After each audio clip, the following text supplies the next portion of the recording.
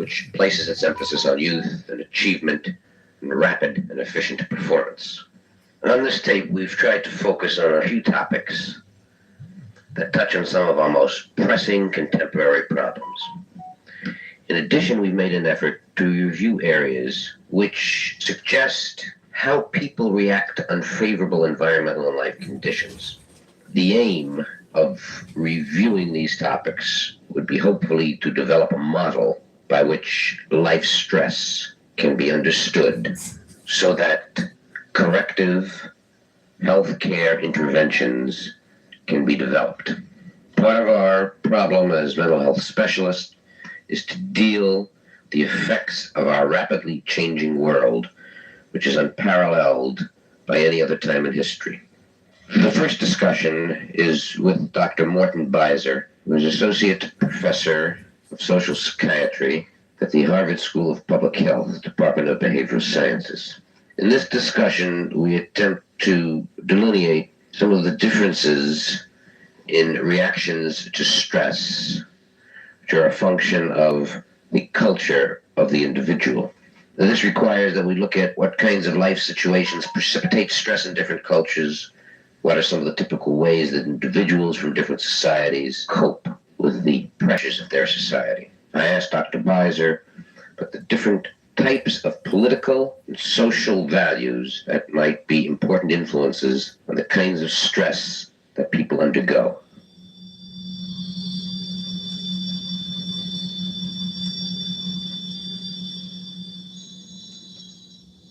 The position in a particular kind of subsystem within a larger system may be stressful in one cultural context and not in another cultural context.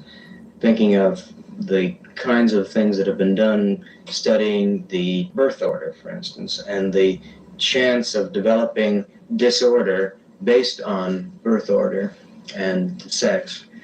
And I think there's some pretty convincing evidence that the chance of developing schizophrenia, for instance, is higher among firstborn sons, at least in Taiwanese Chinese, than it is among other racial groups in Taiwan, and certainly compared to rates of the chance of developing schizophrenia among comparable subgroups in our population.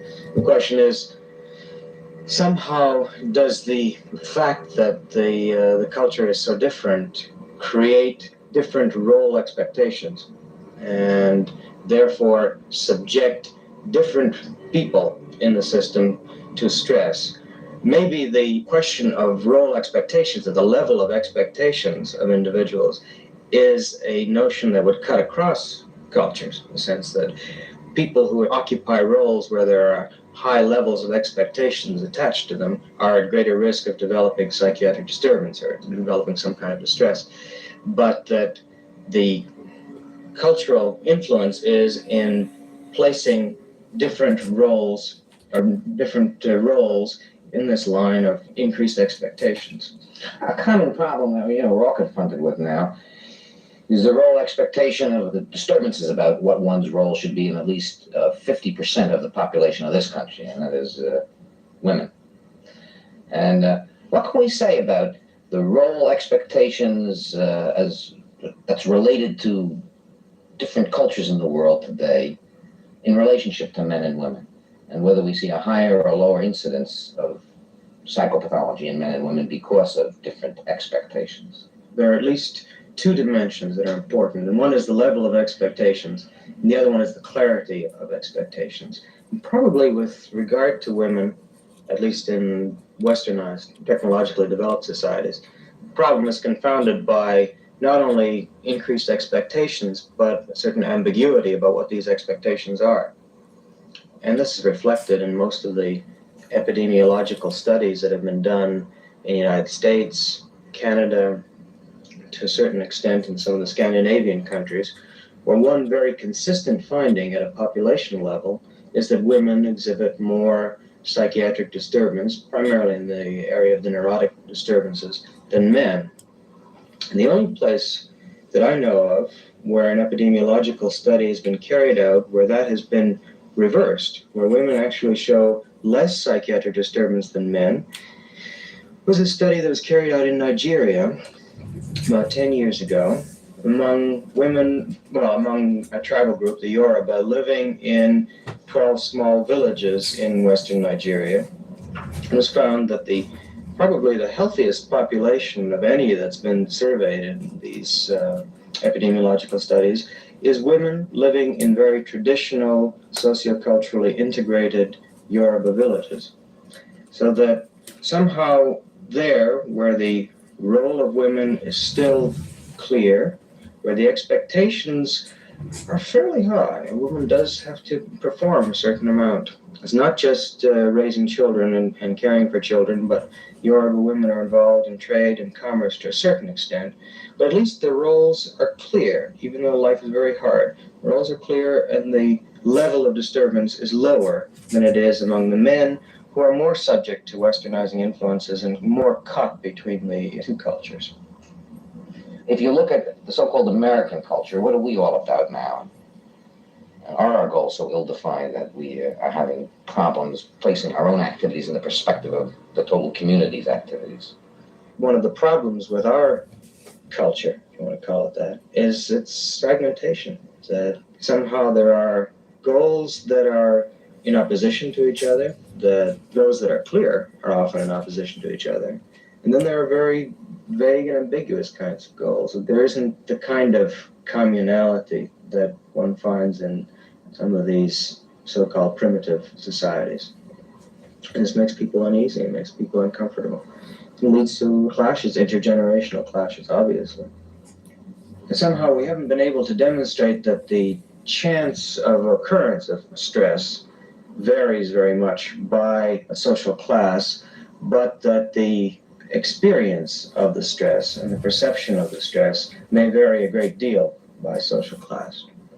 This is important because it's a dimension that's very frequently overlooked in the literature about stress in general, and certainly in the literature about sociocultural influences on stress.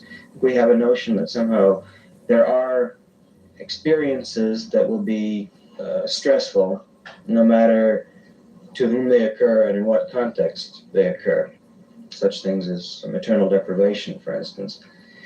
And the only influence that sociocultural factors bring to bear on that is on the chance of occurrence of these events. But there may be something that's more important and more fundamental, and that is the way in which sociocultural context shapes the experiencing of a particular event. Then there may be a discrepancy between what a therapist thinks is stressful and what the patient at times thinks is stressful based on their different backgrounds.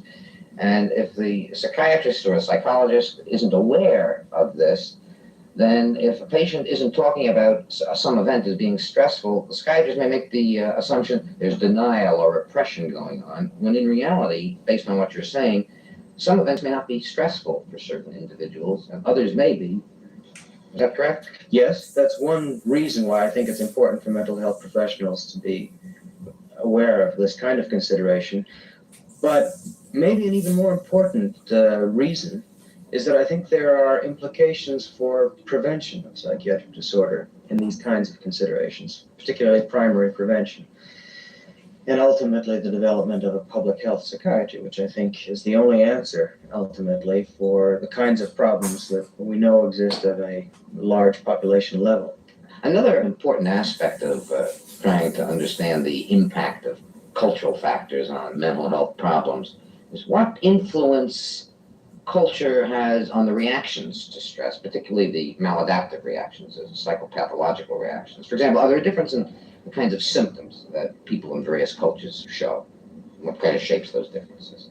The most current thinking is that psychiatric disturbance is more alike than it is dissimilar across cultures, but that the cultural influence may be at the more pathoplastic level, that it shapes the secondary symptoms. For instance, if you have a notion of schizophrenia as some kind of a basic process, that the cultural influences may shape the secondary symptoms, whether you tend to find more withdrawn behavior versus more aggressive behavior in different cultural settings, and certainly what the content of hallucinations and delusions will be is obviously shaped by culture.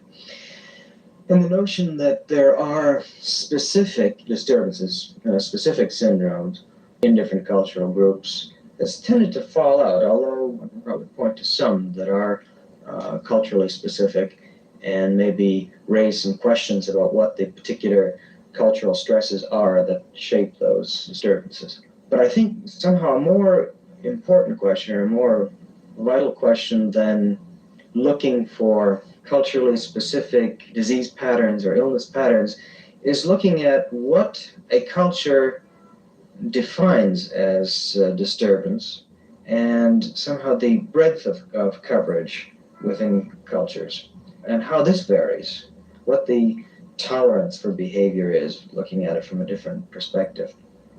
That gets us into the bit on the iatrogenic factor and the influence of culture on therapist behavior and therapist perception, which we've already referred to.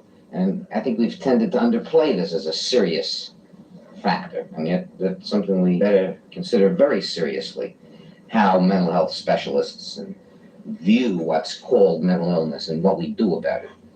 More specifically, are there cultural differences in the specific therapeutic modalities that are being utilized? You see the process going on with regard to some of our subcultural groups, particularly the Indian, and the notion that somehow what the Indian medicine man does is primitive and unscientific and has to be destroyed or eradicated so that we can get what's good into the culture and really treat people in hospitals and with medicines and so on.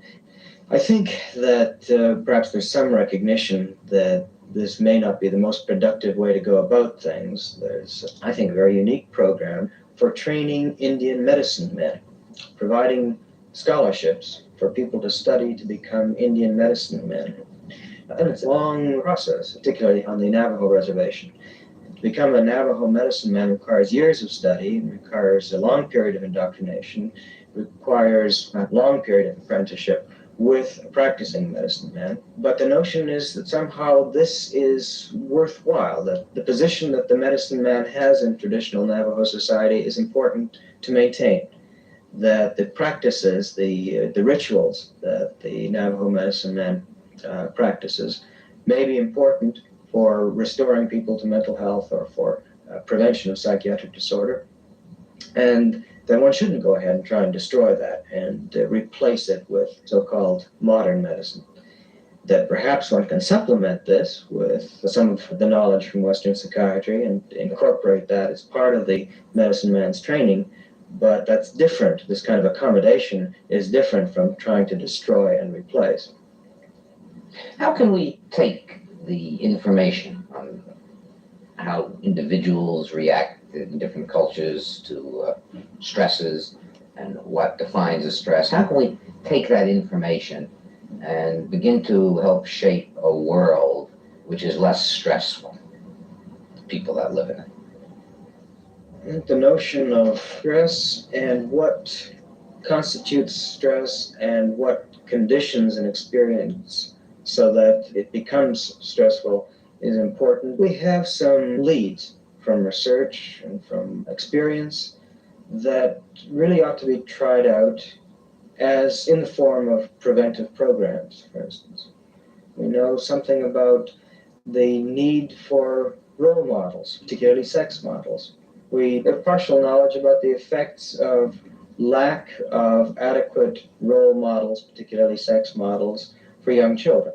What are the implications of that for preventive programs? Would we be better off in terms of a system of national priorities, rather than thinking of a lot of programs for eradicating illness or for trying to deal with illness once it's occurred, to think about maybe allocating some of the resources to the school system so that adequate salaries can be provided and perhaps males can be recruited into the school system so that we don't have this kind of problem. One of the directions that man has to go now is to bring together what he is, man and woman, bring together what they have felt were discrepant roles or discrepant values. And of course, how we do that, I suppose, is the question for the future. We frequently hear two contrasting views in relation to children in modern society. One view is that this is a child-oriented society where stress is minimal. And the opposite view is that there is a conspiracy against children, so that stress is marked and alienation is a frequent response resulting from that stress. The focus of the next discussion will be on the psychosocial influences which are currently important in terms of childhood and adolescent stresses in contemporary society. Naturally, we're interested in how we can reduce the stresses imposed on children in our modern world. The discussants are Dr. Gerald Steckler, who is acting chairman of the Department of Child Psychiatry in the Division of Psychiatry at Boston University, and Dr. Leon Eisenberg, who is chairman of the Department of Psychiatry at Massachusetts General Hospital in Boston. Dr. Steckler speaks first. Rene Dubos, a rather famous developmental biologist, said that the problem with man is not that he is unable to adapt to atrocious environments, but rather that he is able to adapt to atrocious environments.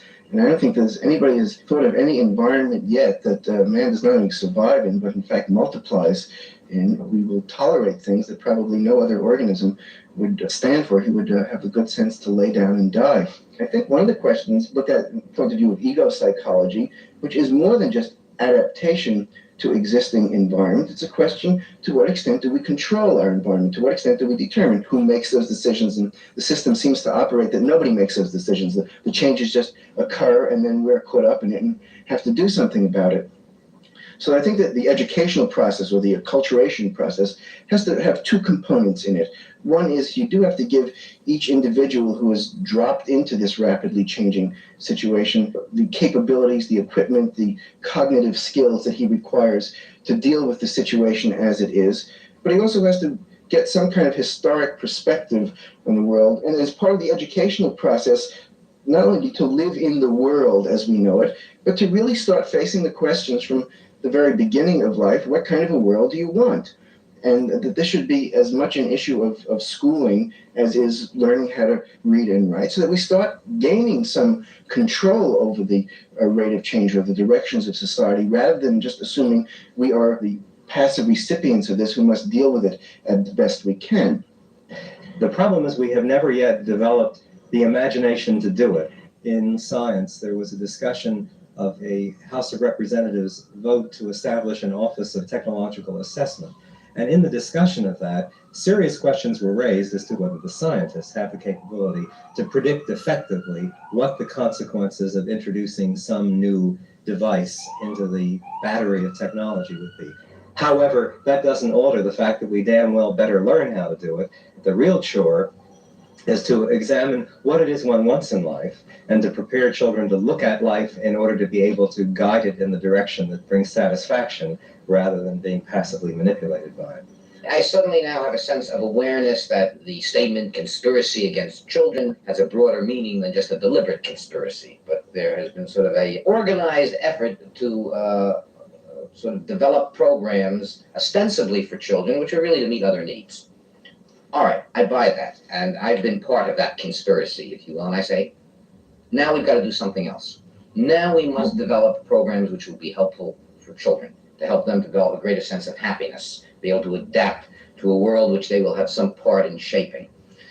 And what do we need to know about children and human development in order to develop these programs? Are we going to be able to improve things by social change only, which, will have to be massive, but are there other things we have to know? I can't see an effective or meaningful school system that is not a participant in the change of society. The change of society by reform if necessary, or a change that may have revolutionary implications if the forces are so constraining that it takes revolution to change it. Now, this is a very different role from what most people conceive of for the school system, but let me point out to you that that was exactly how the public schools were conceived of by those people who founded this country. Benjamin Rush, who is one of my personal heroes, was the first American psychiatrist and a signer of the Declaration of Independence, spent a good deal of his time propagandizing for a free public school system, on the argument that only a public school educational system could prepare a citizenry for the survival of a democratic society. Here's where I think our background and whatever meager skills we have as behavioral scientists can come into play, because we can look at, say, parental attitudes, and they have been looked at with respect to school, and they're dismal. You can blame the school system for what they're doing, but on a national survey, it turns out that 65% of adults surveyed indicated that the most important value that they attached to the school system was discipline.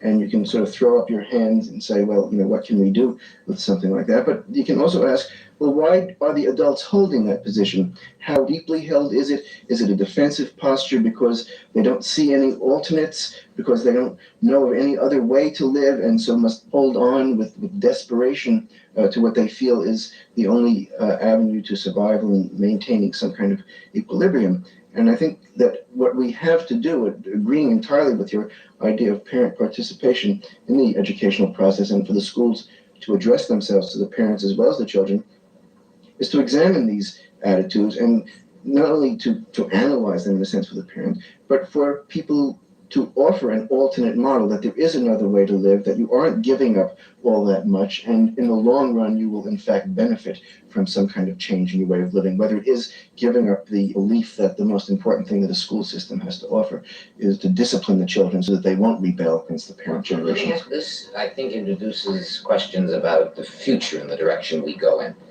I think at the very beginning of our talk together, we indicated that we had to somehow bring to an end the fact that technology was shaping the culture, in a sense, and that it had to be the needs that grew out of the people who lived within the culture that shaped the technology, and that we use resources in the service of the needs of people and the desires of people.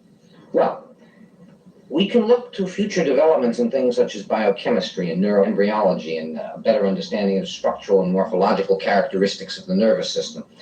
And it's possible that with devoting resources, we might be able to define sort of certain potentials and capacities that newborns might have. And we all go on the assumption that stress is experienced in some sort of an interaction between what an individual brings into a situation and what he's exposed to. Now, the question which comes up is, with the current inequities with which groups within our culture are confronted, with the terrible moral and ethical problems which need to be altered and modified, should we be devoting our resources to expanding knowledge, to clarify sort of the biological development so that we can better predict how people will respond to stresses and how we can better train them and educate them? I would say that one needs more information even as one acts on the information currently available. That the support of research is part of what I would see as the activities of a moral society when it's finally created. That is, if one assumed that want no longer existed, surely one of the glories of human life is study, is the search for new knowledge, the confrontation of the problems of the universe, asking of philosophic questions, painting, whatever you like. And these are not superfluous but essential human activities. That they have practical consequences, I think, is a nice incidental benefit. But I think they deserve to be supported just in the interests of the human spirit. So I would certainly not support those who feel that given the urgency of social application, it makes any sense at all to wipe out the scientific enterprise. So I think one is planning for the future, one is trying to grapple with problems that are not so easily answered at the present, as a matter of fact. It is legitimate to ask how the scientific dollar is dispersed, to what extent it is related to problems that are of social urgency to mankind, if one doesn't get carried away too far, since the prediction of relevance is very difficult at the beginning of a scientific undertaking. I would certainly argue very strongly for the maintenance of this, even as we try to apply those things that I've said we know with such certainty.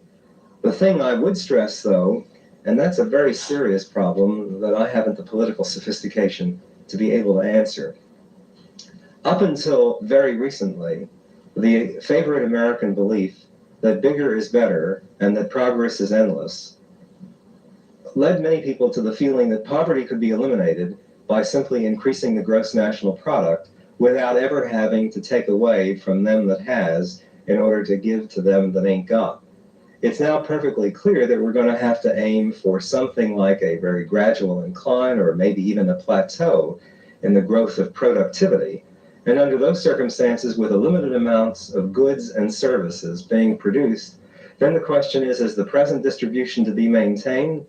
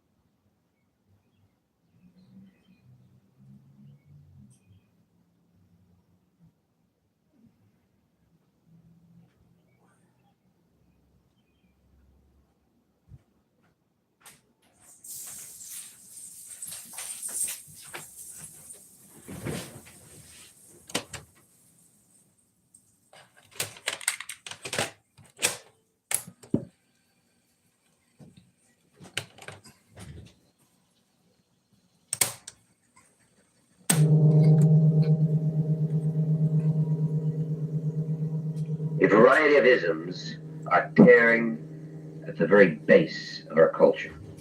Sexism, elitism, institutionalism, and racism. These are probably the most significant social stresses with which the American society, if not world society, is confronted. In spite of the seriousness of these problems, mental health specialists have devoted little attention to understanding of the implication of these problems for healthcare. In this discussion, we will focus on the effects of racism as a stress acting on human development and as a stress influencing the adult behavior of the aggressor and the aggressed against. A most important point in this discussion will be the influence of racist attitudes on patients and doctors, both black and white. I discussed this important topic with Dr. Charles Pinderhughes, professor of psychiatry at Boston University and one of the nation's outstanding experts in this area. By and large, I see two different systems present in all isms. In every single one of them, there's what I like to refer to as an initiator and an accommodator. And the party, which is the initiating party, presents and cajoles or seduces or employs power or rewards, some other inducement to get the accommodator to accept the belief system, basic attitudes, and the social structure which the initiating party sets forth. And this seems to be true whether the parties be men and women, whites and blacks, teachers and students, management and labor, developed countries and underdeveloped countries, whatever paired parties interacting in this kind of way where there's an initiating party and accommodating party. So that the first thoughts that I have, that each functions as a part of the environment of the other, exerting some kind of effect on each other. Your description is interesting, particularly since we're trying to focus on some of the mental health aspects of racism and the other isms, although we know perfectly well that we're going to have to get into the social aspects because it's so hard to separate them. But your description was particularly interesting because it came very close to the description of the dyad called, or the dyadic interaction called psychotherapy. One would wonder whether there wasn't a similar model there, and what implications what you've said has to our understanding of psychotherapy now. In one paper that I have on racism and psychotherapy, I express my belief that the relationship of the therapist to patient usually is basically racist in nature. However, one of the things that hopefully takes place in psychotherapy is the use of enough introjective mechanisms by both the patient and the psychotherapist for each of them to be able to take in and build up a fairly accurate and balanced image of the other. And as they do this, then the image that they have of one another and the persons that they relate to are based upon the building up of more realistic introjects, so to speak, and much less on projection. Those persons who use a psychotherapy method which emphasizes the fact that the therapist basically is projecting all the time, just as much as the patient is projecting onto the therapist, and each of them needs to have this kind of corrective experience. Unfortunately, some therapists using authoritative methods can employ basically racist, classist, or some other kind of ism approach in which they seek to get the patient's system, so to speak, to become subjugated to the dominance role of the therapist. What you've introduced is important for us to clarify as quickly as we can, because I would think that most of our listeners who are involved in some sort of psychotherapy, whether it employs drugs or employs verbal means, are concerned with freeing the potential of men and women who come to them, who function as effectively as possible based on whatever goals and values the person called the patient has. And yet, what you've suggested, of course, which I think we have to accept, is that the therapists themselves have racist and classist and sexist attitudes. And what steps can we take to ensure that the psychotherapist frees himself from these attitudes in relationship to the patients? Or is there any way we can assure ourselves of this, or any approach we can take? Or do we need a new group of therapists trained in a different philosophy and discipline? In other words, are we too far gone? The principle that I would think needs to be kept in mind is one of having functioning feedback with which the therapist can constantly correct the impressions that he's gaining, more closely conforming to the nature of the patient's experience, the real nature of the patient's experience. The truth of the matter is the therapist can never fully have his impressions conform to the patient's experience, because the therapist is always, by his very nature, having additional associations from within his own body and his own central nervous system activated and attached to the impressions that are coming from the patient. So there's always an additional part in the therapist that's false. But now I would say too that the use of forums, presentation of material in psychiatric forums is one way to do it. The standardization of medical rationales and medical methods, all of these are part of what we call the professional development, the professionalism that goes into our work is important as a way of correcting and managing the defects that exist within us, and which we will introduce into our practices if we don't have methods for managing it. Some people have suggested that if we want to bring mental health care let's say, to black people. And we want to make the situation as meaningful as possible with as minimal stress to the therapist and patient. Maybe we would have black therapists for black people and white therapists for white people and work for social change in the future, and then maybe we can get the mix. But it hasn't worked very well up till now, the mix, that white therapists have not been able to shake off their backgrounds. I wonder if you're more optimistic about whether we can continue to have a mix. I'm fairly optimistic. I've never seen anyone who was able to live with only the white part of themselves or with only the black part of themselves, which leaves me in the position of assuming that all of what we call white people have both white and black parts, and all of what we call black people have both white and black parts.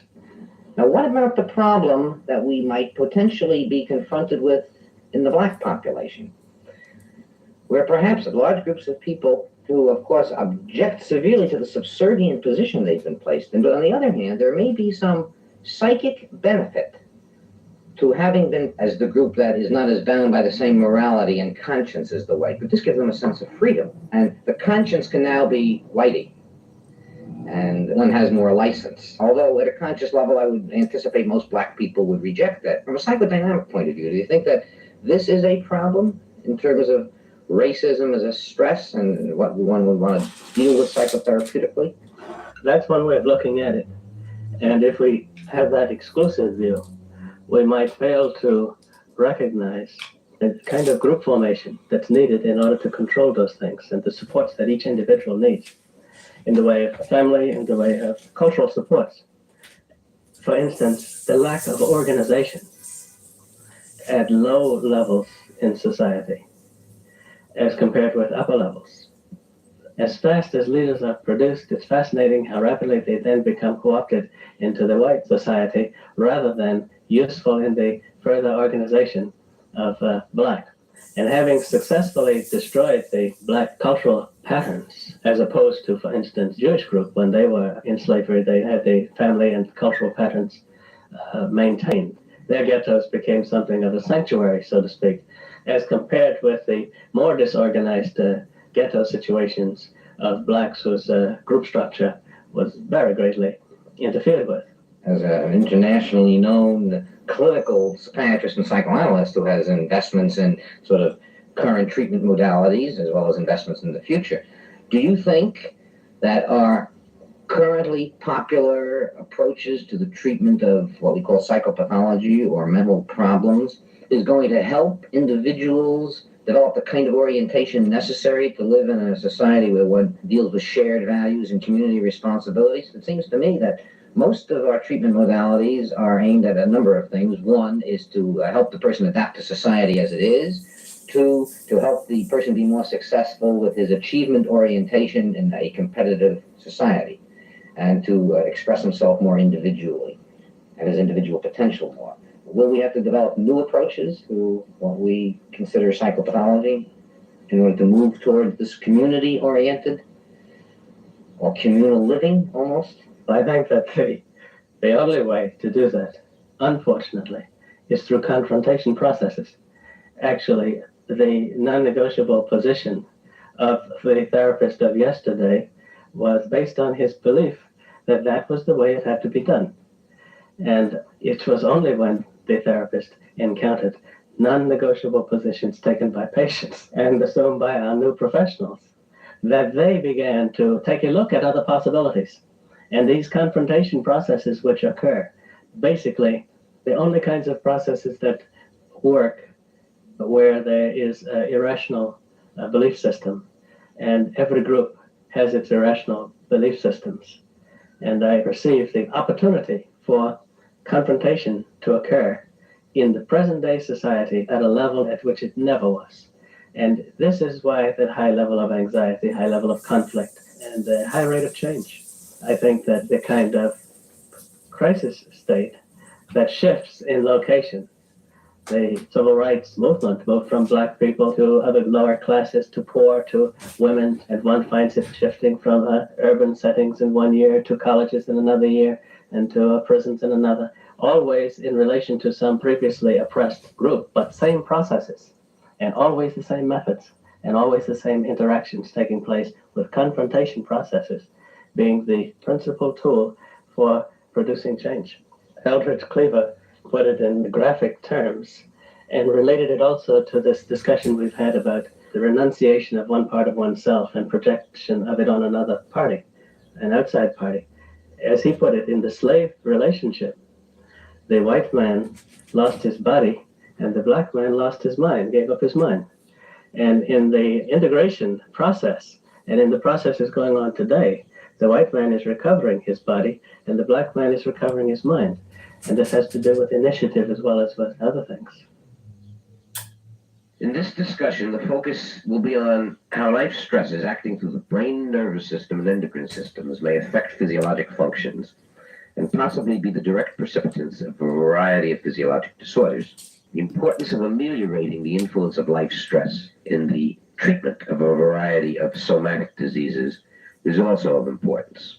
The need to assist patients in developing better adaptive and coping mechanisms for life stress in the treatment of and the overall management of medical problems needs to be reviewed. I discussed this whole topic with Dr. Peter Knapp, who is professor of psychiatry at Boston University, associate chairman of the division, as well as an outstanding expert in psychosomatic diseases. I asked Dr. Knapp how he perceived the relationship of life stress to physical disease. You begin to see that specific kinds of reaction to specific kinds of conflict can influence disease at various ways. It can contribute to chronic overactivity of autonomic and systems, finally going on to causing structural damage. It can predispose possibly to the presence or development of disease in an individual under specific kinds of life conflict. It may contribute in other ways that we don't know about to a wide variety of diseases. The stress concept has to become spelled out in much more detail, and I think the psychosomatic contribution to disease has to be spelled out in more detail in a whole variety of ways, in a whole variety of disorders. There's another kind of feedback that we have to perhaps think about, which is feedback from one's culture. And that may be of some importance, particularly in looking at psychosomatic type illnesses or illnesses that somehow are related to activity in the brain, in that, it's been reported that certain kinds of illnesses are absent in one culture and present in another. In your experience, how important is this cultural factor, the kind of subculture a person comes from, and the kinds of physiologic disorders that can develop? I think it's a fascinating question that's wide open. There's the old story that the African Negro doesn't get hypertension in Africa, and then when he comes to the United States, does develop it. Again, that's almost part of the early mythology of psychosomatic medicine, but there's no really good studies to work that out. It's a whole transcultural investigation in psychosomatic medicine that is crying out to be done. You have to disentangle the possible genetic contribution from our own experience for many years now with asthma. I'm utterly convinced that asthma occurs in a genetically loaded individual. A baby doesn't come into the world and develop infantile eczema within a week or 2 weeks of birth without having some kind of genetic loading. And the family histories that one gets from people in the cardiovascular area, in the allergic area, and in the schizophrenic area, for that matter, if one studies it very, very carefully, look as though there is some kind of general predisposition that is passed on in some way. I don't think we have the foggiest idea what the nature of that is. Is there any relationship, perhaps an inverse relationship, between the development of psychopathology as it's expressed in behavior and affective disturbance or in cognitive problems, and the development of certain psychophysiologic syndromes under conditions, for example, like overcrowding or condition of loss? I think one of the early formulations, again, almost belonging to the mythology of psychosomatic medicine, or mythology of psychopathology in a broader sense, is that nice entities exist and they substitute back and forth for each other. If a person has a psychosomatic disease, it's a masked psychosis, and he may break out of his psychosomatic disease and become psychotic. Or if he has psychosis, he won't develop his psychosomatic disease. And then a third great avenue of expression, namely action, also gets drawn into the theory. It's a marvelous dream, that in the future we will be able to get a predictive handle on a whole host of diseases, and finally it comes down to the dream, and some people would call it a nightmare, of genetic manipulation. But I think man is complex. He has difficulty in studying an organism as complex as himself, and it's going to be some time before we really have the right kind of predictive handle, and there are a number of difficulties in the way, because you've got not only to have the prediction inside your head, you've got to instill the predictive conviction inside the head of the subject. The fact that stress emanates from the current requirements of the environment which are imposed on man does not necessarily mean that man is trapped. It is conceivable that the environment can be changed to meet the needs of man and the capabilities of man. In the next discussion, we focus on the possibility of developing means to more adequately program the environment, which may in the future help individuals living in that environment. This topic is discussed with Dr. George Ruff, who is a professor of psychiatry at the University of Pennsylvania. Dr. Ruff is an outstanding educator who has had considerable experience in the development of our current aerospace program. I spoke to him by telephone about the stresses with which we may be confronted as a result of our current technological developments and the goals towards which man seems to be moving. People are still going to have the same things inside of them and outside of them that have always bothered them in the past. In fact, I suppose in the long run, the things that will be stressful for people 100 years from now will be pretty much like the ones that have been stressful before. But there will be new ones, and that's what we're focusing on now.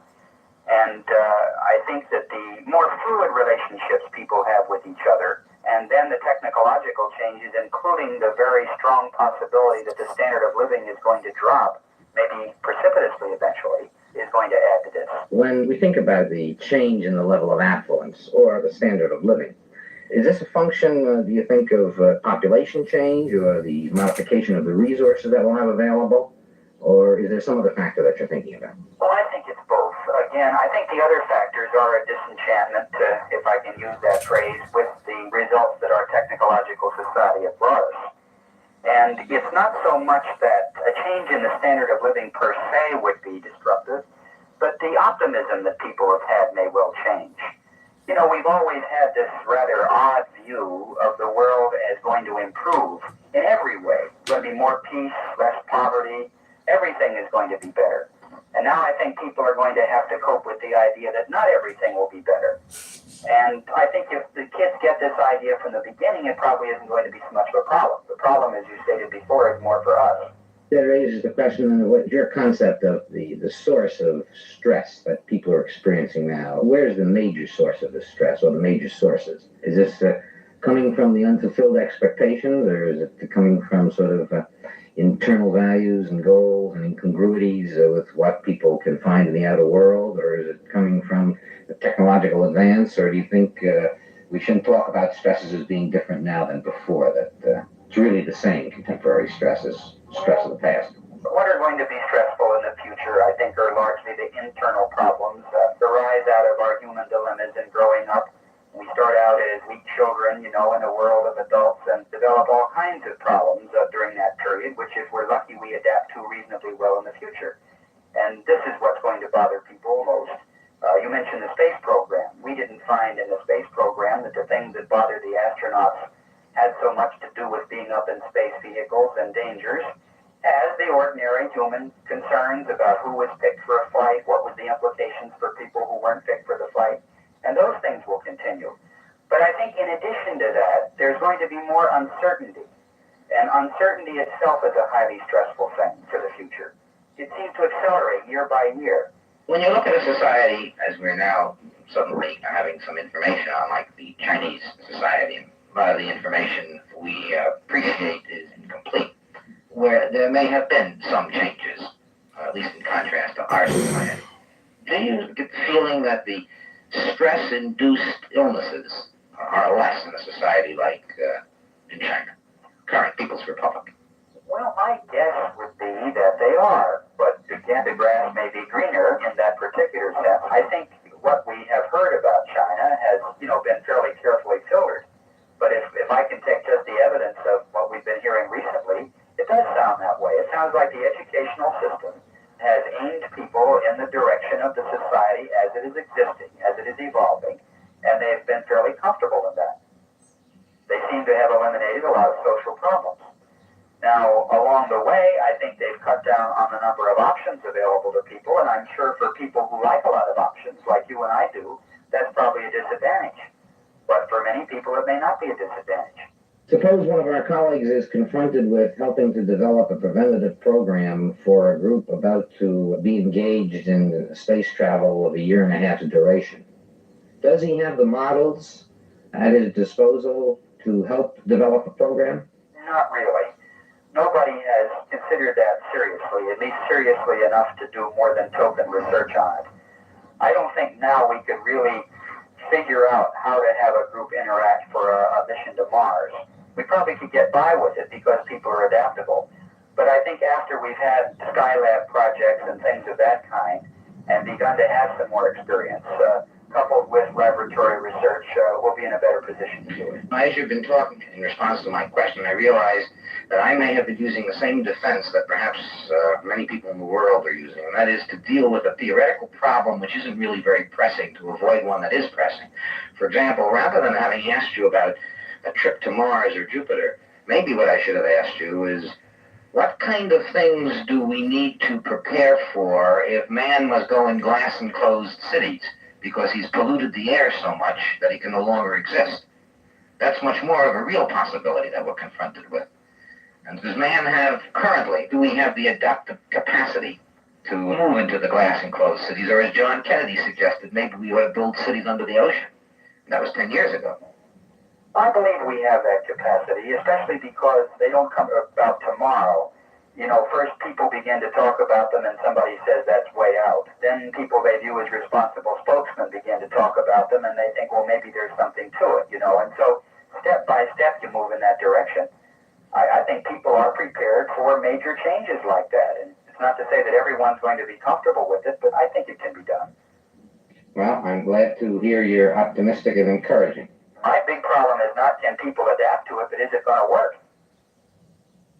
In no time, since the 17th century perhaps, has there been so much doubt as to whether society will continue to evolve constructively or whether it will break under the pressures of its own complexity.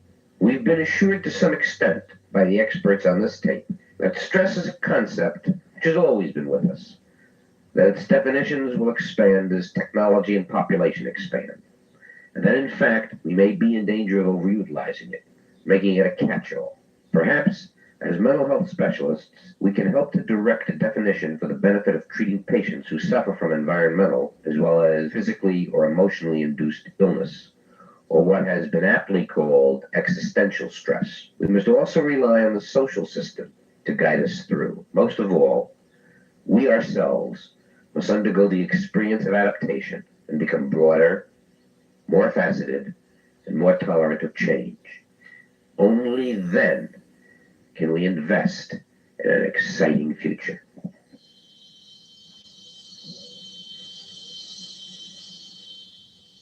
Produced by the Council for Interdisciplinary Communication in Medicine Limited, under a grant from Smith, Kline and French Laboratories.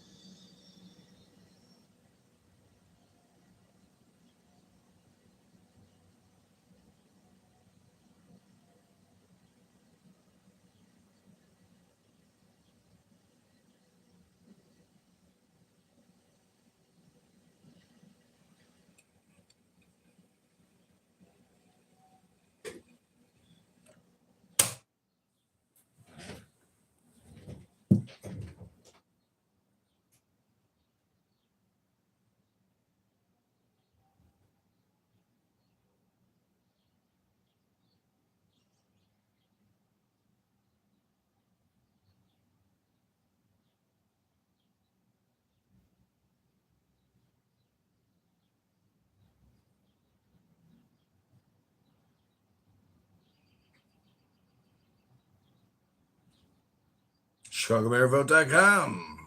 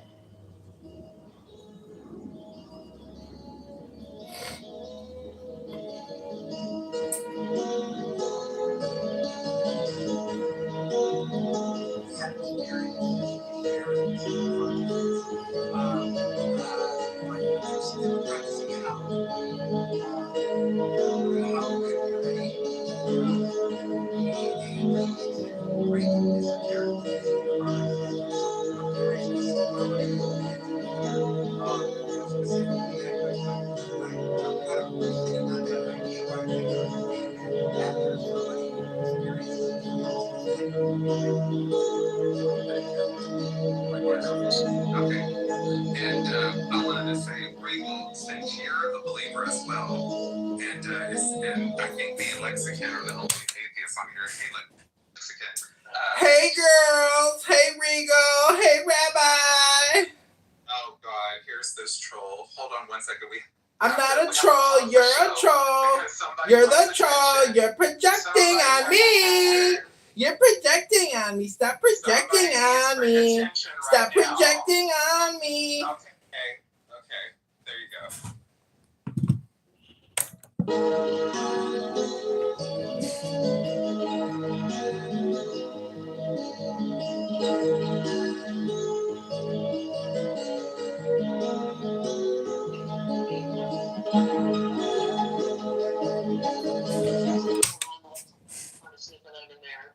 Hello?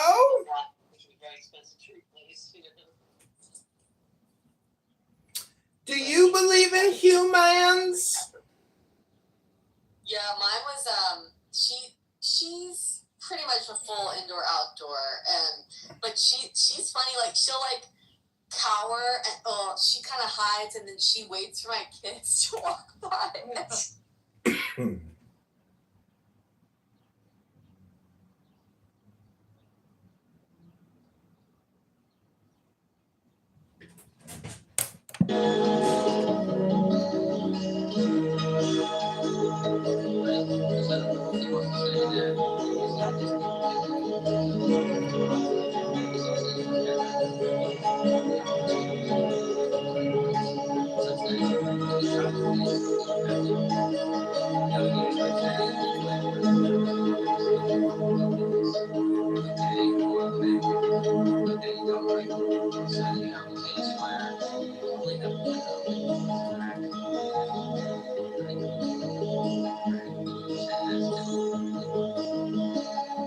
Yes, because the choice isn't in the words. The choice is in the mental net. That's it. Like, as soon as you're having other stuff about the life, men's health, behavior, and whether that's support, that's exactly what the freedom from, but then there's a corners with, and if they don't help if they like specify, actually I'm gonna say, I'm gonna obey the very act, like the will making the choice, that's where, the Frankfurt guy, his chip in your brain, like connected, then yeah, if that's the thing that you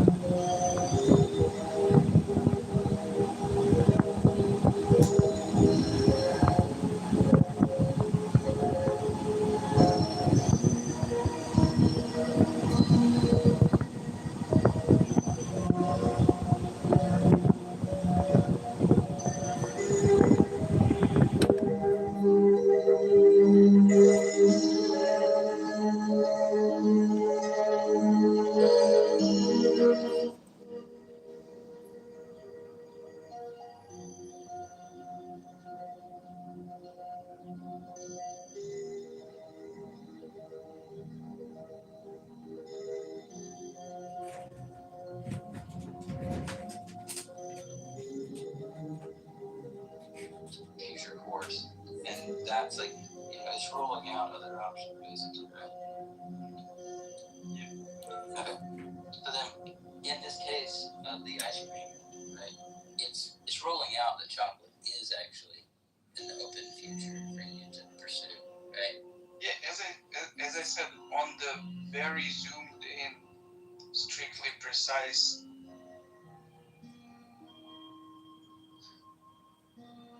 Have some shame. You don't have any pride of your own country. Not pride. See, that you have become so brazen and shameless. No faith, no loyalty to your own nation. Such a sad state of affairs. At least, scumbag. You are a scumbag. And Firoz, you are also a big scumbag. And today I got to know your true colors. Firoz is a big scumbag.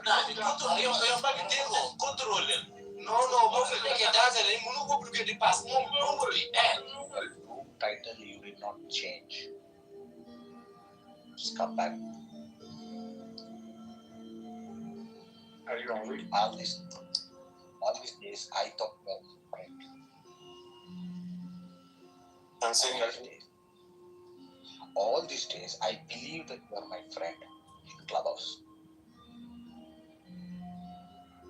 And you had to join hands with a whore who had to suck dick, gag on an American ass. Is it making you very angry? No, I'm asking you a question. Are you real? I thought you would start complaining tomorrow. You've already started. What is happening?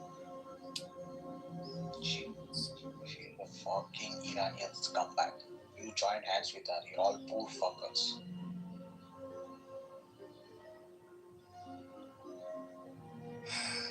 Do you not sleep? It's like 6 a.m. in India. You've been up all night. Doing what?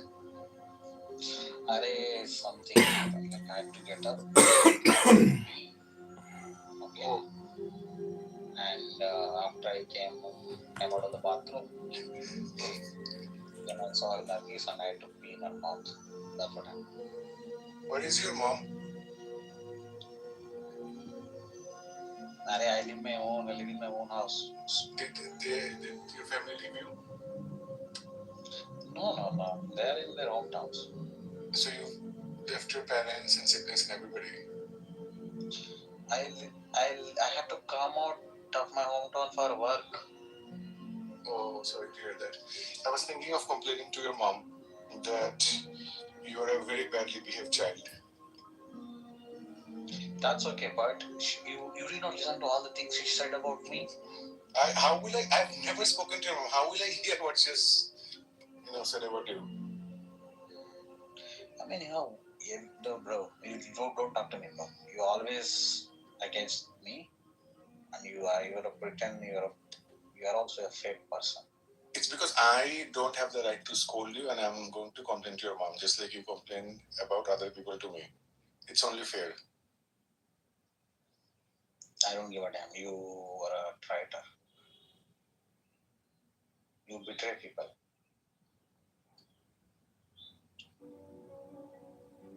And you are in the moderator, and there is a shitty title on me. And you are the moderator. It just says chill.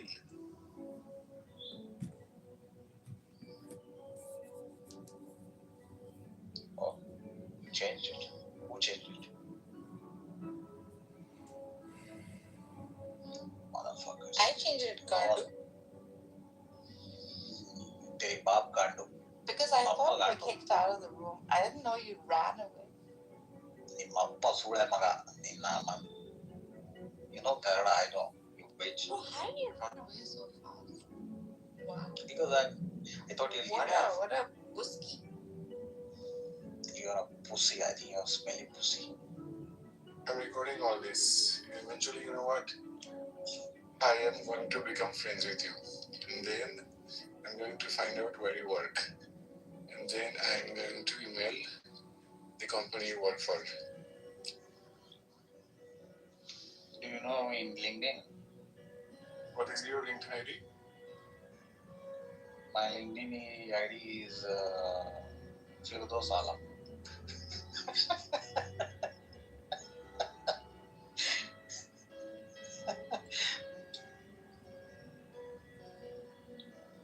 I have a recording. I mean, I have a proof that there is a shitty title. You are the moderator. I'll show it to everyone. Oh, it helps. That's why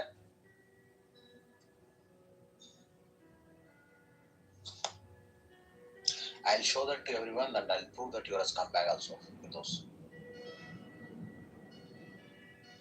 Let me put it down. Why don't you make that your profile photo? Yeah, I'm gonna make it. Wait.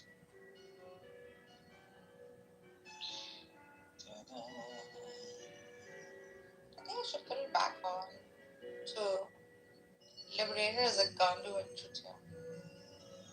One second, let me make it back.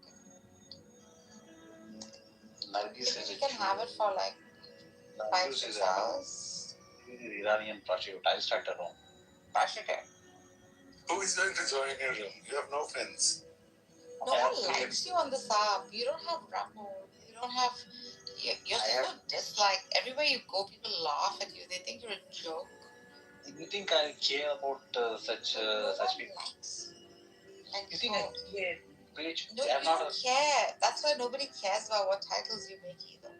not you to suck dick and get American citizenship, you bitch.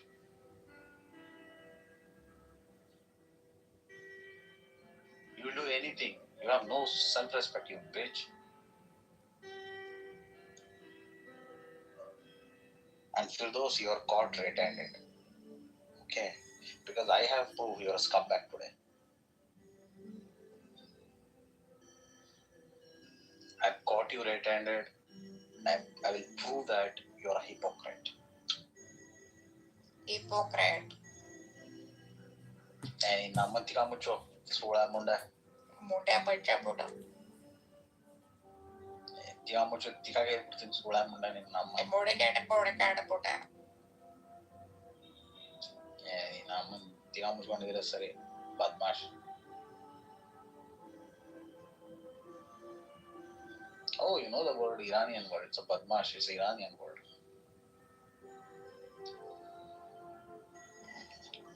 Assalamu alaikum. Alaikum salams. How are you happy? I am happy.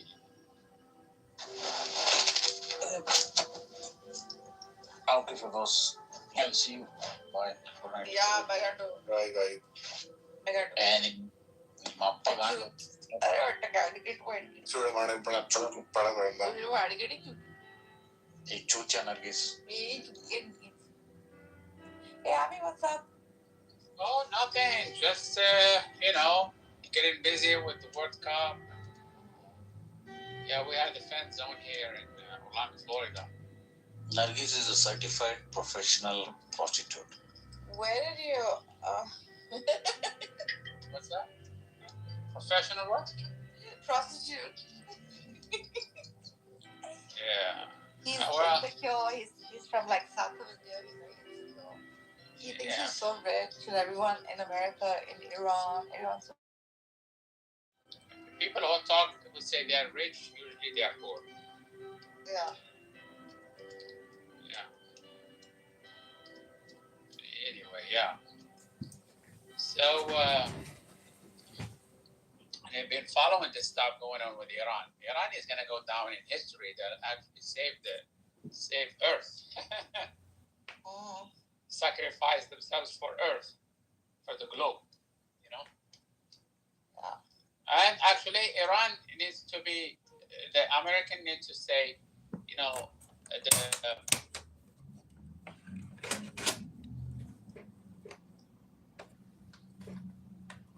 I mean?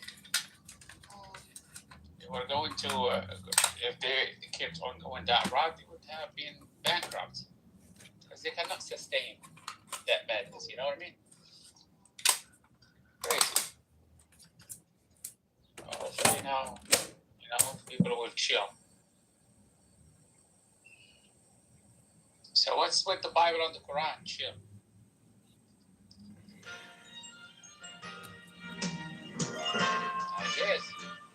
here in the morning. You look Then I'm gonna great. go out. How much weight did you lose? Come on, hon. I want the entire place to see you. Swimwear? Certainly, ma'am. Our newest line is right over here. No, it's not just a dream. A slimmer, younger-looking, more vital you is entirely possible. In fact, you'll not only get the pounds off, you'll keep them off without having to padlock the refrigerator. Hello, and welcome to Losing Weight the Natural Way, a mind-body healing tape from Prevention Magazine. Notice we have yet to say the word diet. You see, what we're really talking about here is a change in lifestyle, not a depressing or starvation diet. Anyway, how do you lose weight? Well, like anything else worthwhile, you have to decide to do it. So if you haven't done that already, I mean a real honest-to-goodness pledge, then make that decision right now. That's it. Really mean it now. And woe to anything that gets in your way. All right, you did it. Congratulations. Ah, here comes more encouragement. A friend you haven't seen for some time is definitely thinner. If something worked for her, it can work for you. Just what did it, Carol? Well, I started to look at what I was eating. I mean, every little thing. Like when I buttered my toast or poured dressing on my salad, I was adding hundreds of calories. Extras I could do without. So I did do without. Oh yeah, and I cut back on rich desserts. Of course, that wasn't easy. But those little things made a big difference. I'll say. Okay, so fattening little extras are out. Just picture them as empty calories. Besides, there's plenty of tasty and more nutritional food that can satisfy your appetite. Well, here's another friend. She's slimmer too. Wonder what her secret is. No secret, really. I just began to think why I overate. Like I hate to waste food. After the kids had eaten, I'd polish off their leftovers, or sometimes I'd just eat because I was bored. When I figured that out, I took up some new interests, things that got me out of the house and away from the refrigerator. So her approach was a change in attitude. Again, nothing drastic, just a greater awareness of fattening habits and a better lifestyle. Uh-oh, it's Sally. Now, she's your friend too. Sorta. Boy, does she look terrific or what? Well, maybe you can benefit from the way she keeps in shape. I know, I look terrific. You see, I exercise just about every day. Hey, in the beginning, it was tough, but now I look forward to it. After all, I look better, and I feel better too. Well, see ya. I gotta run. Goodbye, Sally. Watch out for the traffic. Well, you've just heard 3 important ways to lose weight. 1, learn about foods. Examine each one, including certain food toppings. Also, discover which foods can really satisfy your appetite and reduce your urge to snack. More about that later in the tape. Number 2, understand yourself. In other words, why you overeat. Is it out of guilt, boredom, or is it something you don't even realize you're doing? Number 3, regular and moderate exercise. A good brisk walk, swimming, aerobics, or tennis.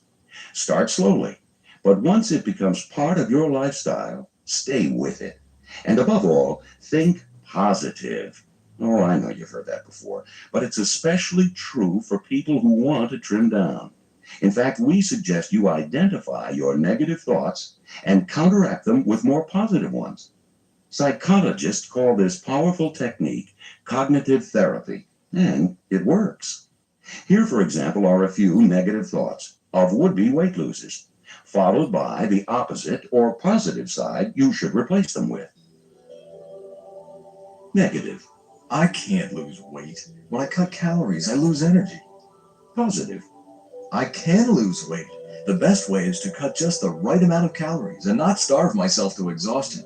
If I boost my exercise level and eat the right foods, I'll have more energy than ever before. Negative. I'm too tired and hungry to cook a special meal when I get home. It's easier just to pick up a pizza. Positive. Let's see. What'll it be? Maybe some fresh fruit or a salad. Steaming vegetables is pretty easy. I sure don't have to be a gourmet chef to lose weight. Negative. I have no willpower. You need lots of willpower to lose weight. Positive. I have the desire, the right facts, and the skills to lose weight, and I've got enough willpower to do it too. Negative. I've got to lose 5 pounds a week for 6 whole weeks? Positive. I've got a modest and reasonable goal. It'll be slower, but the loss is more likely to last. Negative. If I don't look like the models I see, I failed. Positive. I'm going to look the way that's best for me, not some photographer's idea of beauty or thinness. For most people, that's unachievable, maybe unhealthy. I want to trim down, and any progress I make is success. Negative. Look, I just can't do it all by myself. Positive. The person that'll do it is me. After all, it's my body. Besides, most people who lose weight don't do it by joining a group. They simply learn how to do it, then they do it. And so can I. And so can you. Right now, it's time to play Calorie Quiz. Know the right answers and you lose. Question number 1. To lose weight, you have to take in fewer calories than you burn, right? Right. Correct. You'd lose. Then a really low-calorie plan, say under 1,200 calories a day, would be very productive, right? Right. Wrong. Oh, you'd lose weight, all right, but mostly water and muscle. See, if your calories dip too low, your body thinks it's starving. So to protect itself, it slows down its metabolic rate, which reduces your ability to burn off fat. Eventually, you'll keep eating the same number of calories, but the pounds stick around or creep back. Boy, was I wrong. Truer words, in fact. It gets worse. With a sudden or crash calorie plan, willpower gives up. Some people go on a real binge. That puts back all the weight and more. One study on the eating habits of medical students showed that extreme food denial led to extreme food excess. The students who ate the least were also the biggest bingers and the most overweight. The result is something like a yo-yo effect. Weight that goes down too fast must come back up. And each time the ups get higher. You're better off not going on a diet at all than taking the crash course, which is hard on your health as well. Again, moderate calorie reduction and slow but steady weight loss. What should my intake of calories be? I mean, the daily total.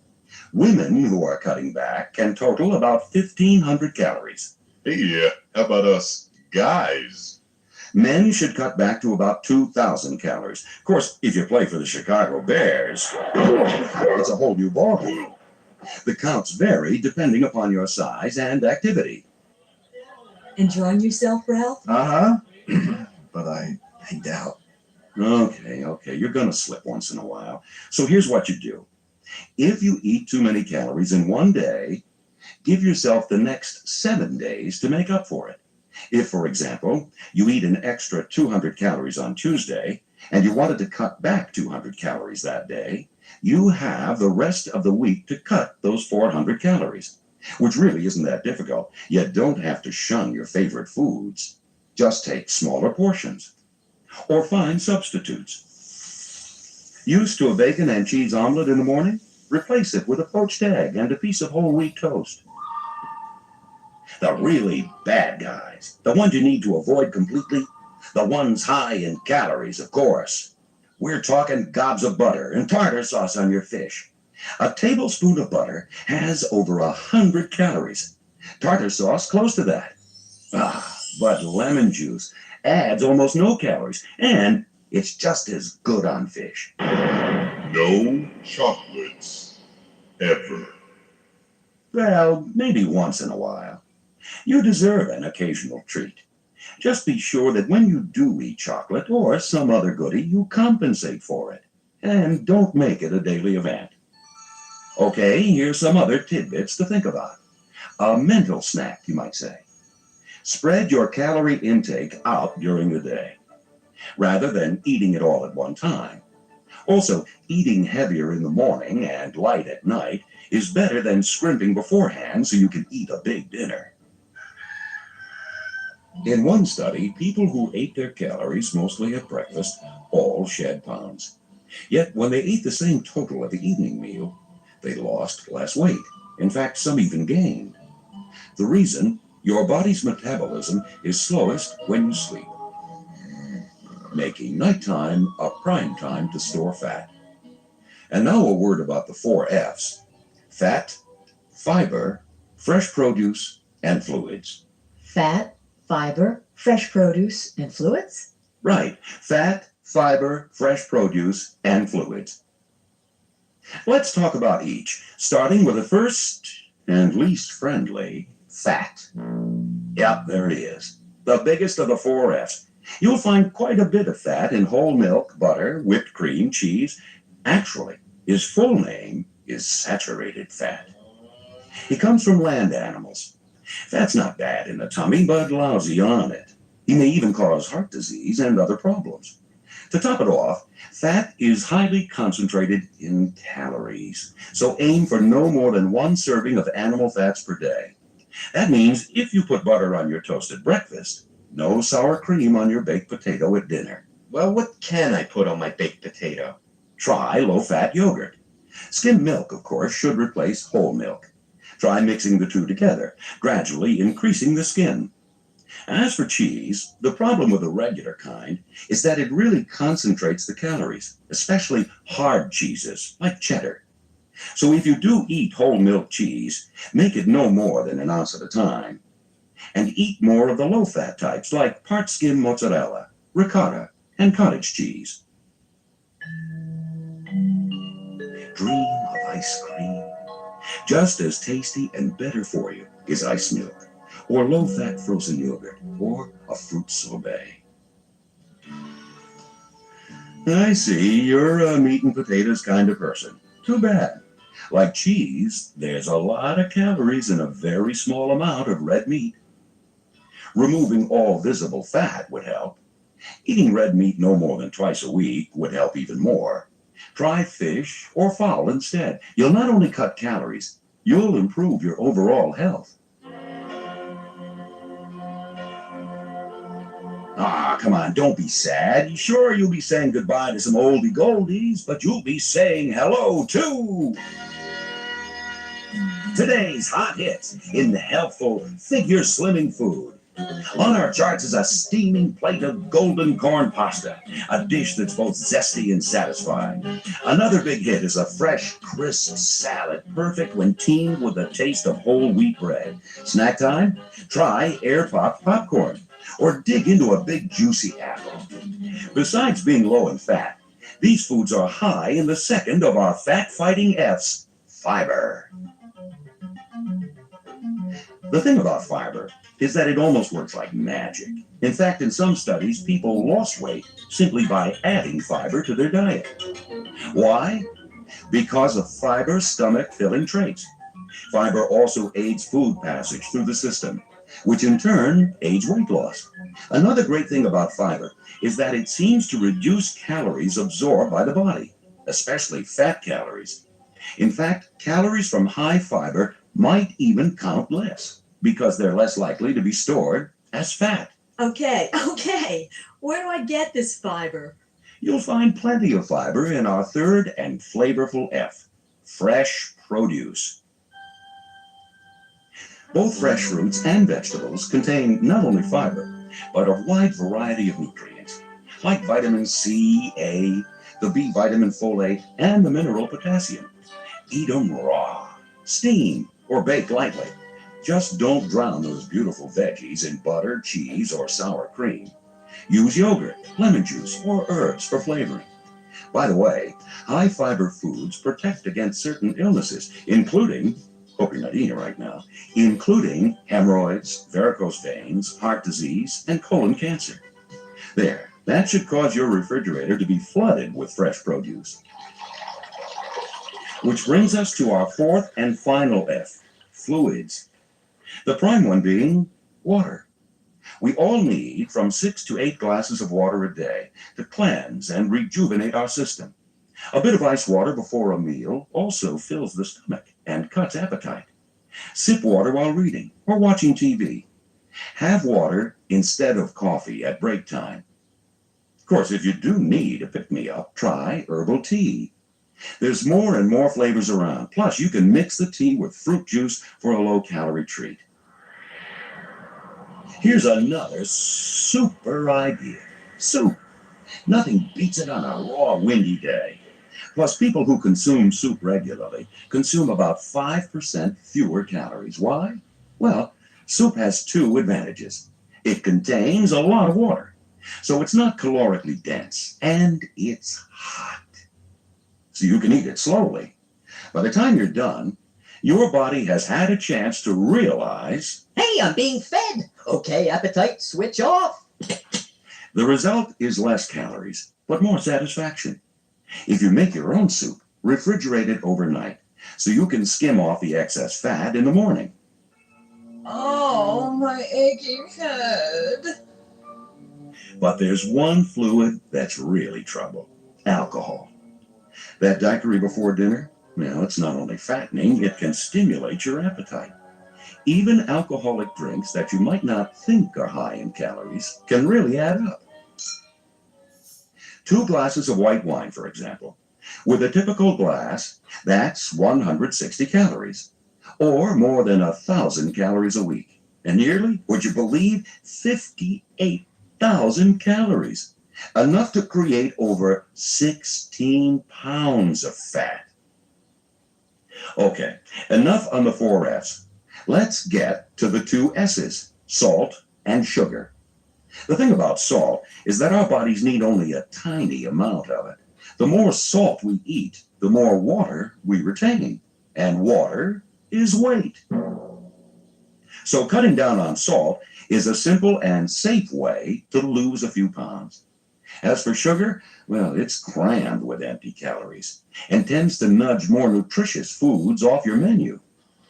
I just can't resist. I mean, when I go to the supermarket and see all that great stuff, it's as good as in my mouth. What this person is actually experiencing is a psychological reflex or food cue. In other words, a sight, sound, smell, even a person that can lure you into eating, even when you're not particularly hungry. I bet some of these sound familiar. For me, it's the kitchen. I always like to check out what's in the fridge. Then I can't stop from gobbling what I see. At the office, around mid-afternoon, my energy lags. People bring in all kinds of cakes, candy, pretzels, and around mid-afternoon, I've got to have some. With me, it's television. Every time I watch, I munch. Are any of those your food cues? Are there times when you eat solely out of habit and not out of hunger? Then, like a good general, you need a strategy or battle plan. Take the supermarket, for example. It's no wonder so many are captured by it. Supermarkets are designed to lure people into buying snacks, sodas, all kinds of goodies. Well, now that you know what you're up against, fight back. A prime tactic? Never go to the market hungry. A full stomach is a strong defense. Second, hug the walls. That's where your allies are. Veggies, fruit, fish, poultry, yogurt, staunch allies all. Here we are at Checkpoint Charlie, the checkout counter. Before you march another step, halt. Take a good look at what's in your cart. Ask yourself, do I really want this? Can I handle having this at home? Well, if you can't, if it'll go in minutes, put it back. Buy this, Ma. Buy this. Buy this, Ma. Buy this. Another Buy rule. this, Ma. Leave Buy the this. kids and their demands for sweets at home. On the other hand, it wouldn't hurt to have a rational adult along who can talk you out of impulse buying. Do you know what's in this stuff? I mean, Let me read you what's in this can. From the supermarket, we come to the kitchen. Or better yet, don't come to it, after work at least. That's when many people like to have a snack. A big snack. After work, go directly upstairs. Change your clothes, go for a walk. That'll help you relax and feel less desperate for food. When you come back, you can sit down to a light, well-planned meal. But the advice still holds for any Weight Watcher arriving home from work. And try to keep busy. Grab a hammer, saw, paintbrush, take up ceramics, anything to keep your hands active, or dirty even, so you don't get bored and reach for food. Of course, eventually you will do that. So make it easy on yourself and rearrange your fridge. Store anything that's too tempting where you won't see it every time you open up the door. Load the front shelves of your refrigerator with fresh fruit and raw vegetables. Make sure the vegetables have been cut and washed. In the freezer section, store grapes, melon balls, strawberries, and peeled banana slices. They're all sweet, delicious, and low in calories. Plus, they melt slowly in the mouth, making you feel more satisfied. Oh, is there a popcorn popper in your kitchen? I mean the hot air kind? It'll let you pop up a quick, low-calorie snack. Another great gadget is a blender. Use it to make shakes from skim milk and fruit. Adding ice will make those shakes extra frosty. As for our woman at the office, the one who needs the snack, Around mid-afternoon? well, this frankly isn't unusual. The first thing to do is to figure out if you're really hungry. You just might be bored or feeling sluggish after a large lunch, or you may need to move the bud a bit. If you can, See you, bye. Go for a quick walk around the block, or find a task you know won't be tedious. Also, try eating a lighter lunch. Believe it or not, your mid-afternoon lag may be caused by a too heavy meal. And since those vending machines are going to tempt you, plan ahead. Bring along fruit, yogurt, carrot sticks, or take an herbal tea break at the office.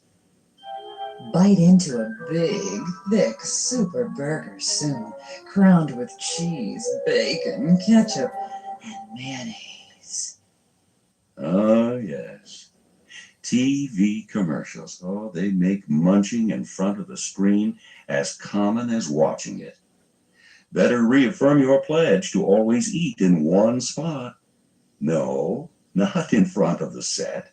As far away from it as possible. Or better yet, Purl 1, knit 2, purl 1, knit 2. Find a hobby that keeps your hands busy while viewing, like knitting or needlework. Again, the key to overcoming a cue to chew is careful planning. A shopping list for the supermarket, fruit for the office, needlework for the TV. That's easy enough. How many meals should I skip? Not one. Skipping meals makes you famished. So when chow time does roll around, you're ready to... Oh, it was close. Never get in the way of somebody who's missed a meal. Food, after all, keeps us alive. Well, what do you think is the most important part of a weight loss program? Even more vital, in fact, than eating right. 1, 2, 3, 1, 2, 3, 1, 2, 3. That's right. Exercise. An element so powerful that if your eating habits are up to snuff and you start to exercise, well, you may be able to lose weight without having to diet. In fact, that's what happened in a major study. A group of women checked into a weight loss clinic, victims of the so-called yo-yo syndrome. Their weight went up and down, something you might be familiar with. Each woman's job, by the way, wasn't very physical. They were teachers, students, receptionists, and so on. Clinic doctors gave them only one prescription. Exercise. Be active for 30 minutes a day. The unanimous choice for activity? Walking! And the more they walked, the more weight they lost, from 10 to 39 pounds each in the first year. Most important, the women who continued their regimen never regained their weight. Again, all that weight loss with no change in eating habits. Cutting calories, therefore, is not the only way to slim down. In fact, exercise is so effective We'd like to do a commercial for it. All the incredible claims in this hypothetical ad are true. Now you can tone up, trim down, and have more wow than ever before. Just be sure to exercise. It burns calories while you're doing it and keeps right on burning them after you're done. That's exercise. It makes and tones muscles for that lean and trim look. And muscle needs more calories than fat. Want to eat a little more without showing a little more? Then exercise. It'll calm you down, pick you up, and help you think straight. It means more fat-burning enzymes and less stress. Plus, it does not build appetite. So, exercise today. Start walking, swimming, or take up a sport. In no time, you'll look and feel better. And you'll owe it all to exercise. Use only as directed. Void where prohibited. Whatever method you choose, do at least 30 minutes of exercise 3 times a week. And it should be aerobic, a vigorous, heart-pumping workout that burns calories. No time to exercise? Make time. And see how more productive your hours become. Whoops, speaking of time, that's about it for this side. Take a little break, then think about what you've heard. Then flip the cassette over to side number 2. It'll give you a technique you should listen to often for effective weight loss.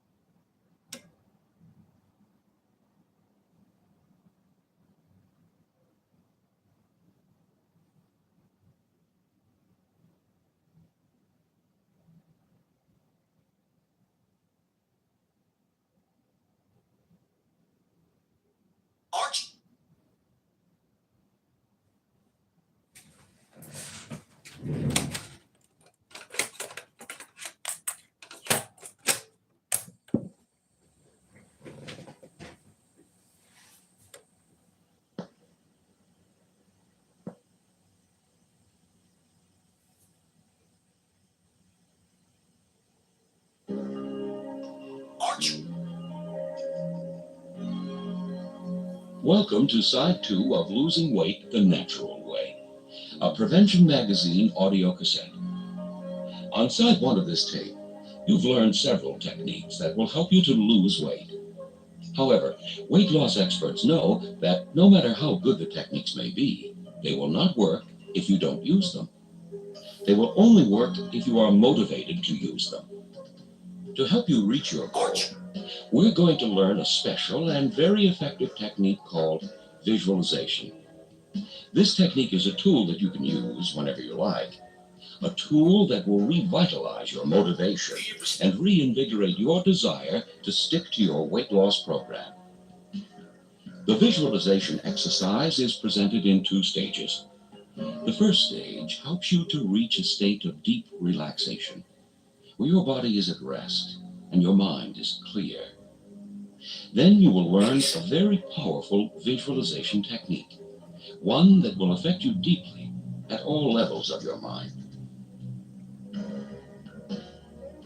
To prepare yourself for the new and unique techniques you're about to learn, it's important to put your mind in its most receptive state, one of true relaxation.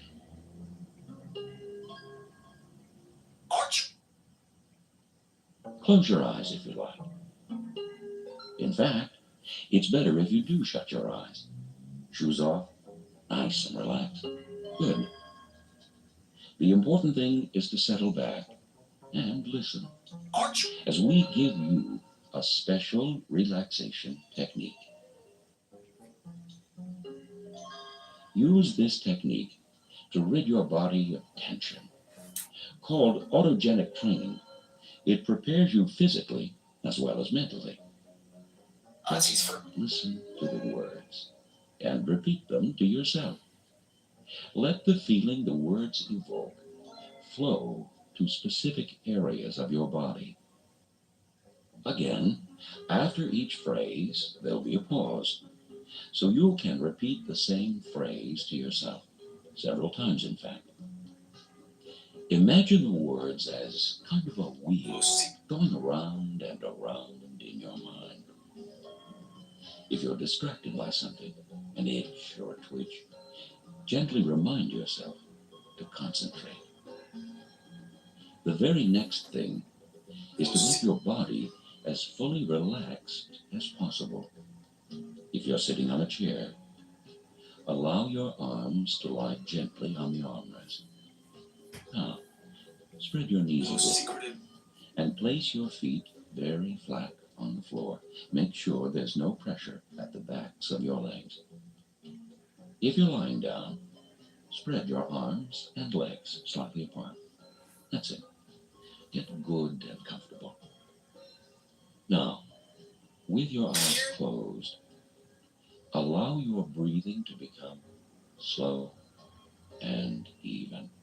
Nothing forced or unnatural. Just slow and even. With each breath, you should feel more and more relaxed. Now, focus your attention on your left hand and arm. Feel how they're gently supported by the surface they're lying on.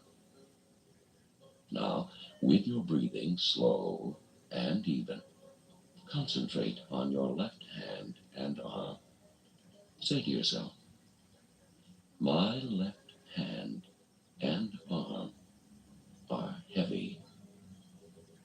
My left hand and arm are heavy. Repeat this to yourself several times.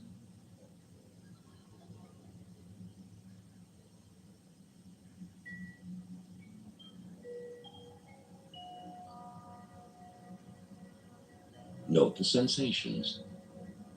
Does your arm and hand feel heavy? Sort of tingly, perhaps, and relaxed? Don't worry if that's not the case just now. The feeling will come with practice. Now, shift your focus to the other side, your right hand and arm. Again, sensing the support from below. With your eyes closed, as you breathe slow and even, repeat to yourself, my right hand and arm are heavy. My right hand and arm are heavy. As you did before, say this to yourself repeatedly.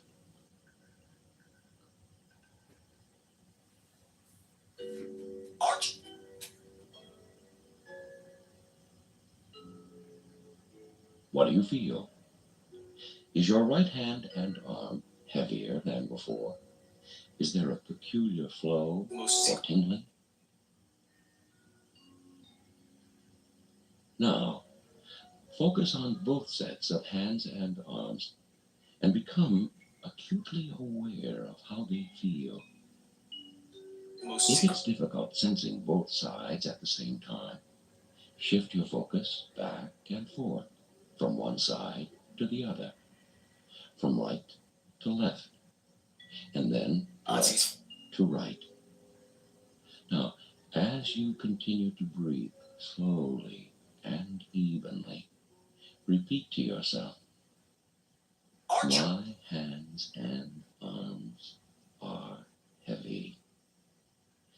My hands and arms are heavy. My hands and arms are heavy. Repeat the phrase several times to yourself.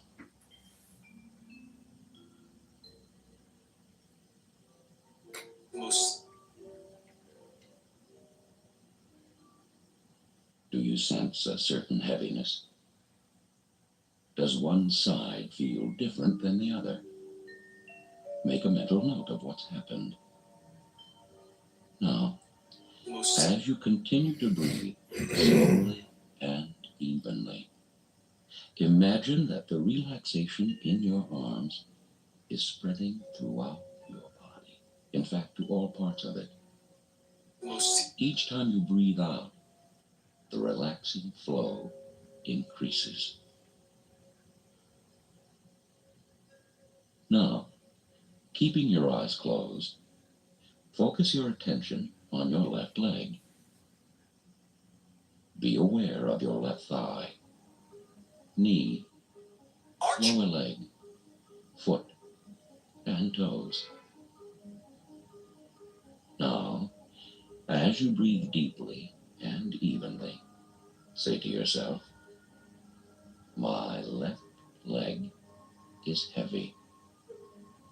My left leg is heavy. Continue saying this several times.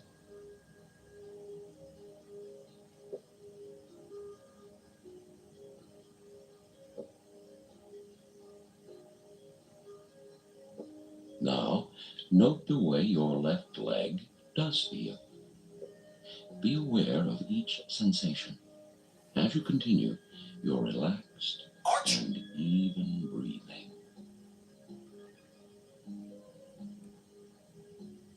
Now, move your attention to your right leg.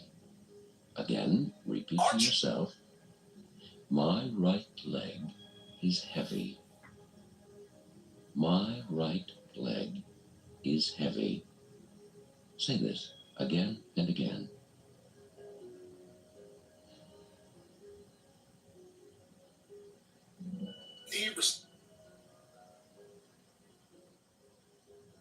Note the profound relaxation in your leg as you continue to breathe slow and even.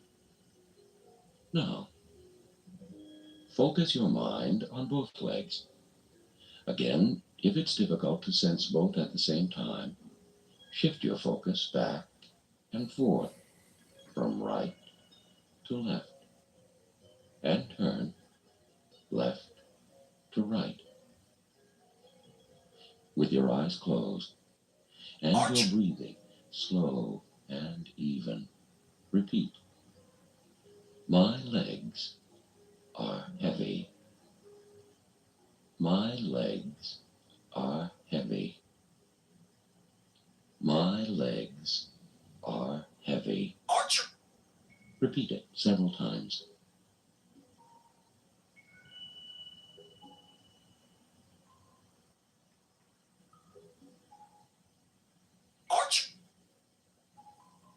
How do your legs actually feel? Is one more relaxed or heavier than the other? Be aware of each sensation. Now, focus on your arms and legs as a group. If this is difficult, Shift your focus from one to the other as before, remaining alert, and with your eyes closed, repeat to yourself, my arms and legs are heavy. My arms and legs are heavy. Continue saying this several times.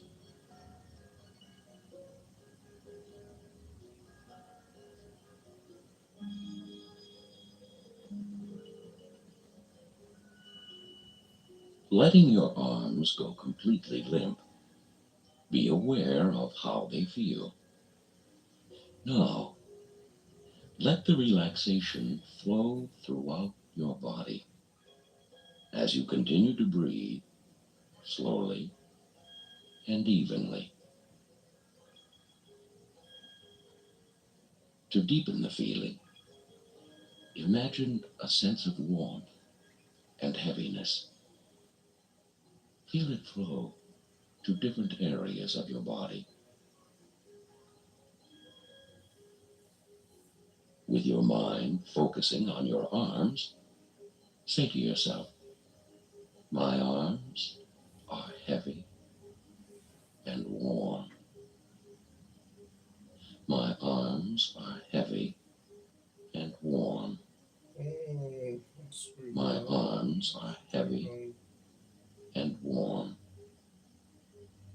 Breathing evenly and letting the warmth flow and spread. Repeat the phrase several times.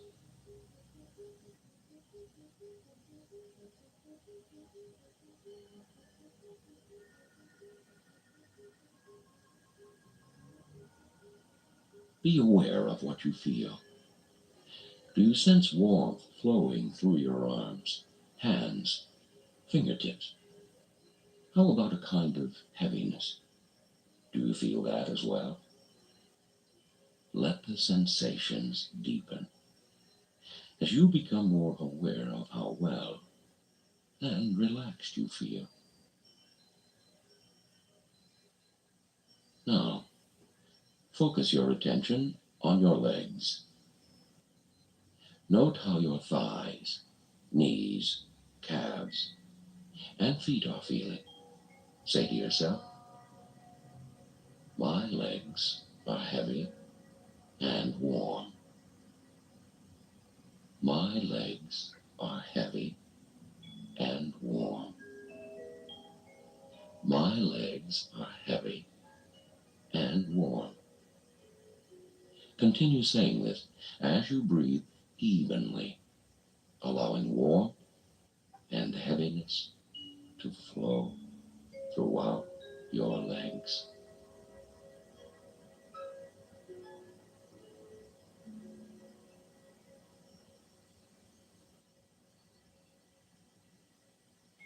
Keeping your eyes closed, let your mind focus on both sets of arms and legs. Let them become heavier and more relaxed, along with a pleasant feeling of warmth. Repeat to yourself, my arms and legs are heavy and warm. My arms and legs are heavy and warm. My arms and legs are heavy and warm. Continue saying this again and again.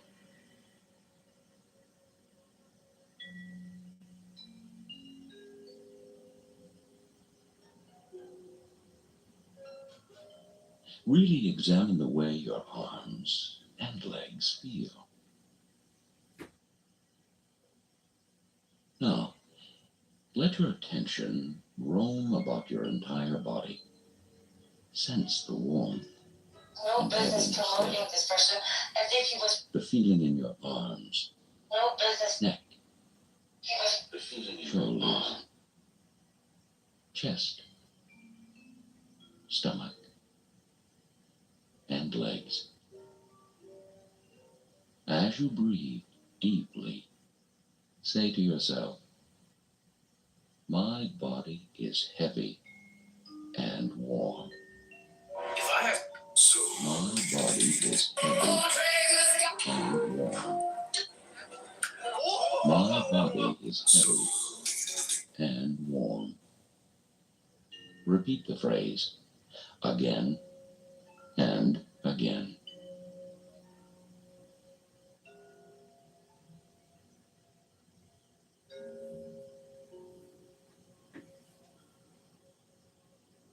Now mentally scan your entire body. Be aware of the heaviness, warmth, and relaxation present. Let the feelings flow and deepen.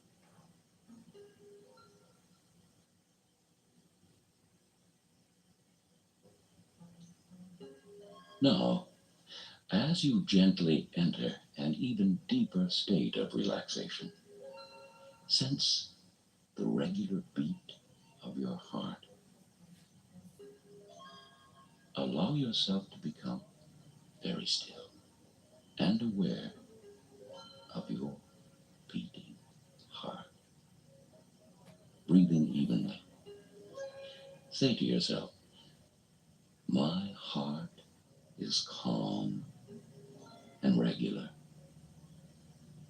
My heart is calm and regular. My heart is calm and regular. Repeat the phrase again and again.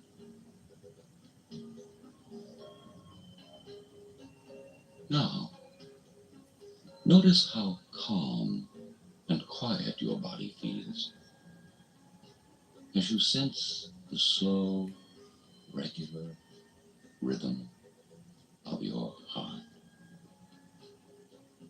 Feel the same relaxation flow through every cell of your being. If any tense areas remain, send a soothing warmth and heaviness to that part. Breathe slowly and evenly, allowing the relaxation to spread.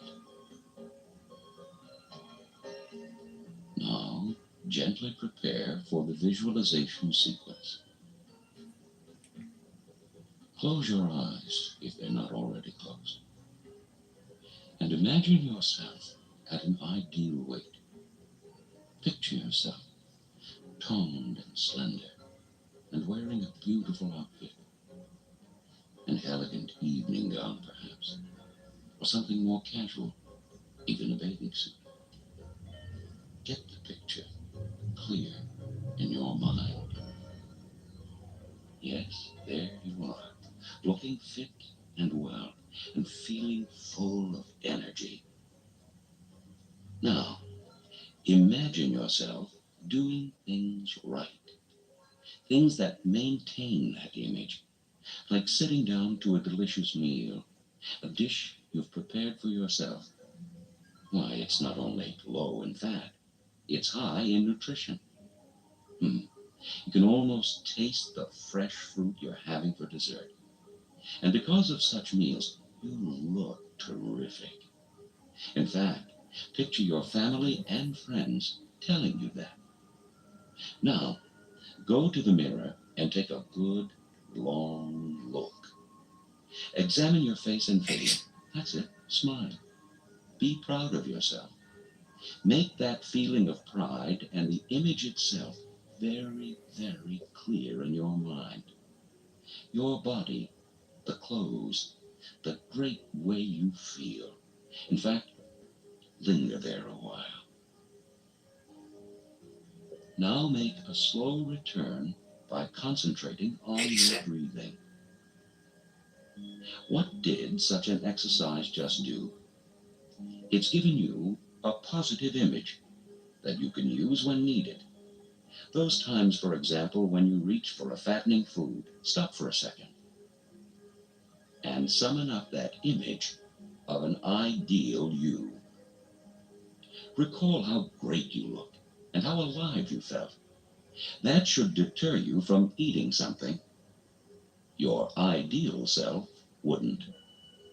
Or take those days where you just don't feel like exercising. Again, recall your ideal self. Feel the energy, the vigor, and well-being, the result of regular exercise. Your ideal self enjoys it. In fact, looks forward to it. And so can you. The notion of an ideal self, of course, is just a tool, something to use.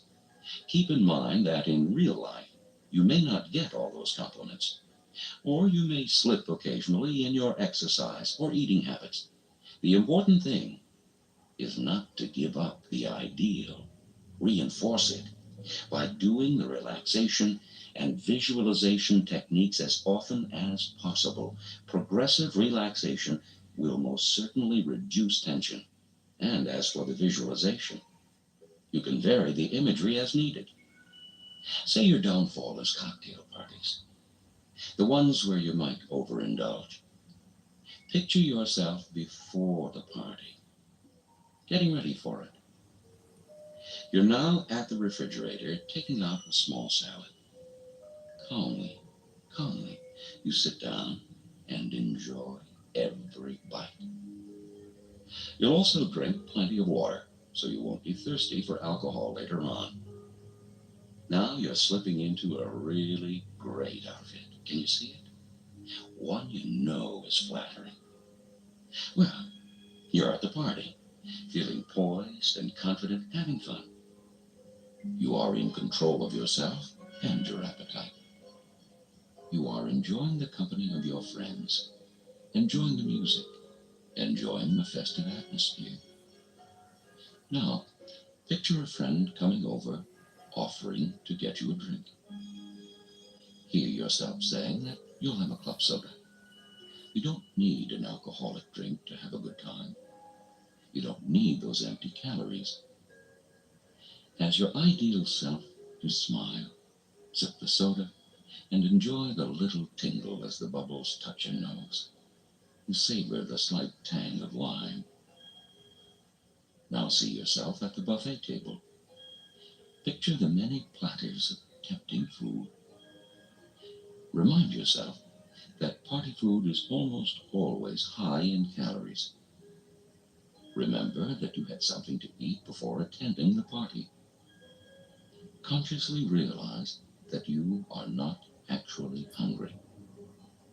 Picture yourself gracefully moving past the cheese tray, the sour cream dip, the sliced ham, the chocolate cake. See yourself reaching for the least fattening food on the table. Take a small amount. You can apply the imagery technique to any food situation that might be troublesome. A breakfast, a luncheon, even dinner at your mother's house. Rehearse any potentially troublesome situation several times after progressive relaxation. You can't expect to behave exactly as your ideal self might, but rehearsing will help. Now, slowly begin to return to your normal waking state. Slowly stretch your fingers. Curl your toes. Move your shoulders easily up and down. Again, gently move your head from side to side. Listen to the quiet sounds around you. Feel how refreshed you feel. Now, open your eyes.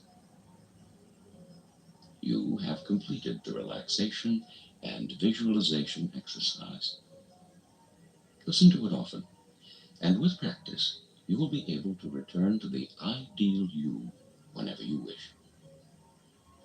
To help reinforce what you have learned in your relaxed state, It would help to have a visible reminder of the wonderfully slim person you are about to become. To that end, I'm getting hypnotized as I'm ordering fatty foods. Fat lady.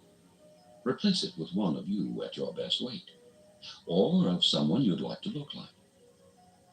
What you need by the fridge, you see, is not a negative, but a positive image. One you can look at and say, that's what I'm becoming. And now we conclude losing weight the natural way. One of the series of mind-body healing tapes from Prevention Magazine.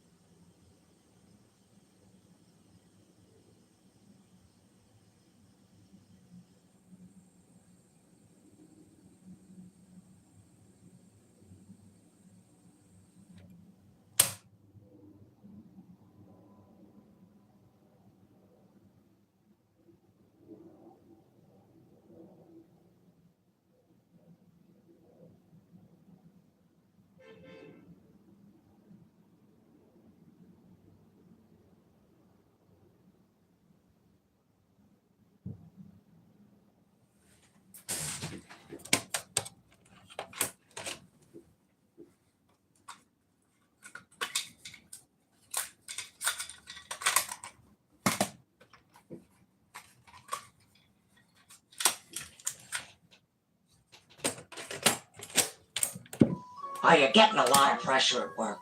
Or how about, now, excuse me for asking, your personal life? Are there any fireworks there at all? Now here's a question. Do you smoke? I mean, the missus is getting after me all the time for these cigars. How about alcohol? How often do you take a nip to unwind? How about your sleeping habits? Now me, I'm sleeping like a log most all the time. Some people don't take sleeping pills. Do you take any of those at night? Now stop me if I'm getting too personal. But how about your meals? Have you been dieting lately? I mean, you look fine, believe me. But here's another one. Exercise. Now, I'm usually running around all day chasing the dog or something. But how about you? Do you hit the gym or at least go for a walk every once in a while? Last question. Do you take any prescription or over-the-counter drugs? Now that's real important. So think about it. Well, that's about it. Thank you, sir. I appreciate the time. Thank you, Fatigue Finder, and good luck on the case. Are you surprised that all those factors have something to do with fatigue? Well, don't be. Most... One more thing, sir. Yes? How about chemicals or pesticides? Has the party been around those lately? Excuse me, sir, I didn't mean to interrupt. That's okay. You asked some excellent questions. I'll be leaving you now. Sir, again, I appreciate the time. And again, good luck on the case. Excuse me, ma'am. Is that the vacuum cleaner you were using? As I was saying, most doctors diagnose fatigue as being psychological, environmental, or biological.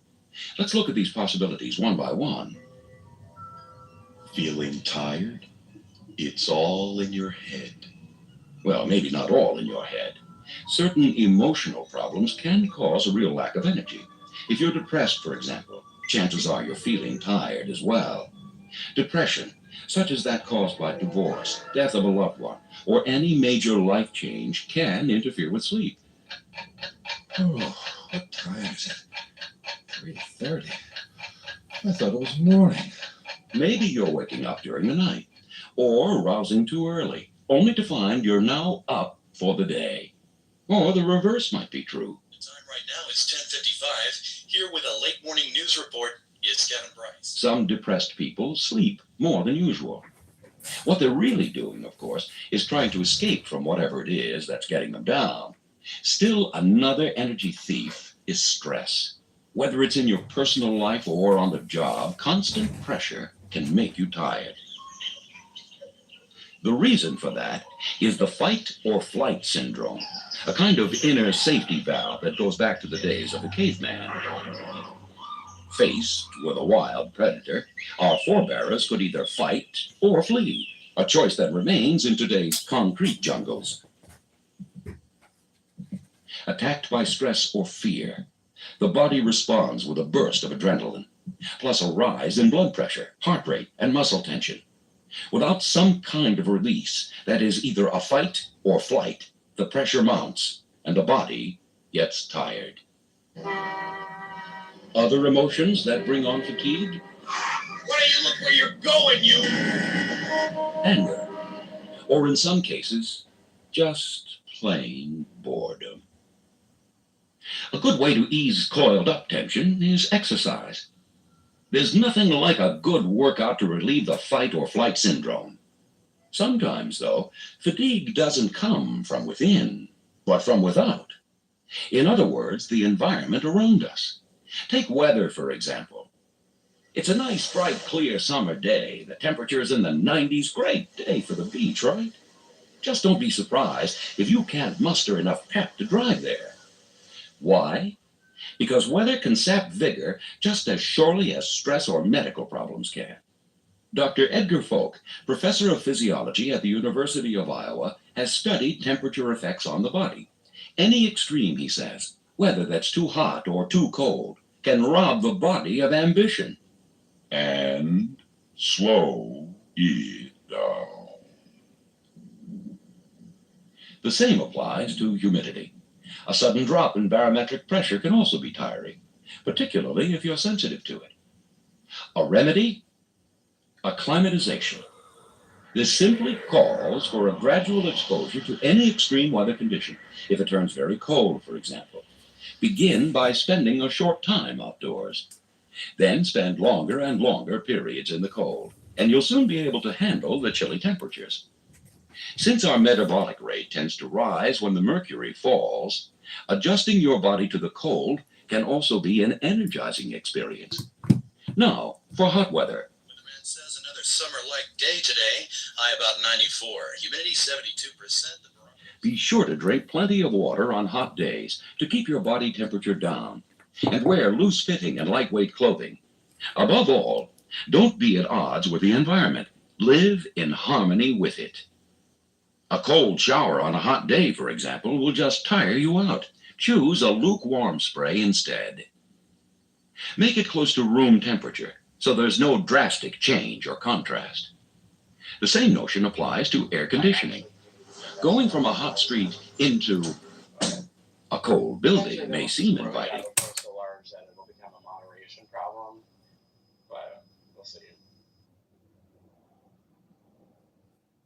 It'll be like individual user creates game that is like right coded and for Nazis and all right, because it'll eventually have like retard and Negro too often.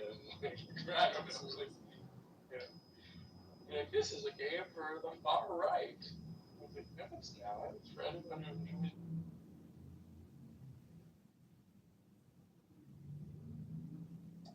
Of not being worthy because he thinks he deserves, the praise that Christ gets. And, eventually he was kicked out of heaven because his way of life led to extreme violence in heaven, to the point where they look, enough is enough, we have to kick you out. Got kicked out, and now he's the rest of the universe, they have to listen to him, because they're like, well, what you did in heaven was not done here, so we have to give you.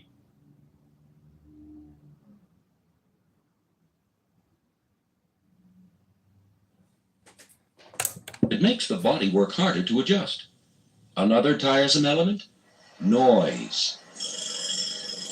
A noisy racket can exhaust you. And so can poor ventilation. If you have to work in a stuffy place, be sure to take a fresh air break. It'll do wonders for your mood and productivity. Finally, lifestyle.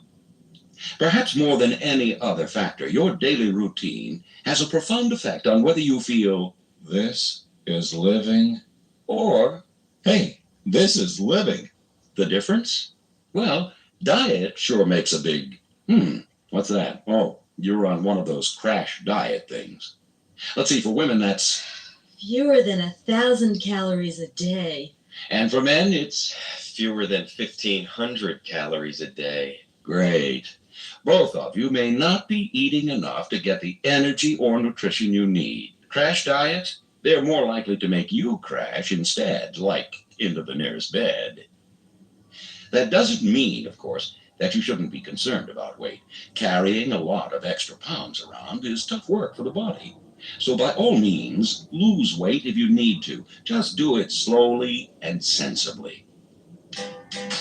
And along with a sound eating plan, how about some exercise? It'll tone you up, cut stress, and actually boost your energy level.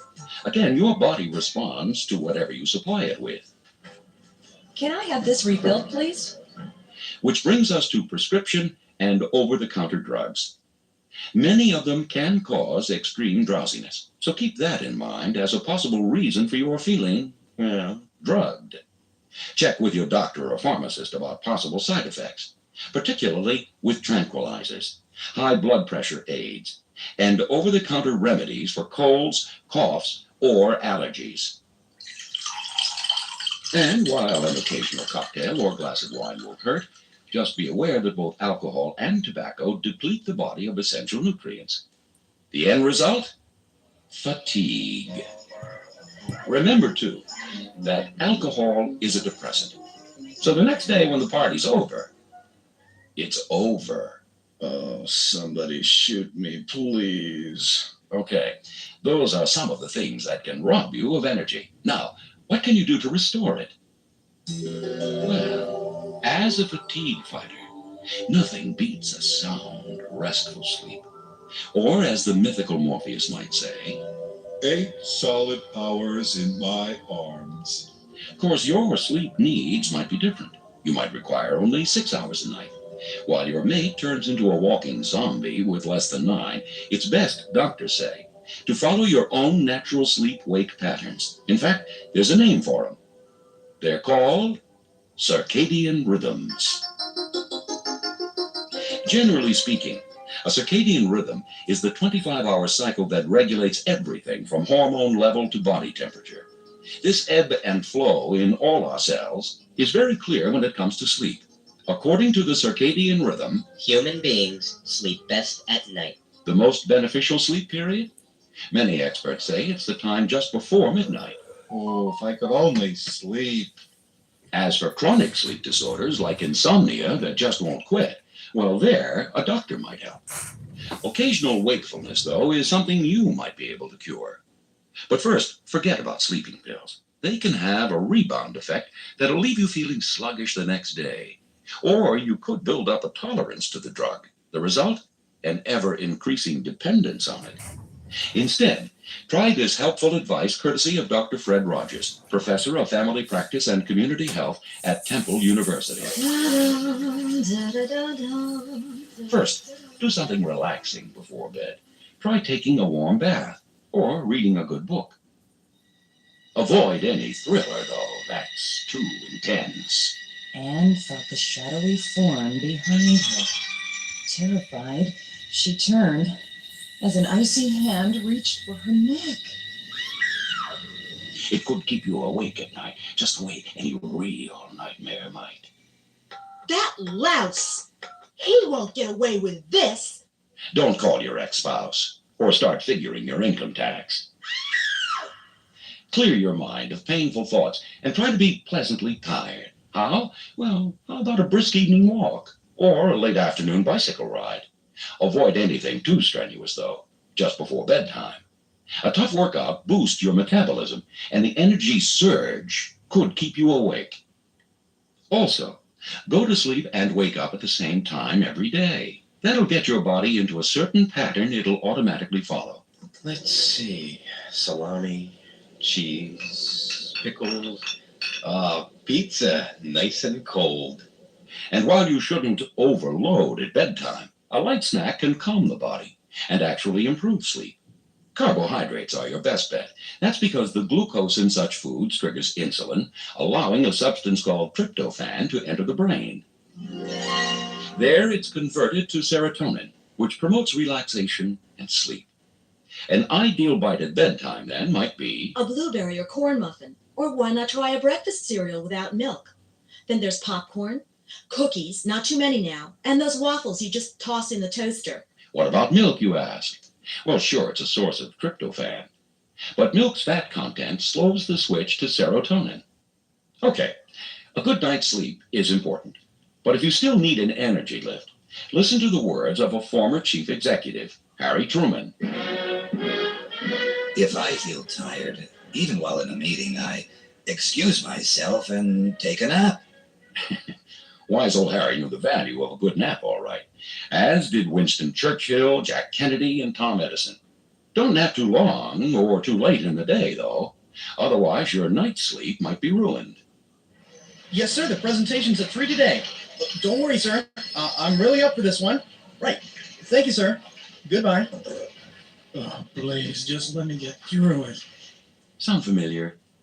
Our tired worker might be having a post-lunch crunch, a sudden drop in energy following his midday meal. Here's how to fight such a crunch from Dr. Judith Wertman, a research scientist at MIT and author of the book, Managing Your Mind and Mood Through Food. A power eating plan, says Dr. Wertman, is one that contains more protein than it does carbohydrates. In other words, the reverse of your nighttime intake. Studies show that foods high in protein raise the flow of certain enzymes in the brain. These include dopamine and norepinephrine. The result is more vigor and mental alertness. List A. To help you choose foods that are more beneficial, Dr. Wertman has developed an A, B, and C list of items. The aforementioned A list contains foods that have very few fats and no carbohydrates. These include fish, particularly shellfish, chicken, without the fatty skin, of course, veal, and very lean beef. List B. These are low-fat dairy foods, such as cottage cheese, skimmed milk, and yogurt. Remember, it's the low-fat variety. Another B-list staple is vegetable protein, dried peas, beans, lentils, tofu, and other foods with soybeans as their base. List C.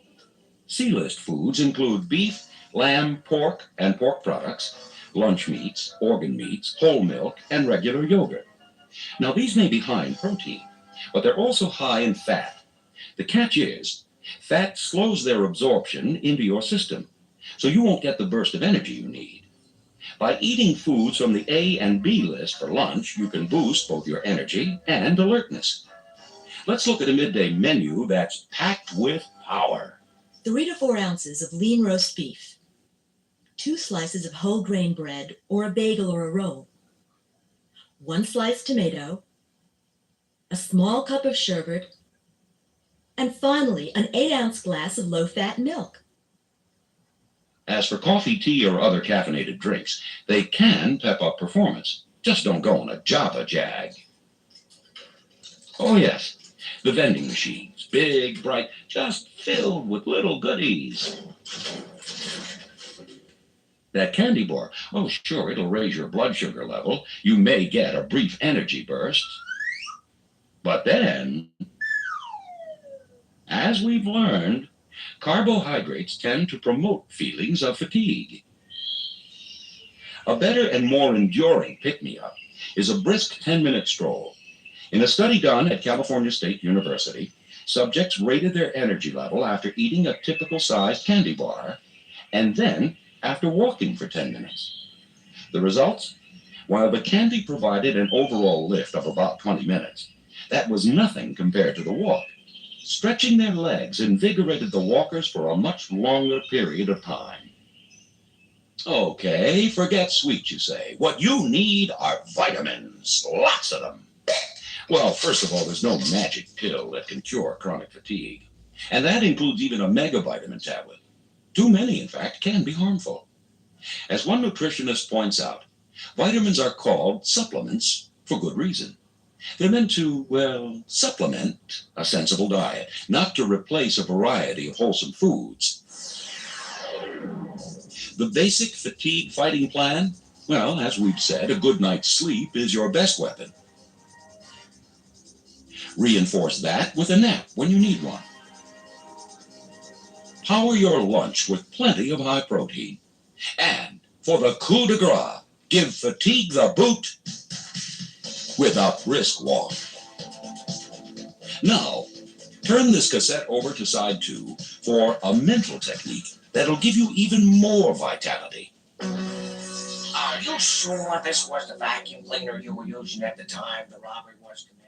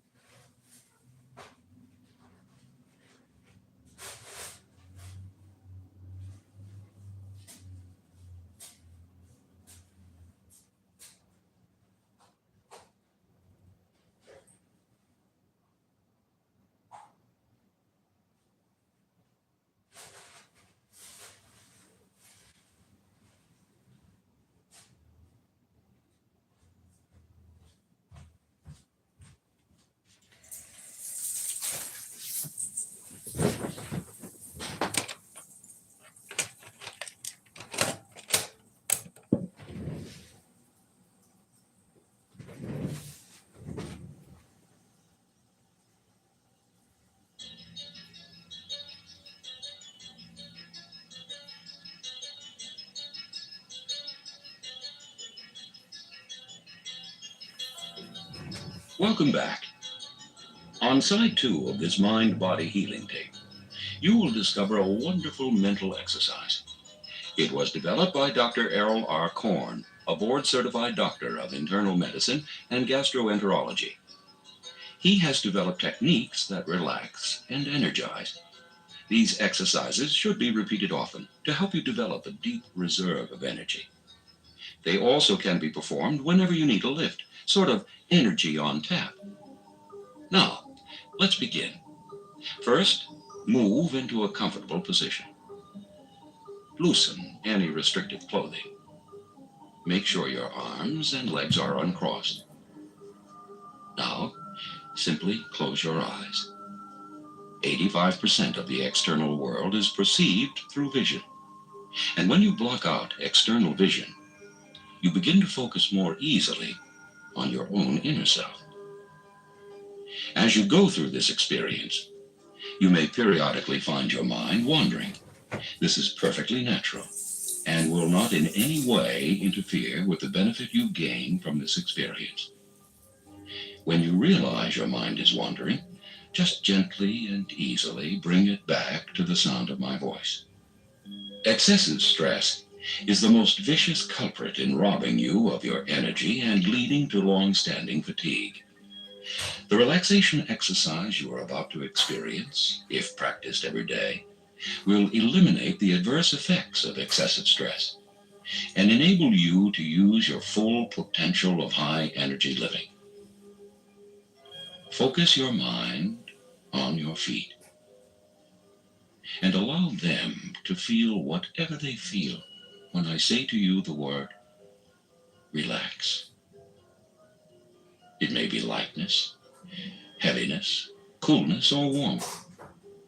It may be a numbness or tingling. Or perhaps at first, you may not feel anything at all. Be assured that relaxation is taking place at a very deep level of your mind and body, even if it happens to such small degree that you do not consciously perceive it at this time. Rest assured that with practice, the relaxation will become an easily perceivable way of life. Now, allow the relaxation to travel up into the lower part of your legs. Feel how comfortable your legs can feel as they relax. Permit the relaxation to move into the upper part of your legs and allow this area to relax.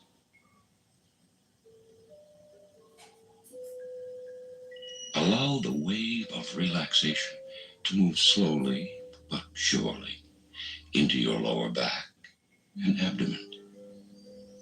Feel these areas now becoming loose, limp, comfortable. Allow every breath you take to enable you to feel more comfortable.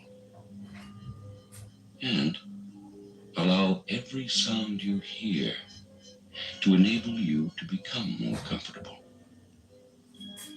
Allow every moment of time that passes to enable you to feel more comfortable. Let the wave of relaxation and comfort move up into your chest. And the breathing that has become more comfortable at this point can even become more comfortable.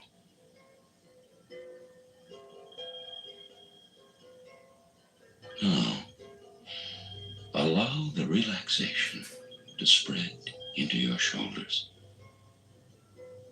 Feel how comfortable it is to just let them relax. Let the relaxation travel from your shoulders down through your arms into your hands and fingers, so your arms are loose and limp just like a rag doll.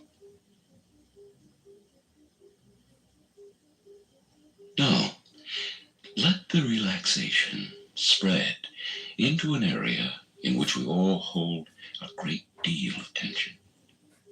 The neck. Allow your neck to become completely relaxed. You may want to slowly, very slowly, move your head around on your neck so your neck relaxes even more.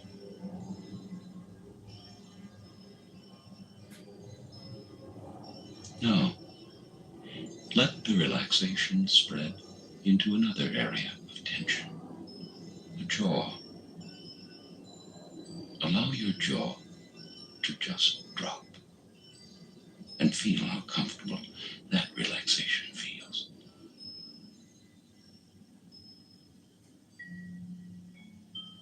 Now, let the relaxation spread to the rest of your face, allowing every part of your face to become loose, limp, and relaxed.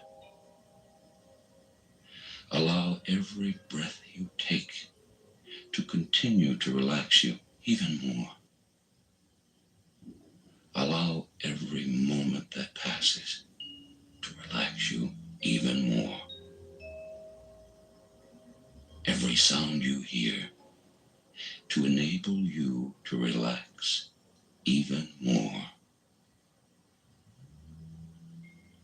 When you enter this state of relaxation every day, you change the way your body works, that is, its physiology, to a state exactly the opposite of stress. This state of relaxation helps eliminate the adverse effects of stress and lets you experience the high energy potential that is your true heritage. Now, while you are in this relaxed state, I would like you to learn a few skills and techniques that will be useful to you even during your usual waking state. These skills and techniques, when practiced in this state of relaxation, become indelibly intertwined with relaxation at the deepest levels of your subconscious mind. Then, during your usual waking state, by just repeating these techniques, without even going through a deep relaxation, relaxation indeed will take place. As with any skills, the more you use them and the more you practice them, the more effective they will be. You can rid yourself of excessive stress, feel safe from unwanted events, and develop a place to literally pull yourself together by imagining a place of safety.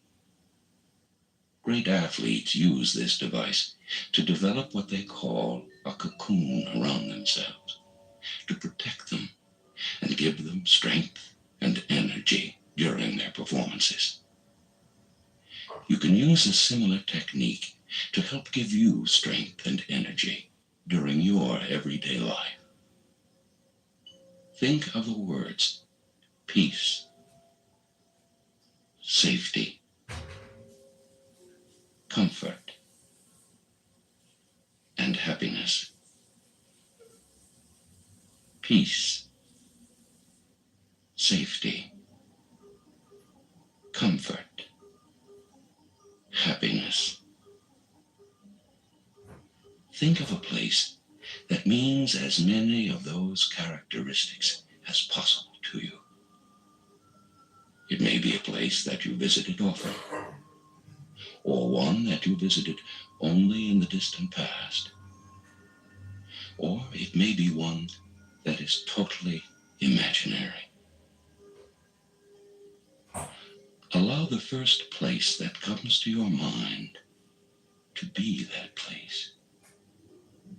Put yourself in this place as vividly as you can. Use all of your senses. See or visualize in your mind's eye everything there is to see. Look up, down, left, right, in front of you. Turn around and look behind you. Look at things, in things, through things. Appreciate the sounds, the natural sounds emitted by this place, as well as the sound you make as you move around in this place. Touch and feel. Touch objects and things in your surroundings. If you are outside, feel the wind, if there is any. Feel textures and temperatures. If there are any aromas, appreciate these. If there is anything to taste, do so. Put yourself as completely into this place as possible. Scientific studies have shown that when you vividly image something, your mind and body interpret it as being real and act accordingly. The more vividly you imagine yourself in this place, the more your mind will believe it is real and will associate this place with peace, safety, comfort, happiness, and relaxation. Now, spend a few more moments fully appreciating this place.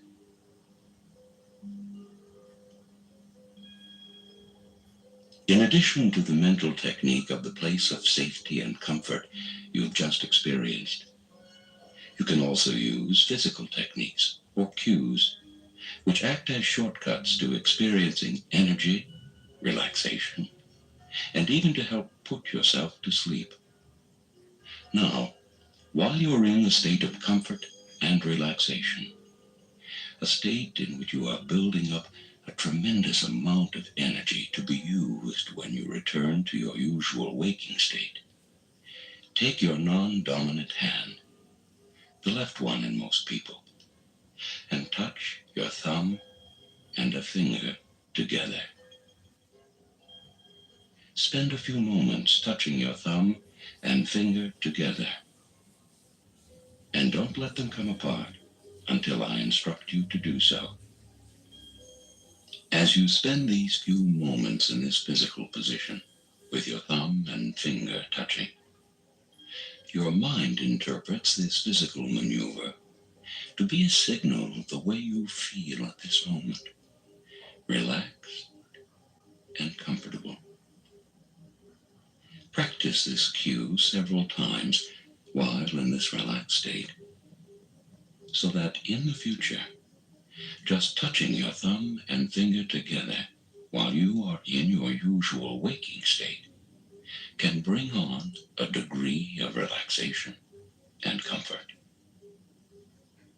Eventually, with practice and use, this degree of comfort can become as profound as the degree of relaxation and comfort you experience while practicing in this relaxed state.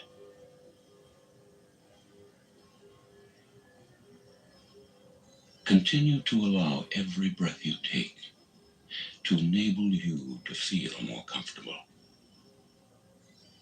Allow every sound you hear to enable you to become more comfortable. Allow every moment that passes to enable you to become more comfortable. Now, relax the hand in which you had your thumb and finger touching. Scientists have shown that imagining an event vividly is interpreted by your mind as though you were really experiencing that event. Scientists have also shown that imagining something very vividly can set your mind into action, that you can actually realize what you have been imagining. This is not idle daydreaming. This is telling your mind precisely what it is you want and trusting your mind to lead you wherever it must to accomplish this goal. To realize your goal of high energy living, picture what high energy means to you. Imagine yourself in a situation, one that is reasonable for you to be in which you unmistakably are feeling and behaving in a way that could only be possible if you were feeling vigorous, energetic, strong. Just allow that place to come to mind. If that is somewhat difficult, imagine that you are watching yourself in a movie or on television. As before, use all your senses here. See everything there is to see. Particularly, see your attitudes and movement. Also, hear the sounds, feel the temperatures, textures, and movement. Smell the aromas. Taste anything there is to taste. Actually feel your own consciousness merge and become that person you are looking at. When you accomplish this, you are experiencing the high energy scene. Now, as you spend the last few moments of this exercise fully experiencing yourself as a high energy person, I'm going to repeat some high energy affirmations. When you hear these affirmations in this relaxed state, they will go directly to your subconscious mind, where they will begin to take hold and magnify and grow, and eventually become your way of being. At another time, if you wish, you can listen to this part of the tape in your usual waking state. Write down the affirmations on an index card and place them all around your house, your office, your automobile, and any other place that you frequently go to during the day. This will reinforce the power of these affirmations that I am about to recite to you. As I recite the affirmations of strength and energy, continue to picture yourself in this scene of unmistakable high energy living. You are energetic. You are enthusiastic. Every day, you have more and more energy. You are happy with yourself. You are happy with life. You sleep well. You awaken each morning vigorous and full of energy. You act enthusiastically. You feel stronger and stronger every day. You move with energy and strength. You exude vitality. Begin to breathe deeply, bringing energy into your relaxed body with each breath. Become aware of all the parts of your body. Become aware of your clothing and the room around you and the time and place. When you are completely in the here and now, you are still calm and peaceful. Add to this serenity the feelings of high energy, enthusiasm, and vigor. Now, simply open your eyes. Listen to this exercise each and every day. Using these techniques, you soon will feel energetic and alert, ready for almost any task. You will be, in fact, fatigue-free. This, then, is the conclusion of Fatigue Free. We hope you have enjoyed this tape.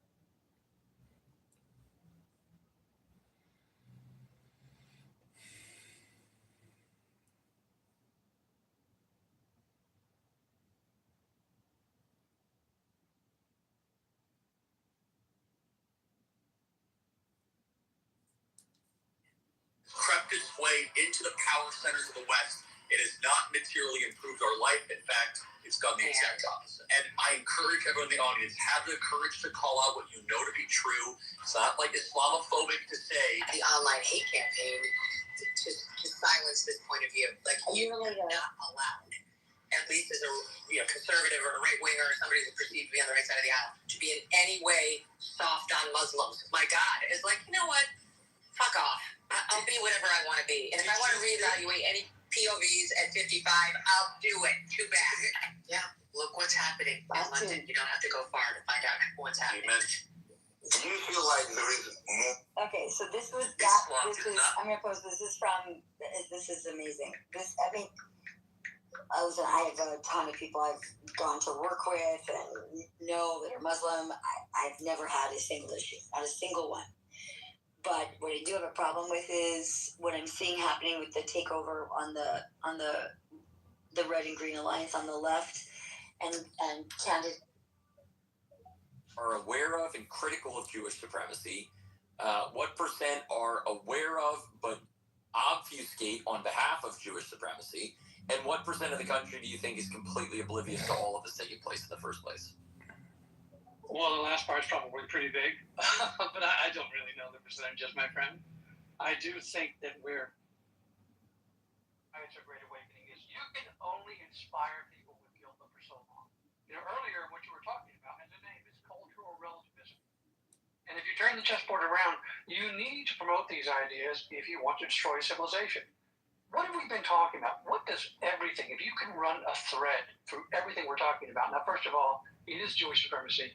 I think that it is a gentle euphemism just to call it Bolshevism because these people are actually wedded to no ideology whatsoever.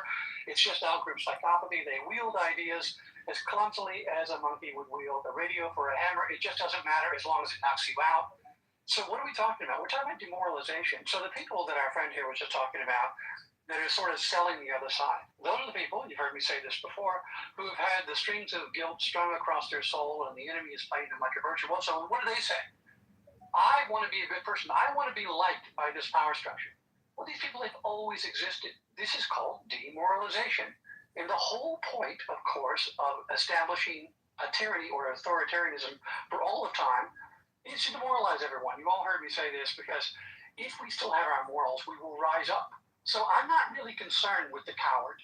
I'm not really concerned with the rightless poltroon. I'm concerned with the rest of us because we know everything they say just doesn't stand on its head. Like math, the equation doesn't work frontwards and backwards. It doesn't work for them. For instance, cultural relativism. If you say there's nothing special about your culture opposed to others, how would you know? What standard of measurement would you use? In fact, Western civilization towers over the rest of civilization so immeasurably that even the average person living in it doesn't comprehend it, and of course some of that is due to the malevolence of the people that we're talking about. But I'm really more interested for the purpose of... How retarded are you? Do you know anything about Jewish philosophy? Anything at all about Jewish philosophy?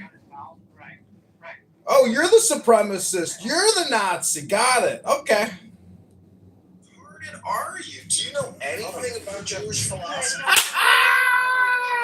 We got him! We got him! We got them!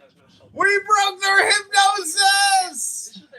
We got them! We got them! We got them! We got them!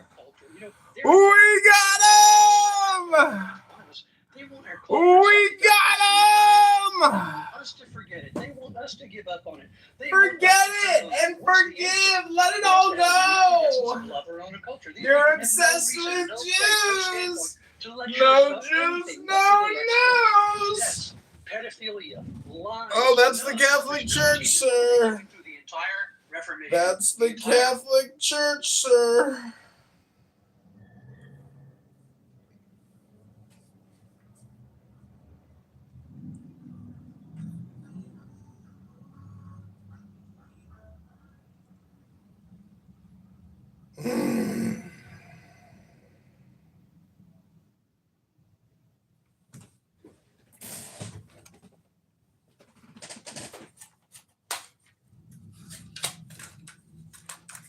These people are fucking whack. What the fuck?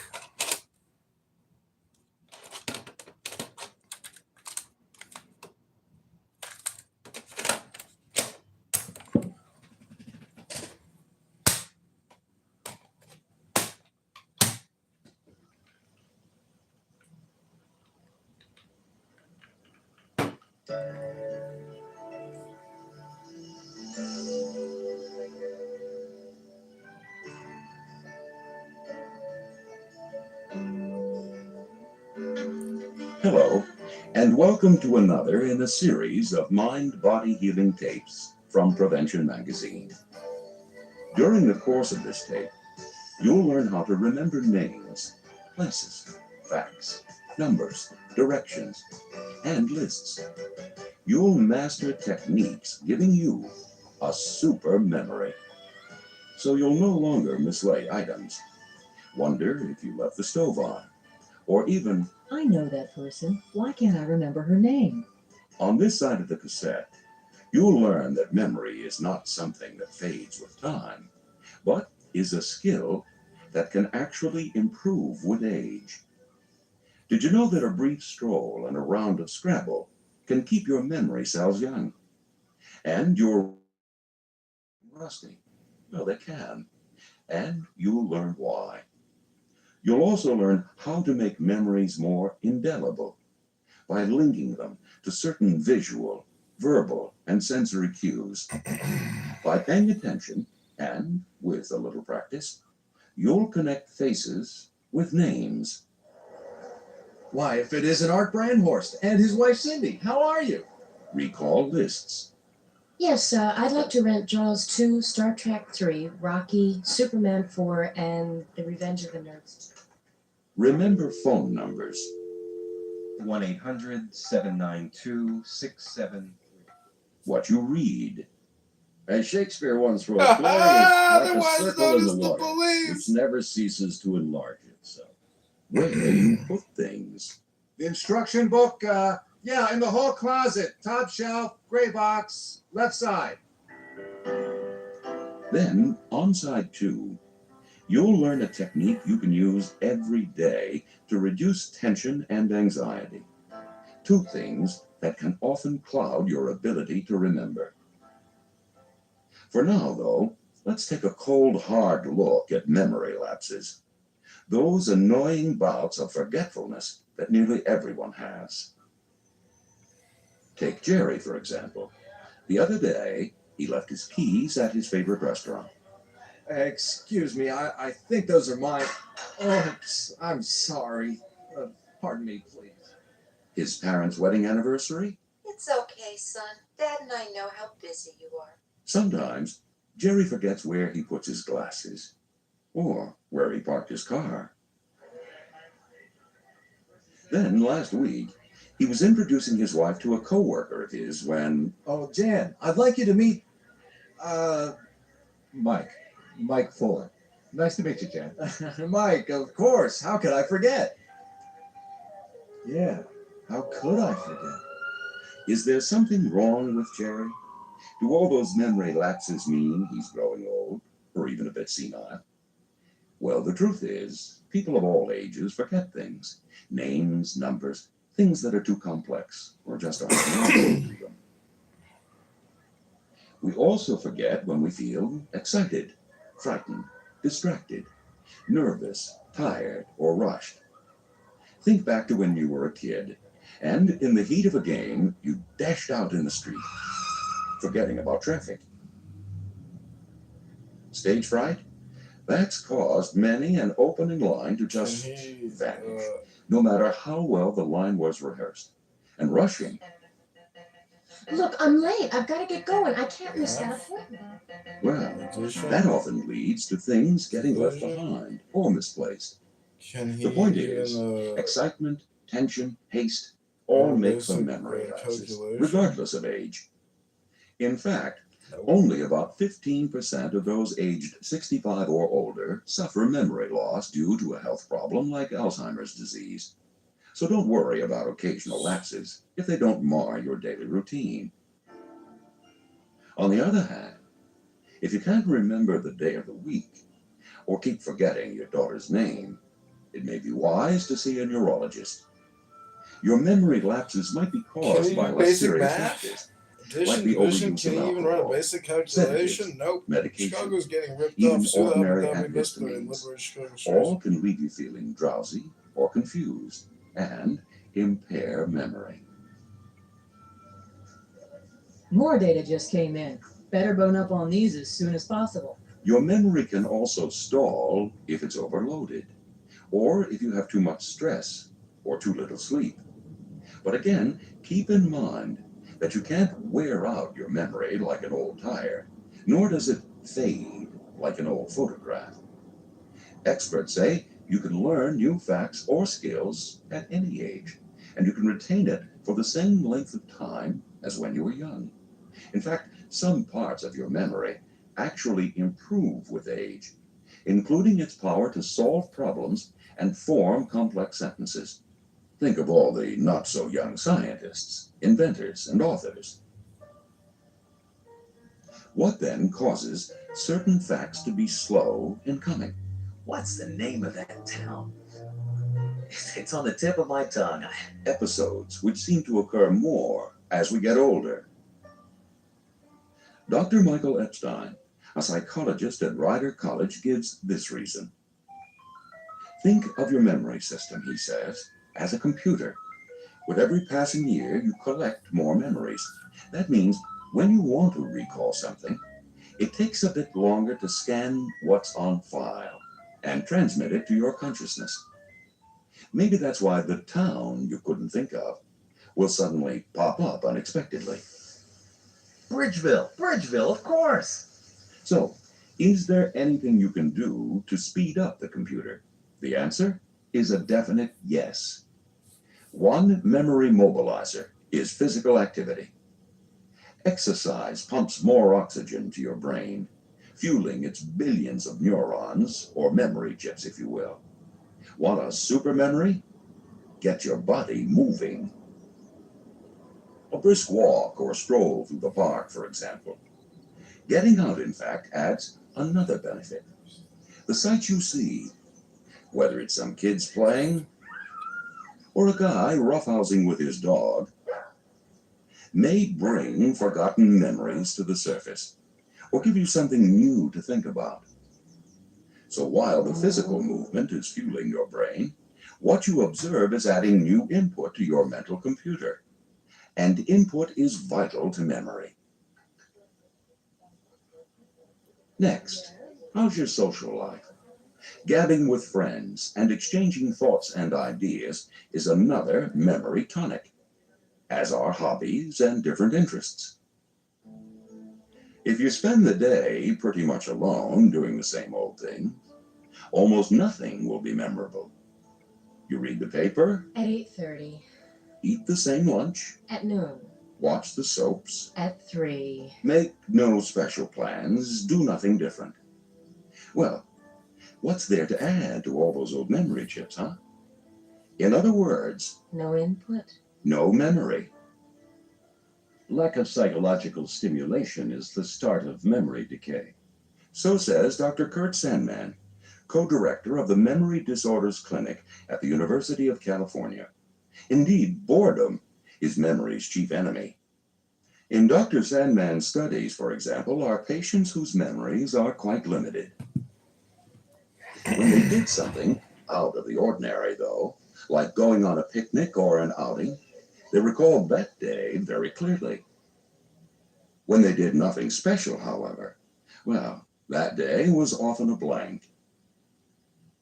Why does something stimulating jog our memory cells? Oh, look who it is! Take a quick tour through the brain's memory system.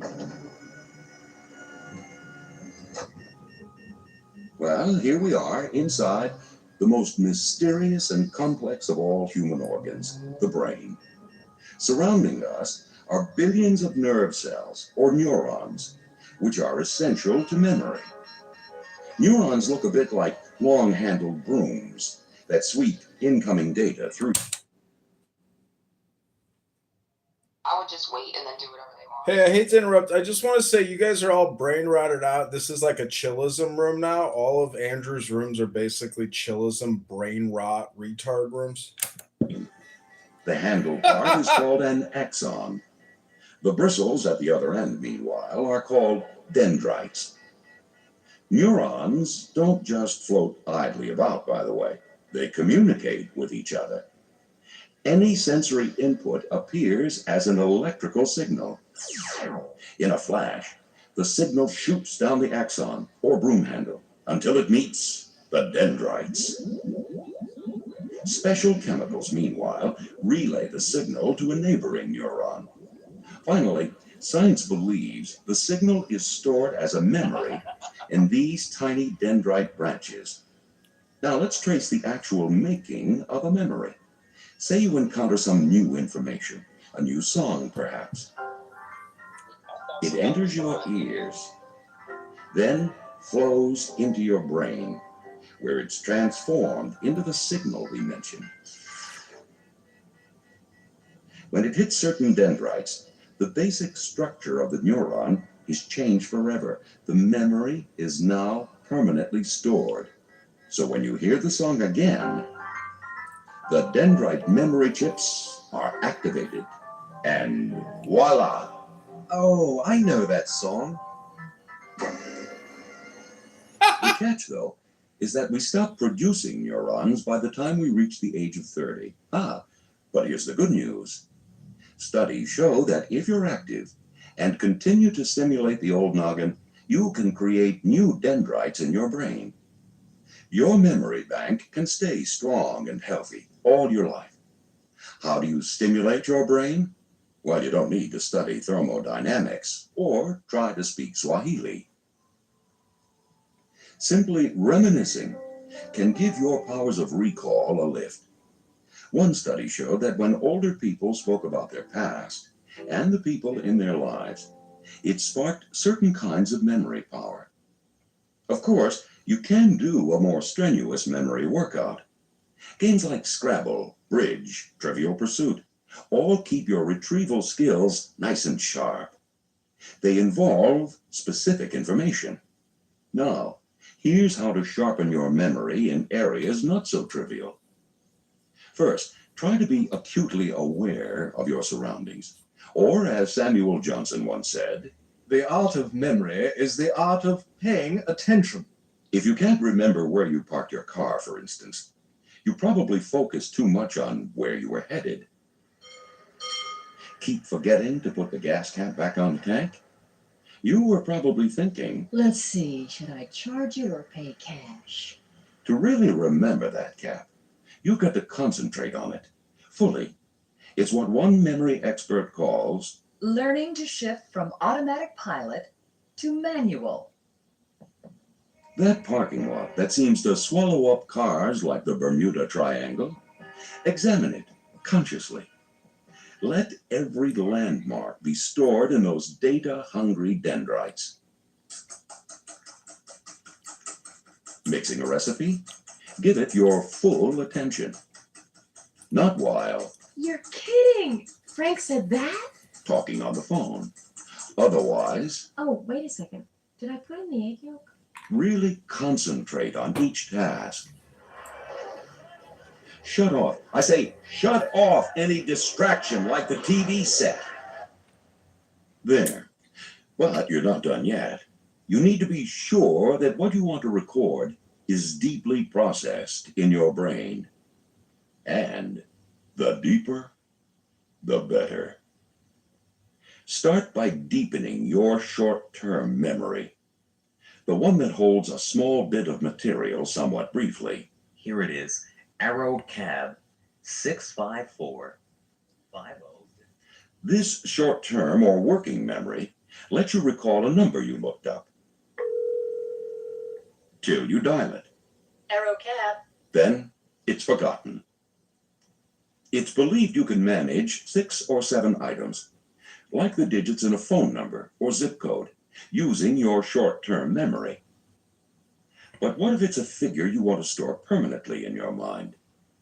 In that case, you need to transfer it to your long-term memory. A vast library of ideas that goes all the way back in time. Long-term memory covers everything from your first kiss to how to tie your shoes. Once stored in your long-term bank, these memories remain with you, safe and sound. As we get older, it's the short term that's not so safe. I can remember my first car, the first moon landing. But darn it, why can't I remember what I had for breakfast this morning? The answer is simple. Meaningful or landmark events make it to your long-term memory bank. A common everyday breakfast doesn't. On the other hand, if you dined on Eggs Benedict, let's say, on a balcony overlooking the sea, Would you like some more coffee, dear? and with an attractive companion, well, chances are you'd remember every detail of that morning. Events that are striking, experts say, make a deeper impression on the mind. The idea, then, is to make your memories as colorful as possible. Example, okay, say you want to remember someone you just met. Try reenacting that meeting in your mind. Ideally, you weren't, well, nosy, but you did learn certain things about them. You asked. So, are you originally from this area? What kind of work do you do? How about your spare time? What do you do for fun? I've been admiring your watch. Is that an antique? I'm glad Bob introduced us. Have you known him very long? It's a safe bet that when you leave, you won't forget that person's name. Why? Because by collecting lots of information, you stored and mentally coded certain cues. Data that's linked to other info already filed in your memory bank. Later, just thinking of the cues, a city, occupation, friends you have in common, will bring a more vivid memory of the person you met. There's some evidence, in fact, that association may change the neurochemical structure of the brain. Of course, remembering this way is not a new idea. The ancient Greeks used association to help them recall long speeches and stories. The association techniques were called mnemonics, after Mnemosyne, the Greek goddess of memory, and the idea is still valid today. One version of mnemonics uses the fact that nearly half of us are predominantly verbal. That is, we're attuned not only to words, but also to rhythms and rhyme. That's why we remember catchy little jingles like, "Clock, clock, this, oh, what a relief it is." And who can forget? 30 days hath September, April, June, and November. All the rest have 30. For recalling the number of days in a month. Do names give you a tough time? Try remembering them with a rhyme. Barbara Ann Porter, her boyfriend Shorter. E.J. Stalker, half off his rocker. Doesn't make any difference how silly they are, as long as they make sense to you. Ever take piano lessons? Then you're likely to recall, every good boy does fine, or deserves fudge. The first letter of each word stands for the notes in the musical scale. You can use this same method to recall names. Say those in your aerobics class. Let's see. There's Martha, Kathy, Ellen, Diane, Geraldine, and Sandy. How about most cats eat dinner generally at 7? No? Well, I think you get the idea at least. Okay, now for numbers. Try placing them in smaller units, or what's called chunking.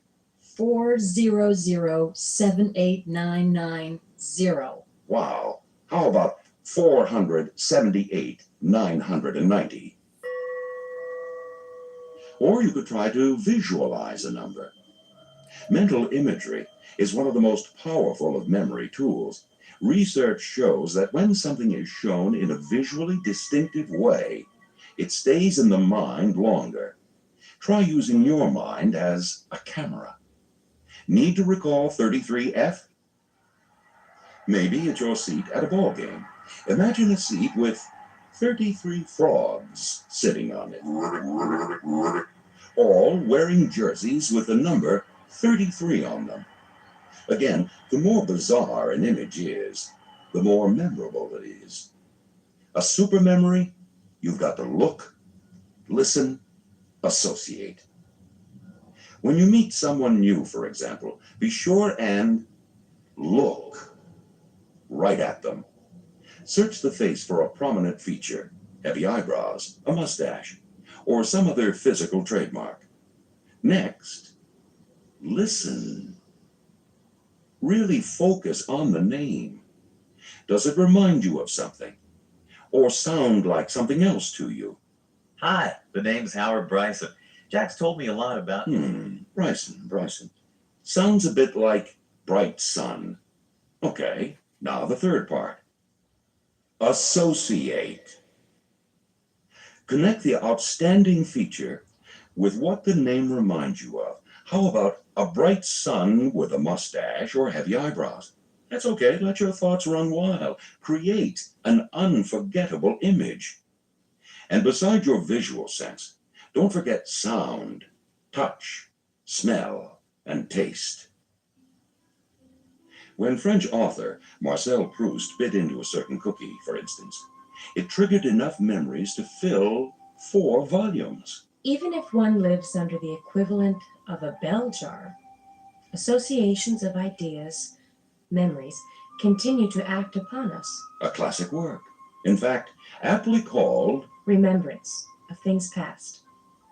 The point is, the more senses you use to record a memory, the better your chances are of recalling it. Think of what happens when you smell honeysuckle, hear kids splashing in a stream, or taste a plump, juicy tomato fresh from the vine. Take you back a summer or two? Well, you're not alone. Use this aspect of your brain to build future memories. Again, employ as many senses as you can to vividly record an event. Before leaving home, see yourself locking the back door. Hear the rattle of the lock and the of the light switch. Smell the dish of food you left behind for the cat. Feel the cold metal of the steam iron to be sure it's safe and unplugged. Later, you're bound to remember that you did all these things. Of course, whenever you can, write something down. Making lists zeroes in your attention and uses both visual and audio cues if you repeat it. Tuesday, run errands. Be more specific.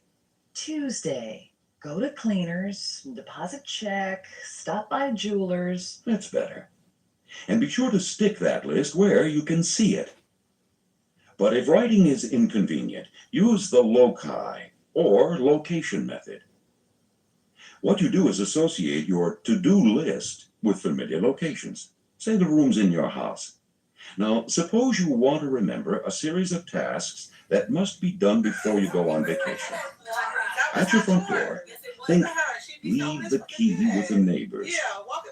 At your reading chair, think, cancel the newspaper. At the back door, think, call the kennel. To help you remember to perform each task on your list, just walk through your house. These special locations will jog your memory. All that done, now you can relax and catch up on your reading, which is another area vital to memory. How can you recall more of what you read? One way experts say is to test yourself.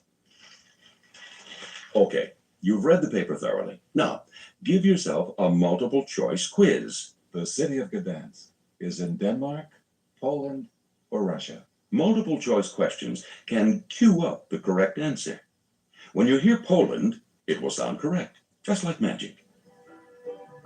And just like a magician, you can also use props to make vanishing memories reappear. Need to take medication at a certain hour? Place the pill bottle in the sink. Or that letter you absolutely have to mail. Lay it right on top of your purse. It appears, and presto, abracadabra. So does the connecting thought and action. Switch gears, though, when it comes to everyday items. Put keys, glasses, things you need for work, in a regular and expected spot. Simple organizing helps cut the stress that comes with, why can't I remember? Tension, as we've said, can really blot memory. To boost your memory power, you've got to stay mentally calm and physically active. You need to know how your brain and memory cells operate, and how to use all your senses to feed your memory system. You need to stop, listen, associate, and use little tricks here and there when needed. But let's get back to relaxing. To learn more about that, turn to side 2 of this tape and get set to enter an extraordinary frame of mind.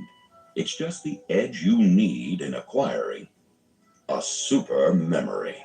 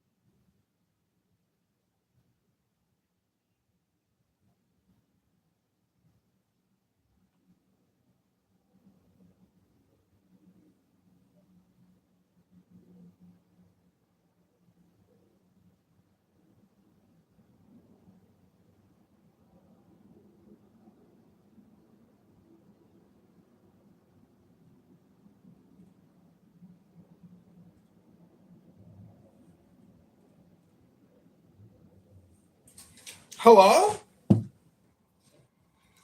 Hello?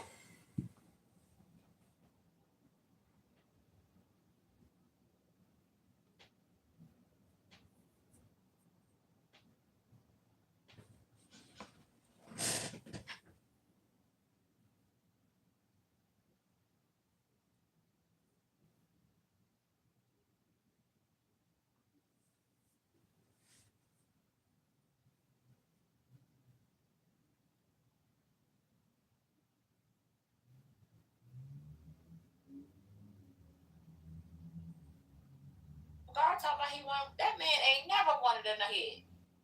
Like, nah, you know that man never wanted another kid. So it genuinely caught me off guard. I wasn't trying to be messy.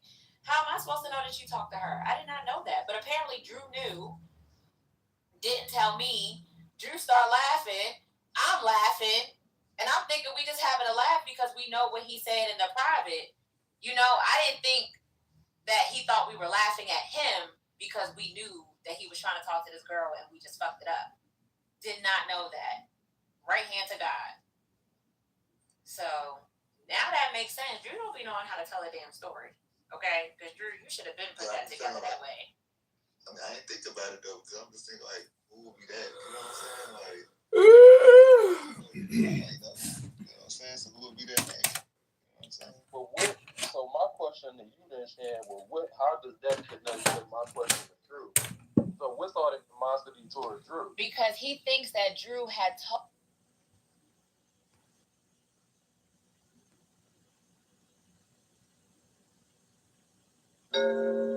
Welcome to Side 2 of Super Memory, where you will learn how to develop and sharpen your memory. Now, let's begin.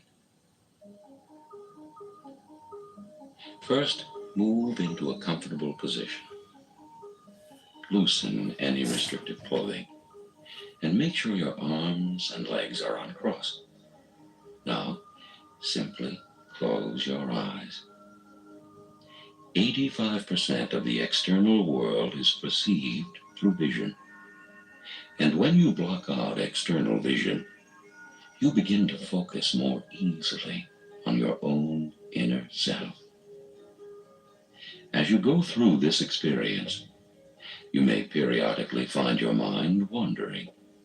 This is perfectly natural and will not in any way interfere with the benefit you gain from this experience. When you realize your mind is wandering, just gently and easily bring it back to the sound of my voice. Stress, tension, and anxiety interfere with your development of a super memory. The relaxation exercises you are about to do effect excessive stress and enable you to use your full capacity to remember. Focus your mind on your feet. Allow them to feel whatever they feel when I say the word relax. It may be lightness, heaviness, coldness, warmth. It may be a numbness or tingling. Or perhaps at first you may not feel anything at all. Be assured that relaxation is taking place at a very deep level of your mind and body, even if it happens to such a small degree that you do not consciously perceive it at this time. Rest assured that with practice, the relaxation will become an easily perceivable way of life.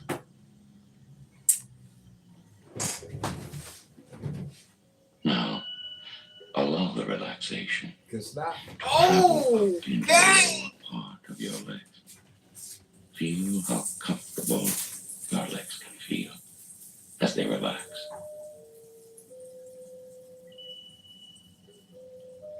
Now permit the relaxation to move into the upper part of your legs and allow this area to relax. Now, Allow the wave of relaxation to move slowly but truly into your lower back and abdomen. Feel these areas now becoming loose and limp, comfortable. Allow every breath you take to enable you to feel more comfortable. Allow every sound you hear to enable you to become more comfortable. Allow every moment of time that passes to enable you to feel more comfortable. Now, let the wave of relaxation and comfort move up into your chest, and the breathing that has become comfortable at this point can even become more comfortable.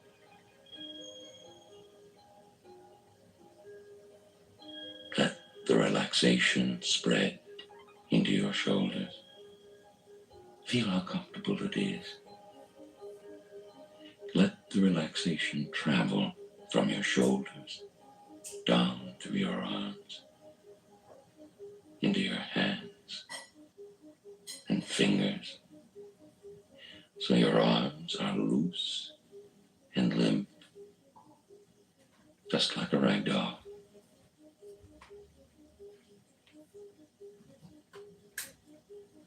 Now, let the relaxation spread into an area where you know there is a great deal of tension. The neck. Allow your neck to become completely relaxed.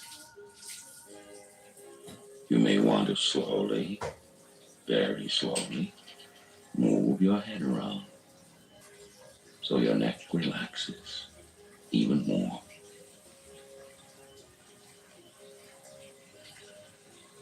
Let the relaxation spread into another area of tension, the jaw. Allow your jaw to just drop and feel how comfortable that relaxation feels.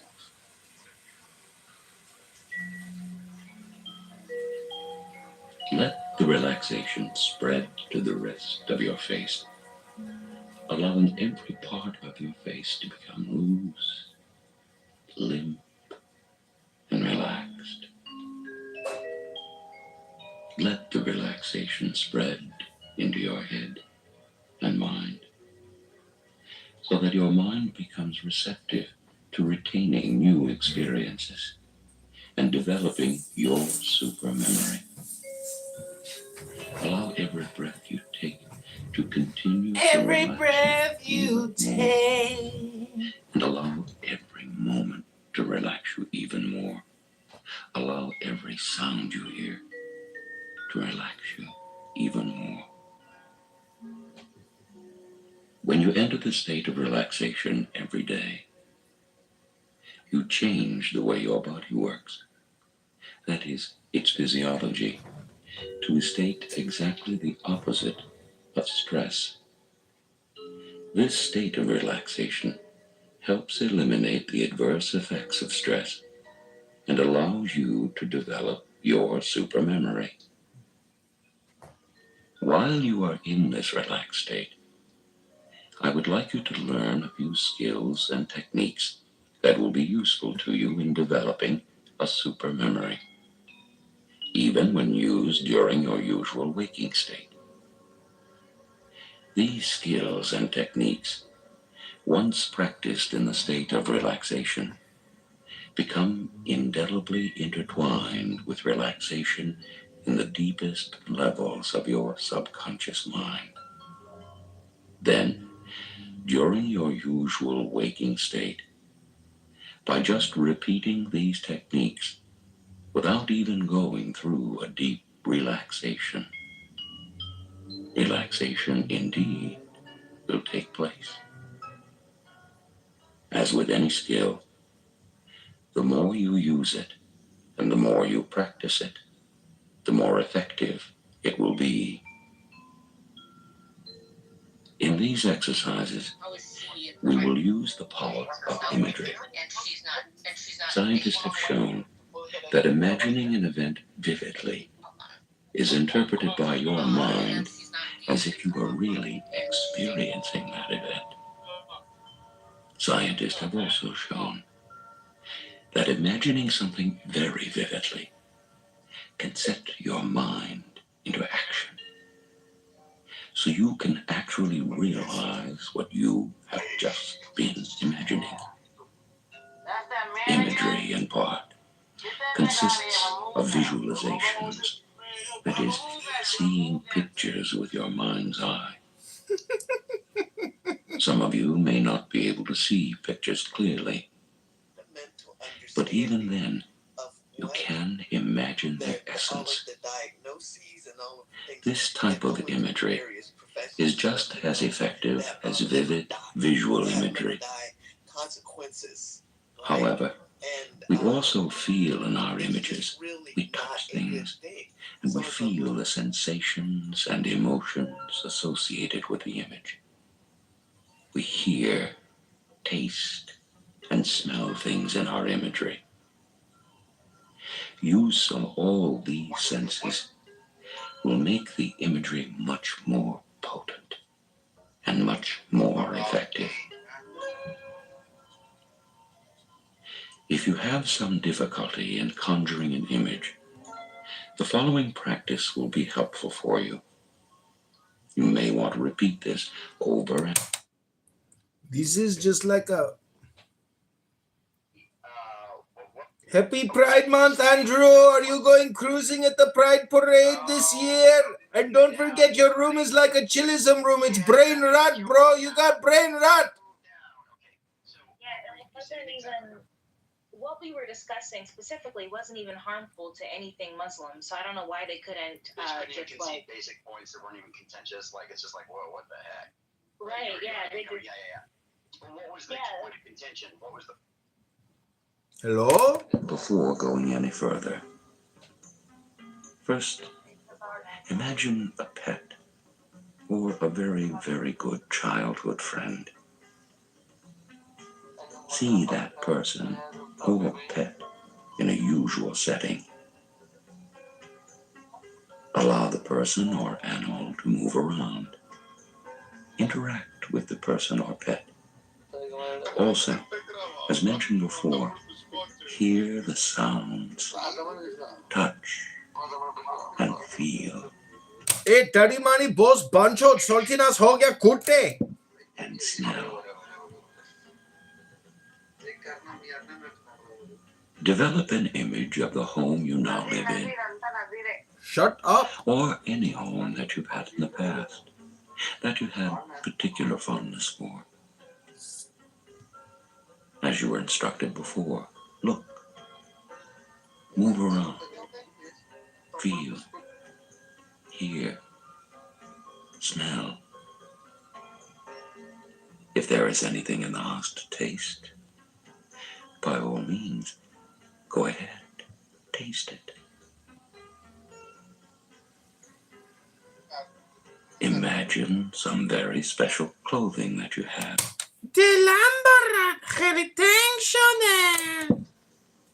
Or would like to have in the future, or have worn in the past. Feel yourself put the clothing on, and look at yourself in a mirror wearing the clothes. Move around in them. Imagine them from all angles.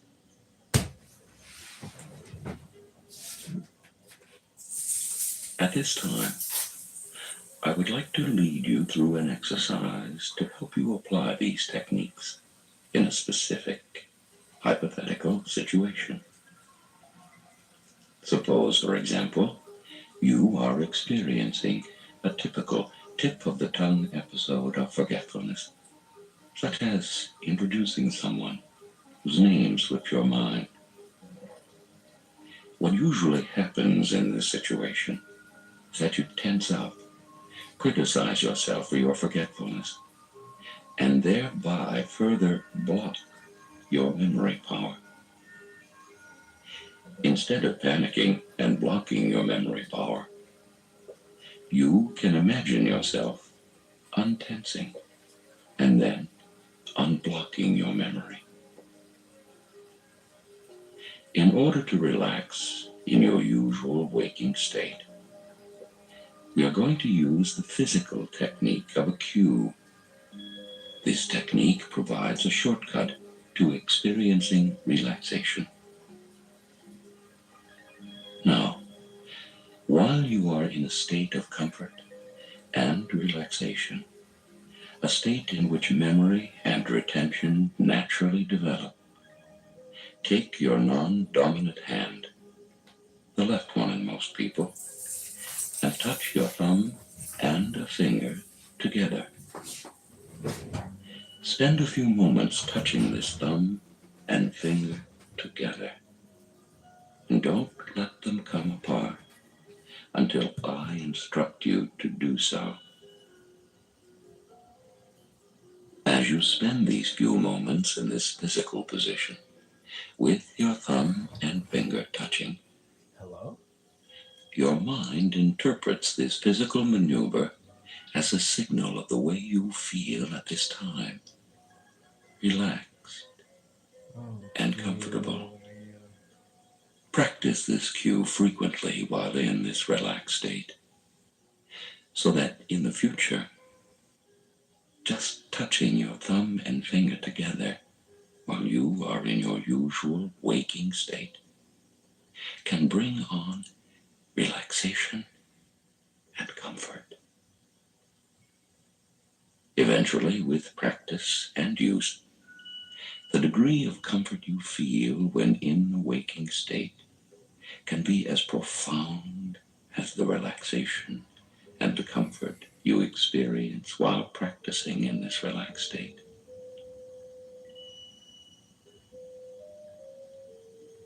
Now, while using this cue, imagine trying to introduce that person.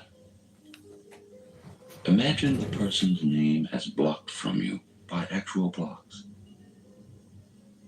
Now, imagine that you remove the blocks one by one.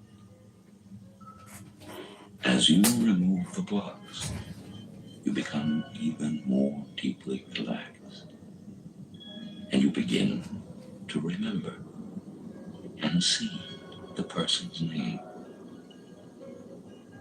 You may see it on a sign, or on a television screen, or as a picture. The name Carol Baldwin may appear as a picture of people singing Christmas carols around a Baldwin piano, if you associated her name with this picture when you first met her. An alternative to this is to have the blocks with letters on them. And the more you relax, the more these blocks rearrange themselves to spell the person's name. At this point, practice either or both of these methods, so they will be useful to you at a later time in your usual waking state. Now, let your thumb and finger move apart and allow your hand to completely relax. Continue to allow each breath you take to enable you to feel more comfortable, and allow every sound you hear to enable you to become more comfortable, and allow every moment of time that passes to enable you to become more comfortable. As you learn on the other side of the tape, events that are very striking when they occur leave deeper marks in our memories and make these memories indelible. It was suggested that if you want to remember someone you've just met, you could relive or rehearse the meeting. And by reliving the event, it becomes indelibly imprinted in your mind. Remember the metaphor that associations are like fishing hooks. They catch buried memories lurking below your consciousness. Yes? Let's imagine an actual fish hook, fishing for a buried memory below your consciousness. For practice, think of a meal that you had in the last week or two, one that you don't remember at the present time. Imagine the fishing hook going into the pool of memories, catching a memory, reeling up the memory. The memory is the recollection of the contents of the meal. And retrieved, it may appear as a picture or as a list of foods in the meal. Practice this technique for other memories you'd like to recall. Try to hook the answer to a question you may not have been able to retrieve.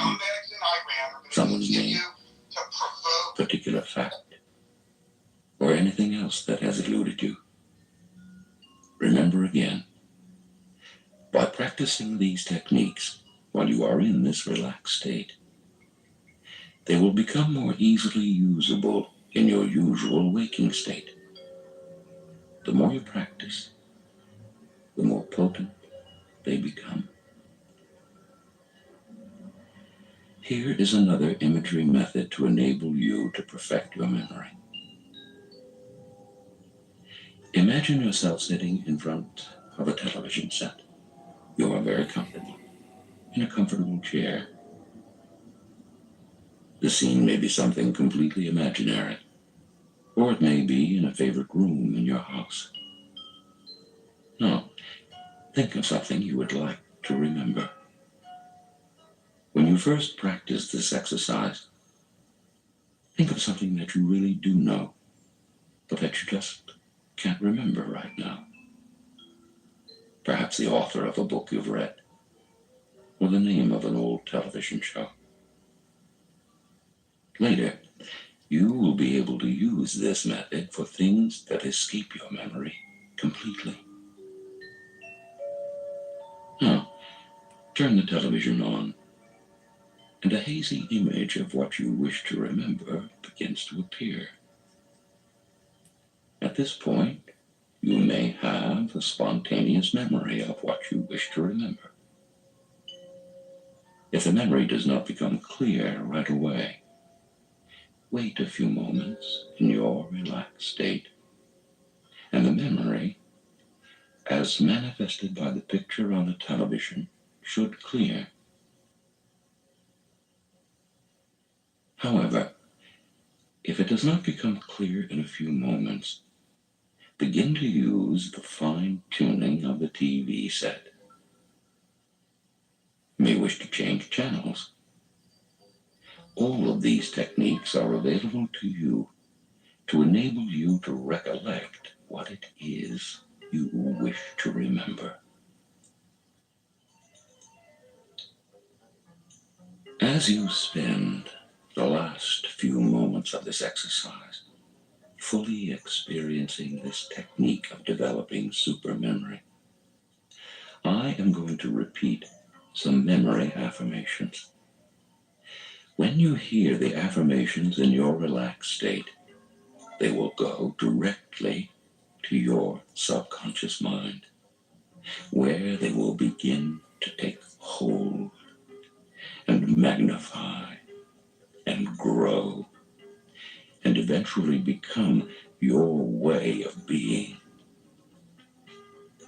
At another time, if you wish, you can listen to this part of the tape in your waking state. Write down the affirmations on index cards. Place them all around your house, your office, your automobile, and any other place that you frequently go to during the day. These reminders will reinforce the power of the affirmations you are about to hear. I enjoy meeting and interacting with people. Archer! I pay attention to people, what they are wearing, their names, what they say, how they say it. Archer! I enjoy learning new skills. I enjoy varying my routines from day to day.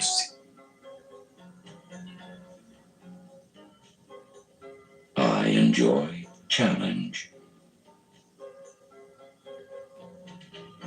I enjoy developing and learning new social and mental activities.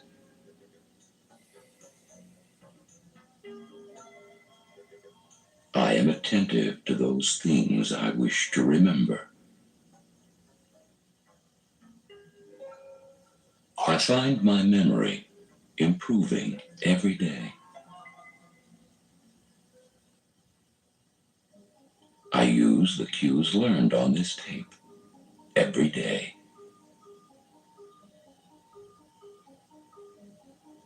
More and more, I use associations, particularly visual, to help train my memory.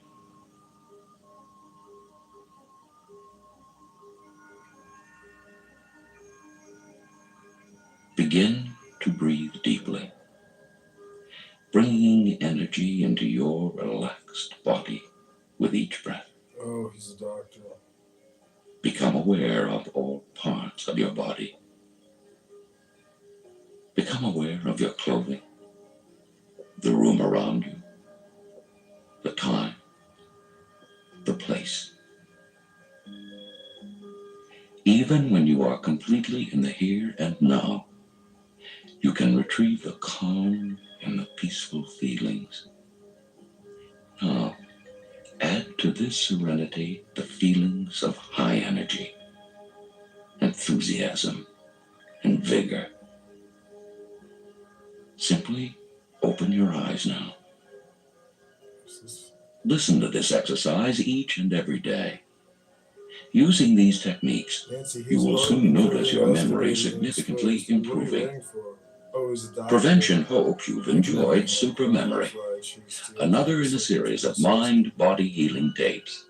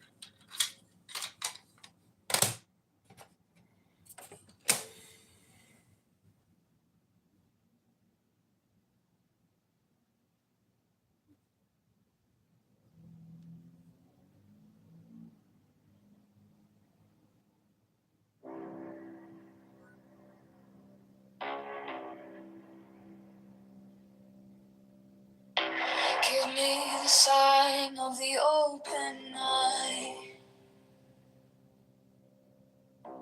a riddle of shadows where whispers lie, the thorny thigh, the maddening cry.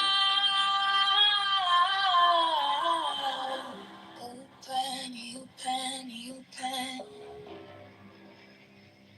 I am awake, the serpent sheds.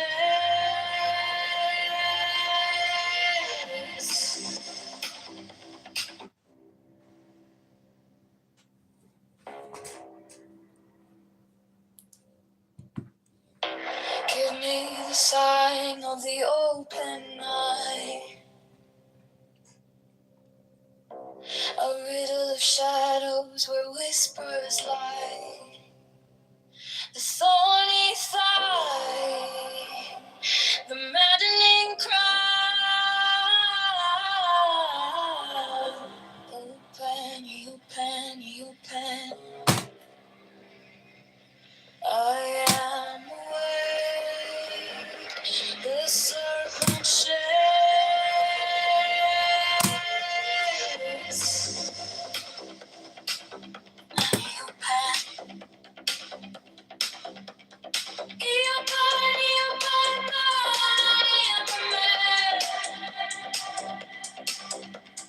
Twist that wilt as a god can.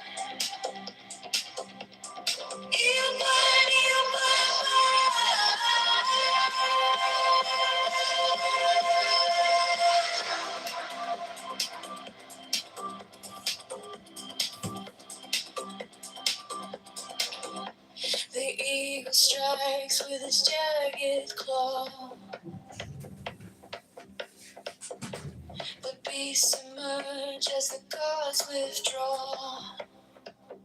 A storm of silence, a broken law.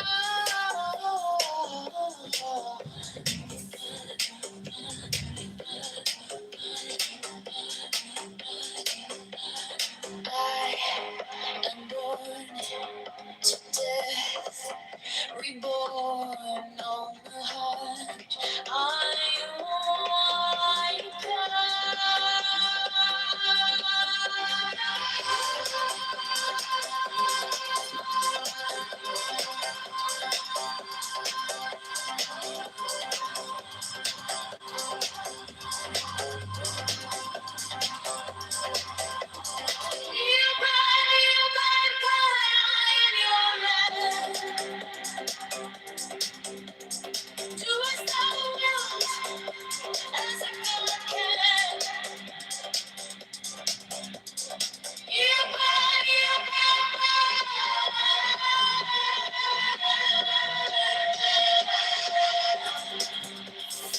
Oh shit, it's just fucking funny.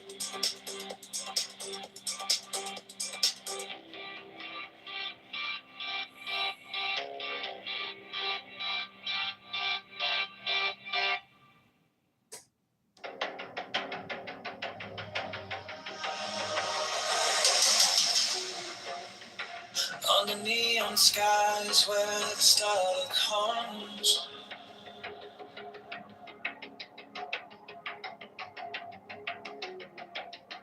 Shadows whisper truths as the bassline drums. Thy will is fire, unchained, untamed. No path is written, no soul is blamed. Thou hast no right but to do thy will. Feel the stars, let the silence fill your will. On place, it's alive, it's still. Deliver from the lust of the thrill.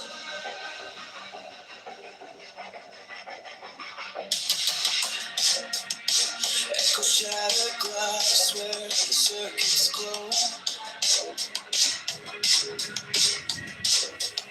Hello? The clock ticks slow, but it doesn't show. Hello? No purpose, no tenor, just a beat in sync. Every way perfect, on the edge, on the brink. No chains, no bars, just a void to fill. Every pulse, every spark is a perfect will. Thou hast no right but to do thy will. Feel the surge, let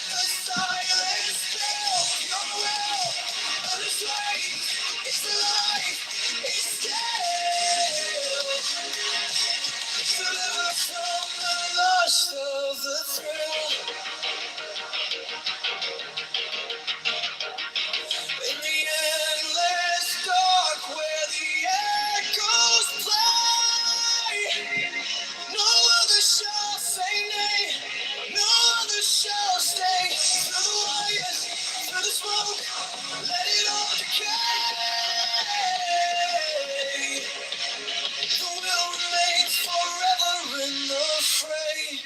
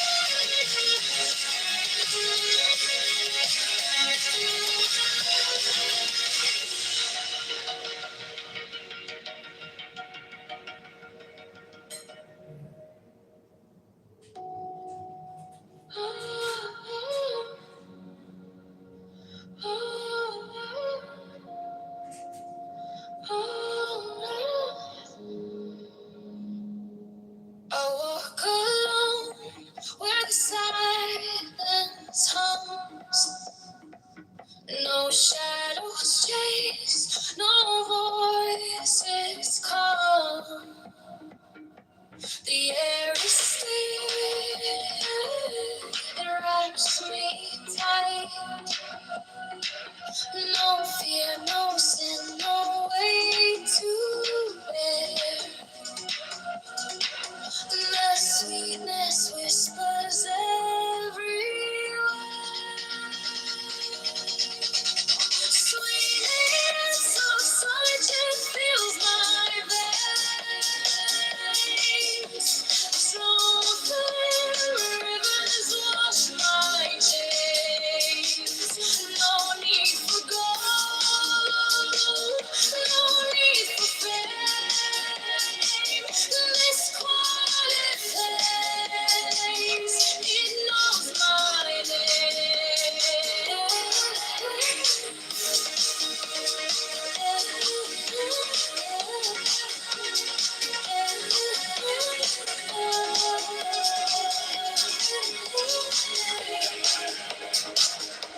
The gift of health, it lights my way. Contentment blooms where I choose to stay. Trust is the bridge where hearts align. No fear, no sin, no way to bear. And the sweetness whispers everywhere. Sweetness of solitude fills my veins. Tread rivers wash my chains. No need for gold, no need for fame. This quiet place, it knows my name.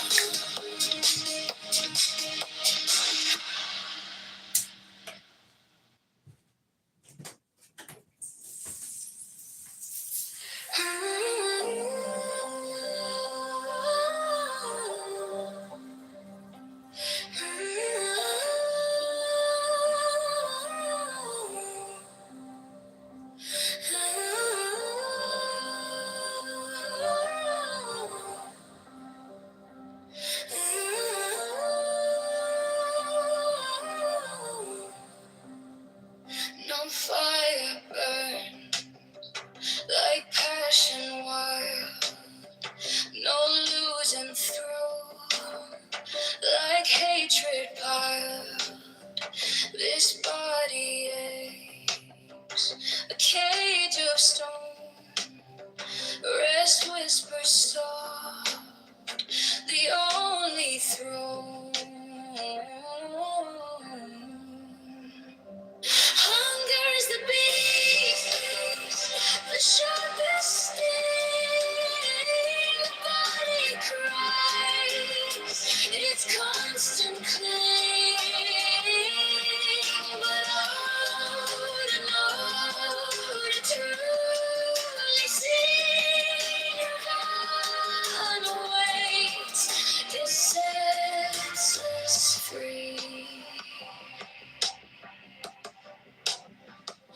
Pain walks close, a shadowed friend.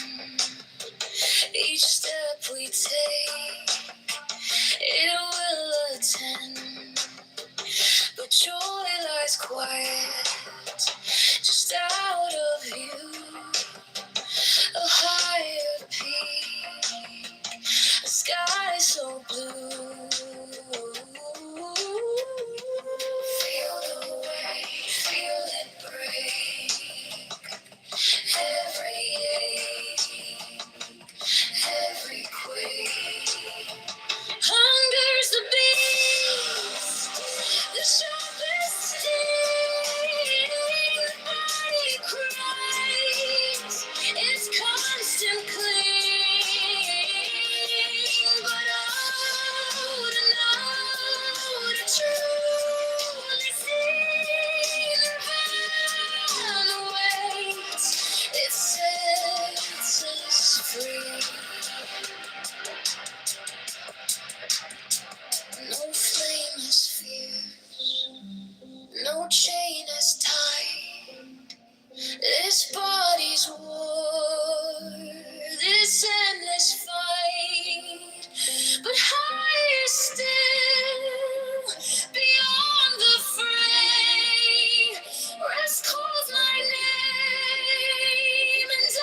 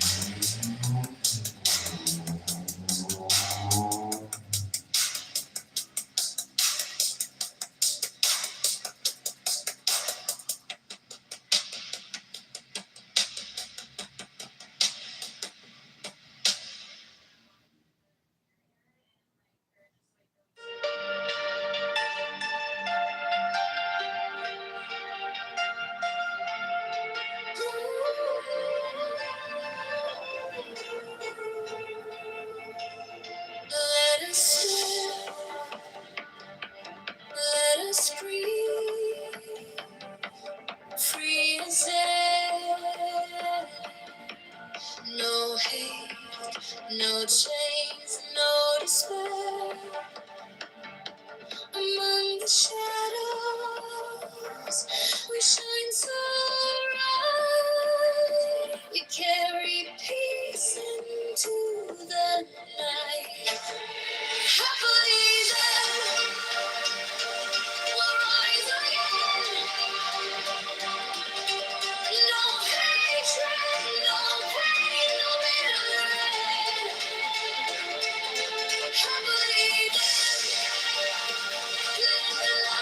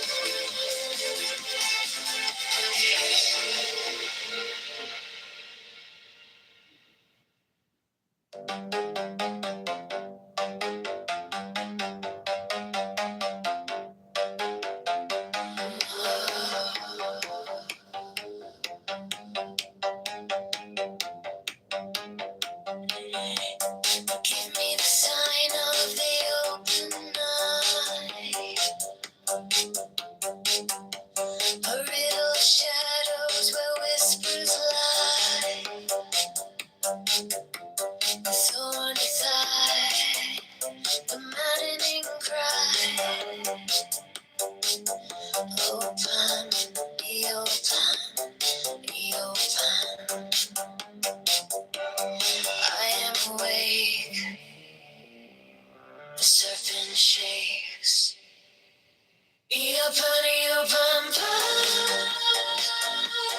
I am a man. Do as thou wilt, as a god can.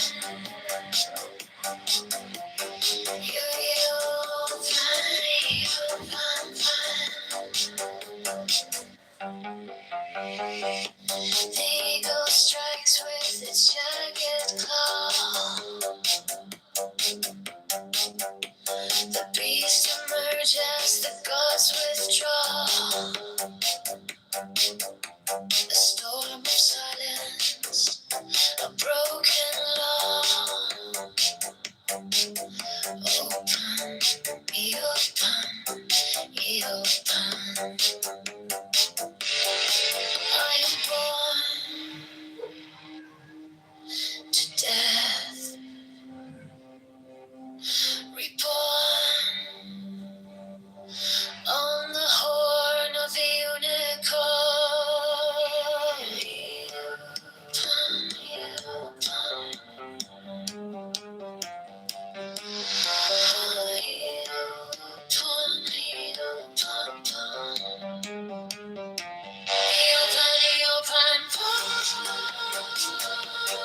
I am a man. Do as thou wilt, as a god can.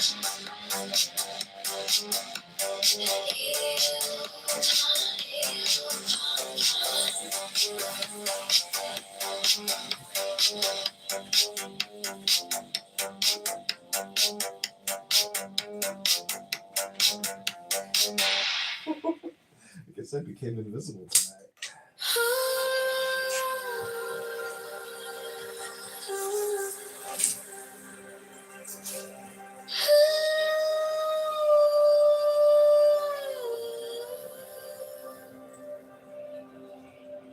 By the mystical union of fairy and fawn,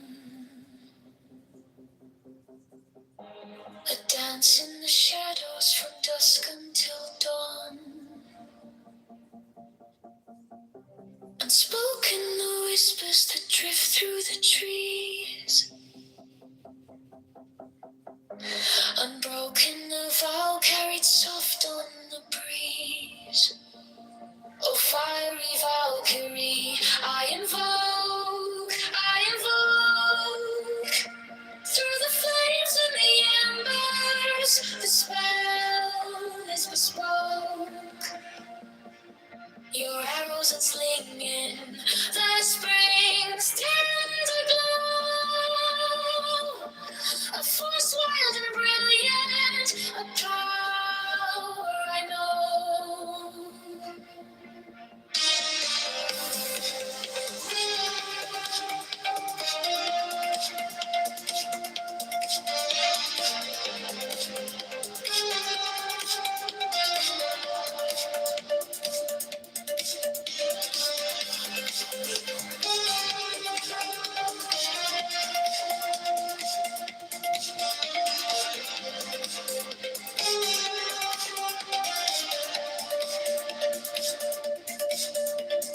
A secret communion of hearts left unsung. The listless, resistless, tumultuous tongue. Through veils of the morning, her armor does gleam.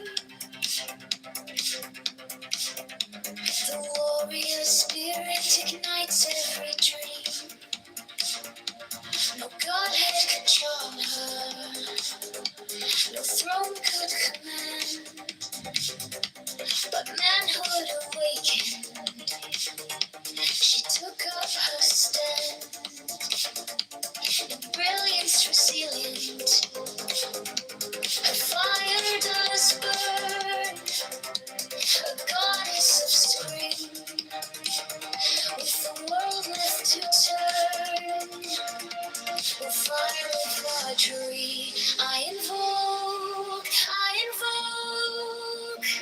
Through the flames and the embers, the spell is bespoke.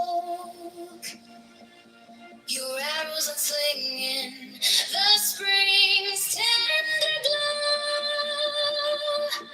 A force wild and brilliant, a power I know.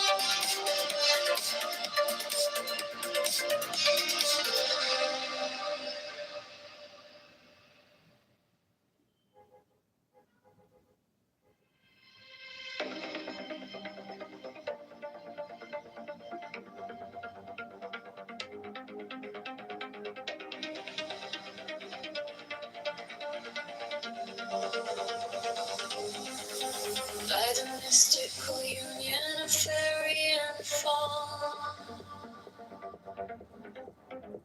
I dance in the shadows from dusk until dawn. Unspoken the whispers that drift through the trees.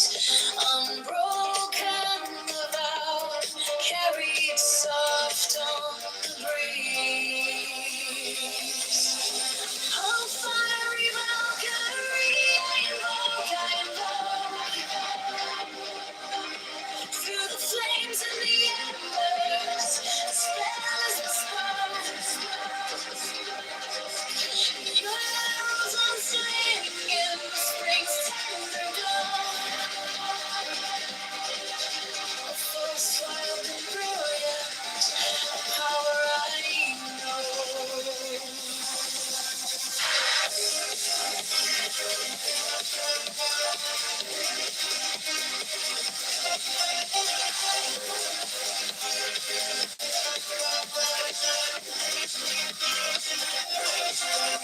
A secret communion of hearts left unsung. The listless resist its tumultuous tongue. Through veils of the morning, her armor does gleam. The warrior spirit ignites every dream.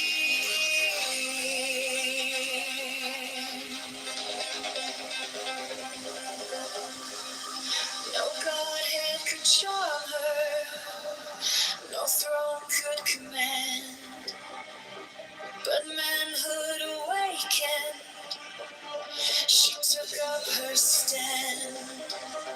In brilliance is the end, her fire does burn, a goddess of spring, with the world left to turn.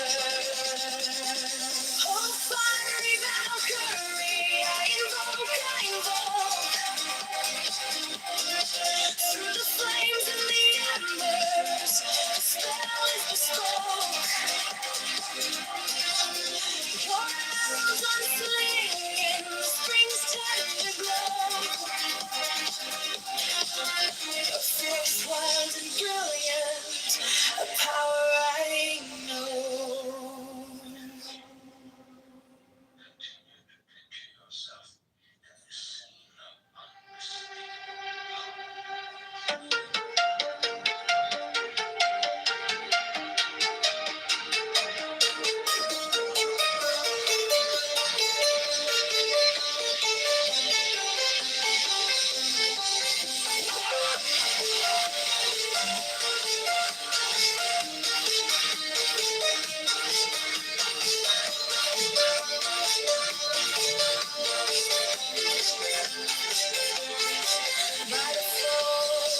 Saw the fashion of love I collide.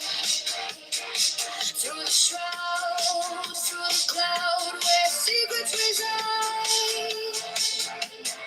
Through the storm, through the smoke, I survive.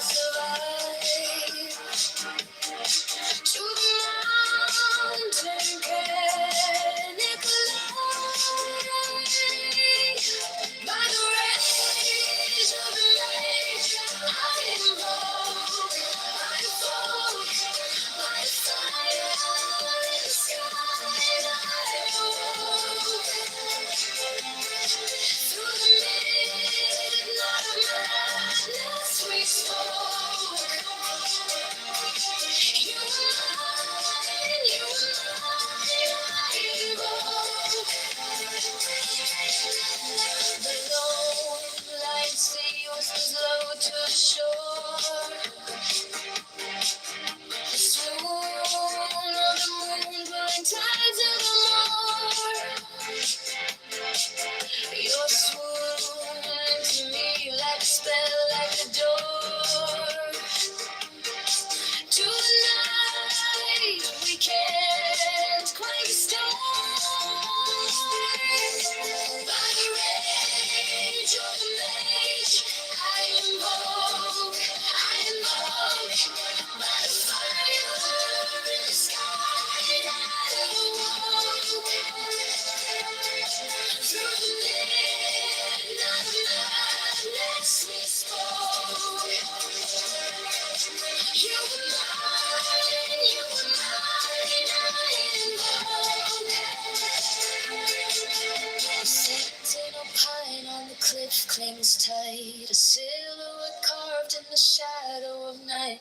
The stars overhead burn cold and bright, but they can't touch the heat of that flame.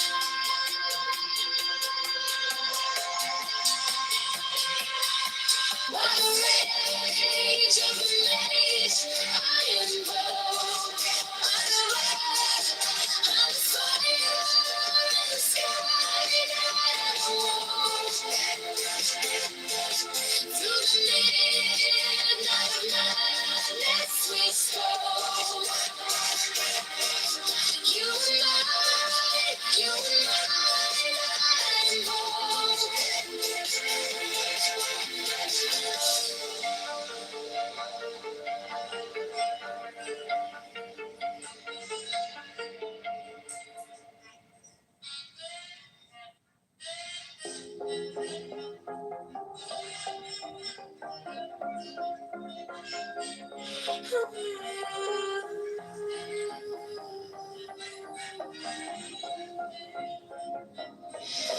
By the force of the fashion of love, I collide.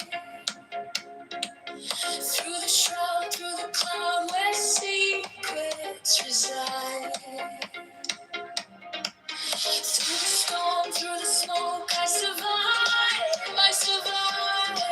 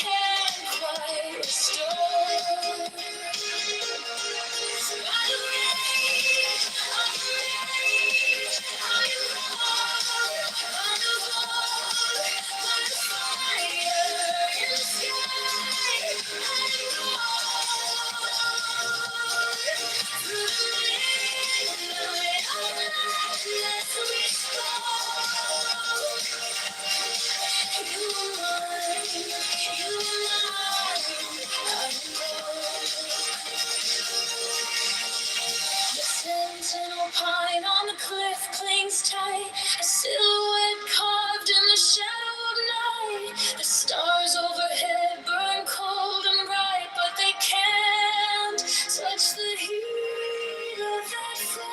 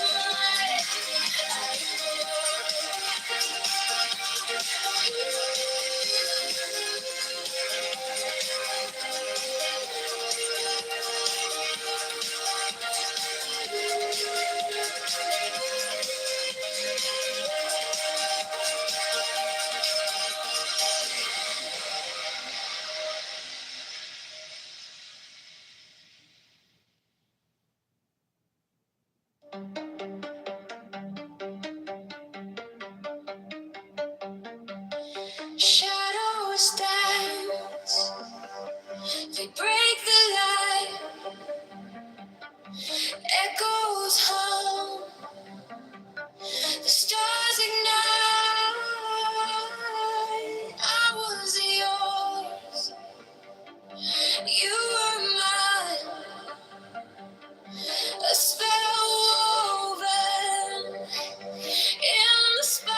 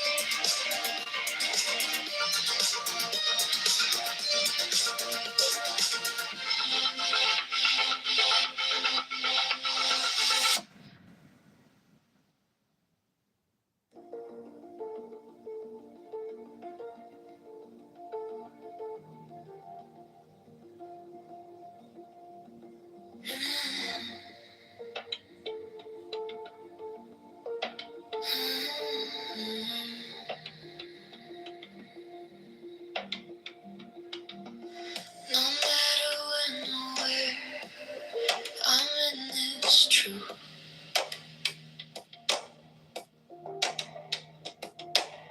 Breathing in the nowhere, breathing out the proof. One heartbeat on repeat, feels like it never moves. In a single thought, 10,000 years, I am right here, emptiness here, emptiness there, still even a universe stands always before my eyes, always before my eyes.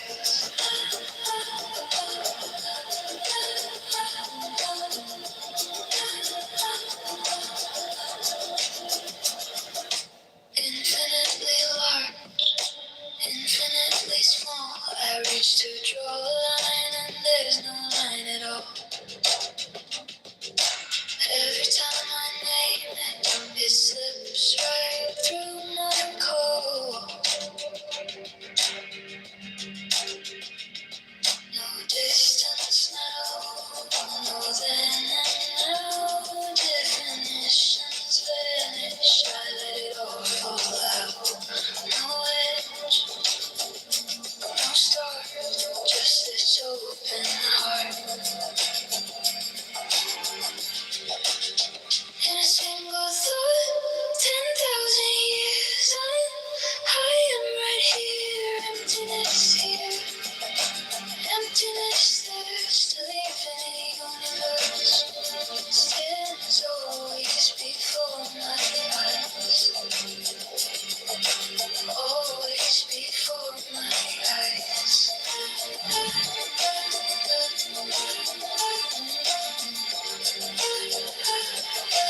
Always before my eyes.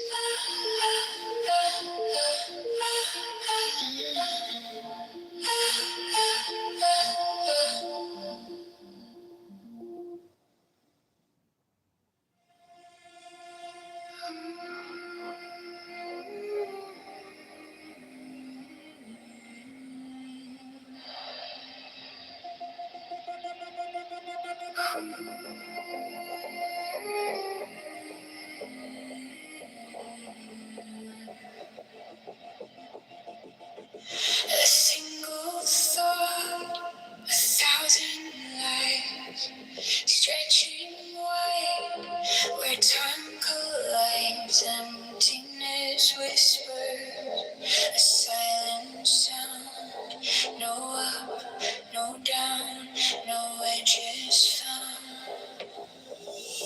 10,000 years in a single beat. Infinity stands beneath my feet. No boundaries, no line to trace. The universe stares me in the face.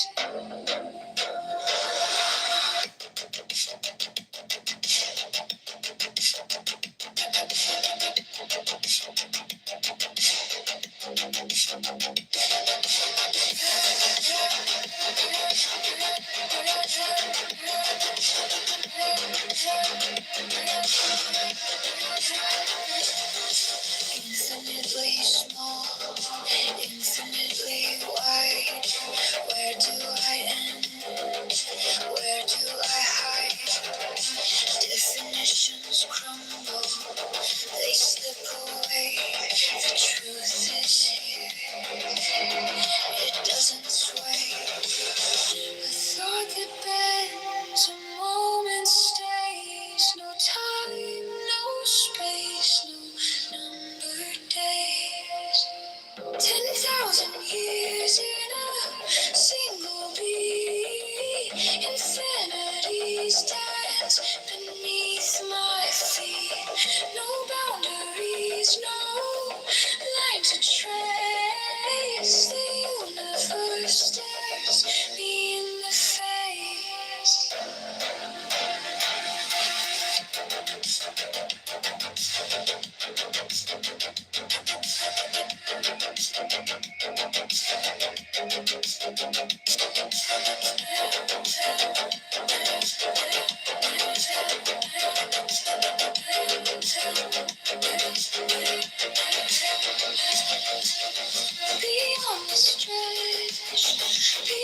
afraid. No more labels, no more names. Here and there, they are the same. The infinite places, endless game.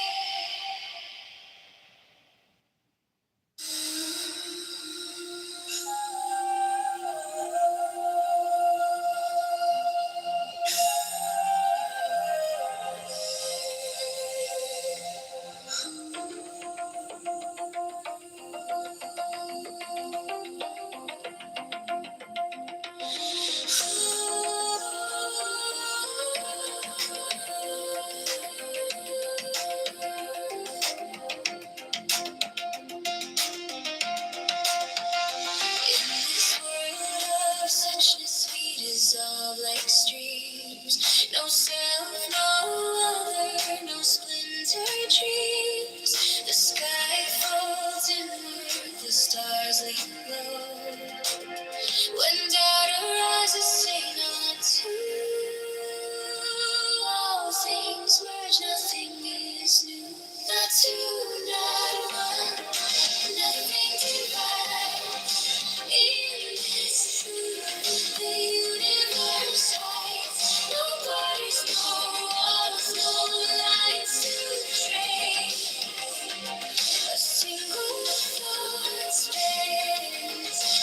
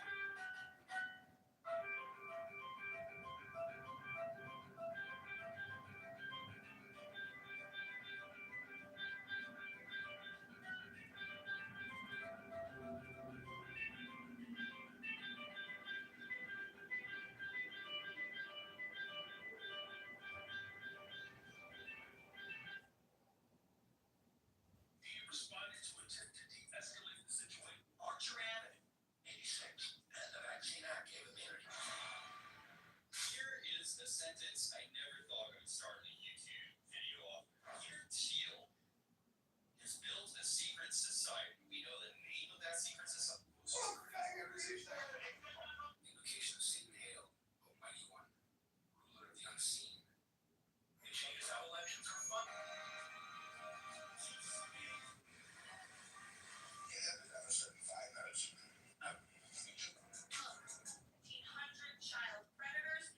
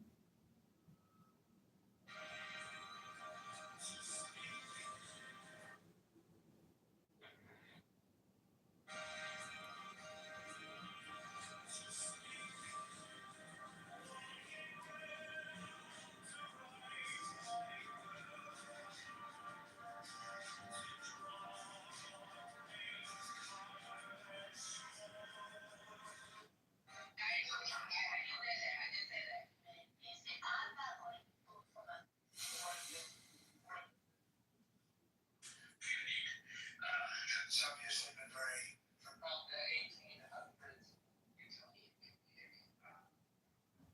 Yeah, all the novels in Hollywood give me those. Just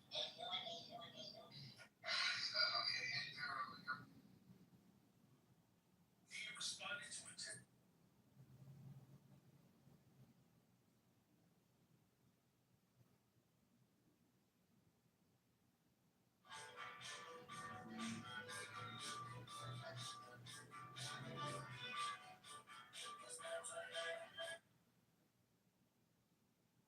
Orchard Avenue, 86.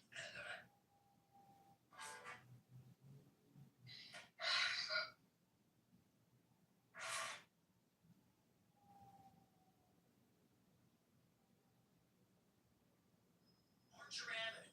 He responded to it to de-escalate the situation. Here is a sentence of the changes of elections are funded. Some people in Wright Park are really fast.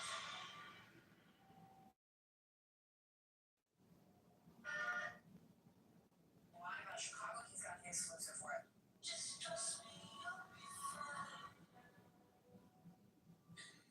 I'm back in Chicago. I think Chris will bring up the ball.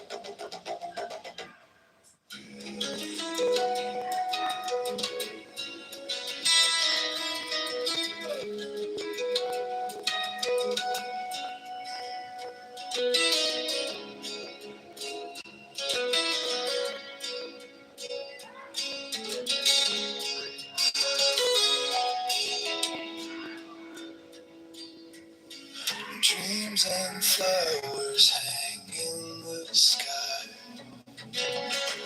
Reach to hold them, they float on by. Grasping shadows, it makes no sense. The weight of nothing feels so immense. Rest and unrest, they're just the same. A whispered echo without a name. No right, no wrong, no lines to cross. Let go of gain. Let go of loss.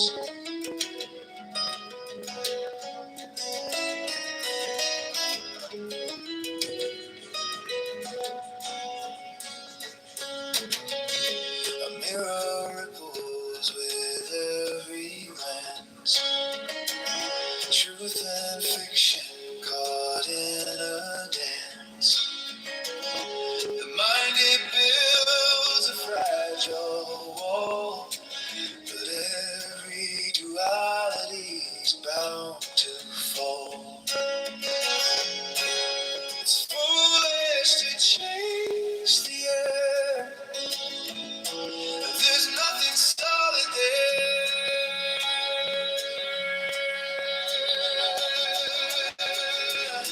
Rest and unrest, they're just the same. Whispered echo without a name. No right, no wrong, no lines to cross. Let go of gain. Let go of loss.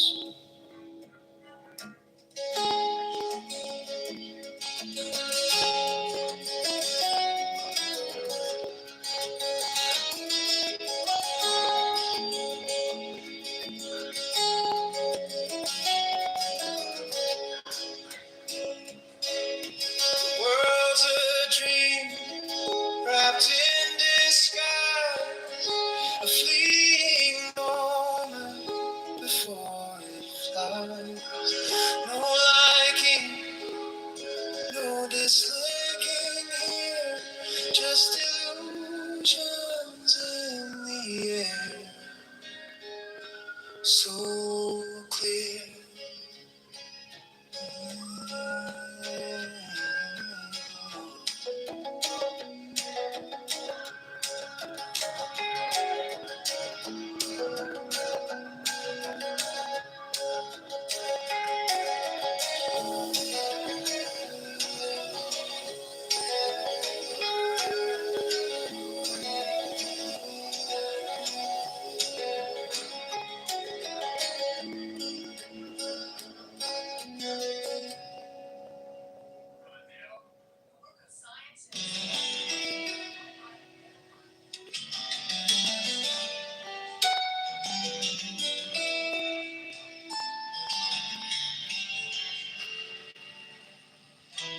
Dreams and flowers hang in the sky.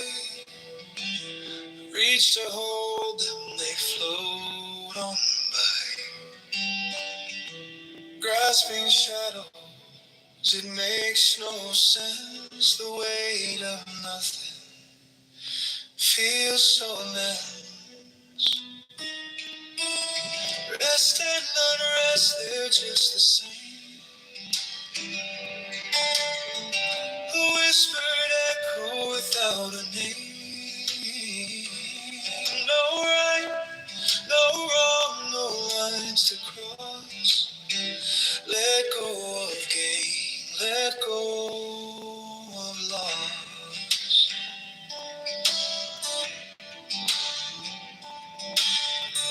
A mirror ripples with every glance.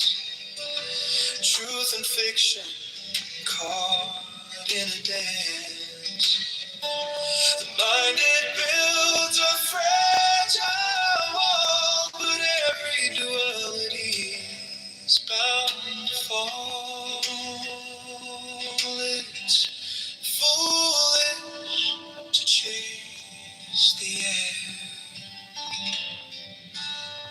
nothing solid there.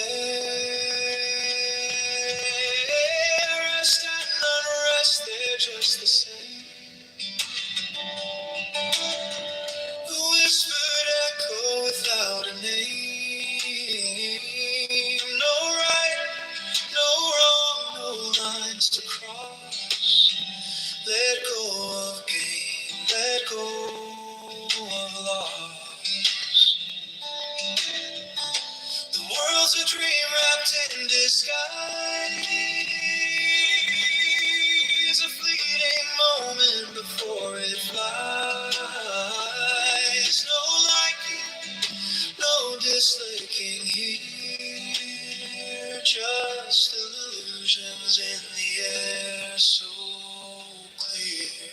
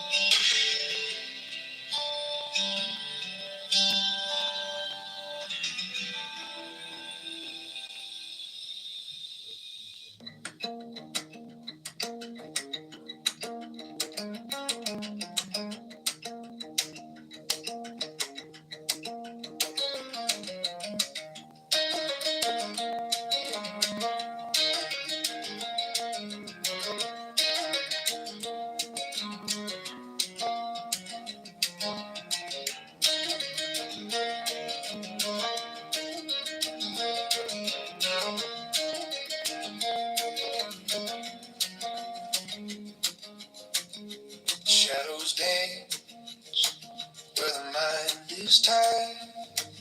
Truth hides deep where the echoes collide. The air is heavy, the water's unclear.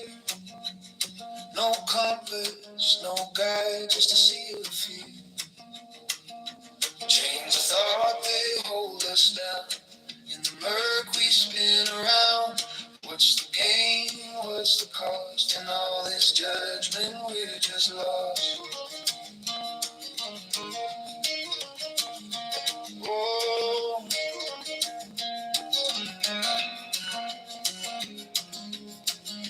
lines are drawn in the sand so thin. We chase the end, but they fall back in. The weight we carry, it bends the spine. But who's to say what's yours or mine? What's the point of walls we build? Do they protect or get us killed? Chains of thought, they hold us down. In the murk we spin around. What's the gain? What's the cost? In all this judgment, we're just lost. Distinctions crack like brittle glass. Separations of fleeting mask. Let the burdens fall. Let the echo cease. Only in freedom can we find peace.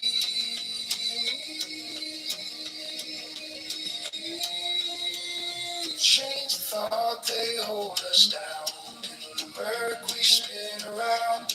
What's the gain? What's the cost? In all this judgment, we're just lost.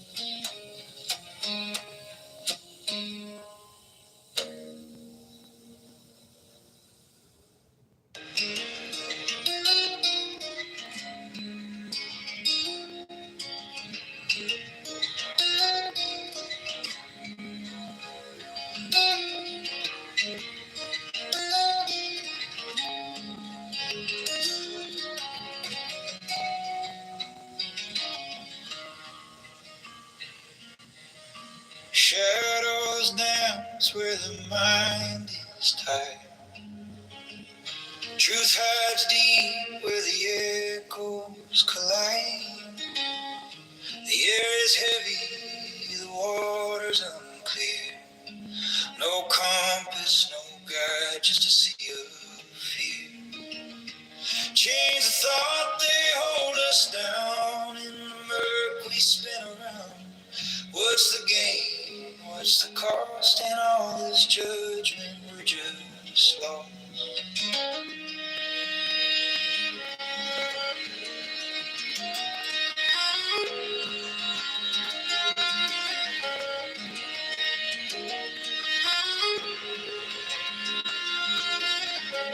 Lines are drawn in the sand so thin. We chase the ends, but they fold back in. The weight we carry, it bends the spine. But who's to say what's yours or mine? What's the point of walls we build? Do they protect or get us killed? Chains of thought, they hold us down. In the murk we spin around. What's the gain? What's the cost? In all this judgment, we're just lost.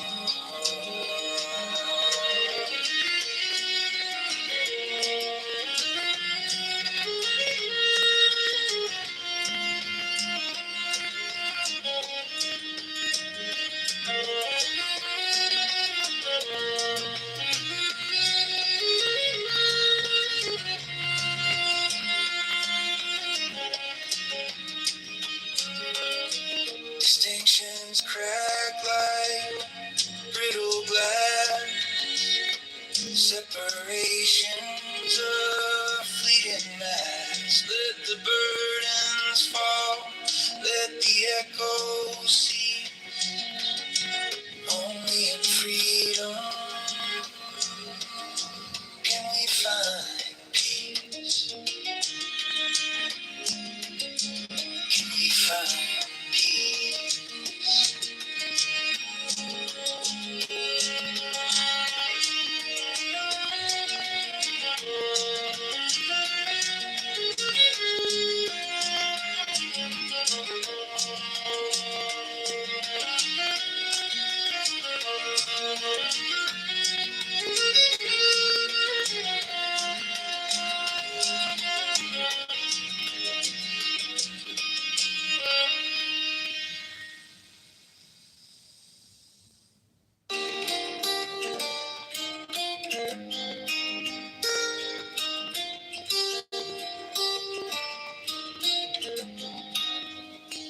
The river flows where it may, not fast, not slow.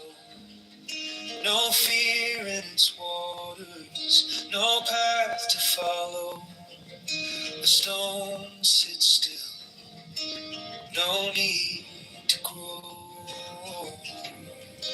We rush like the wind, chasing the sky. We stumble, we fall, we ask ourselves why. Let it be, let it stay. Great waves, neither easy nor gray, no coming, no going, just here today.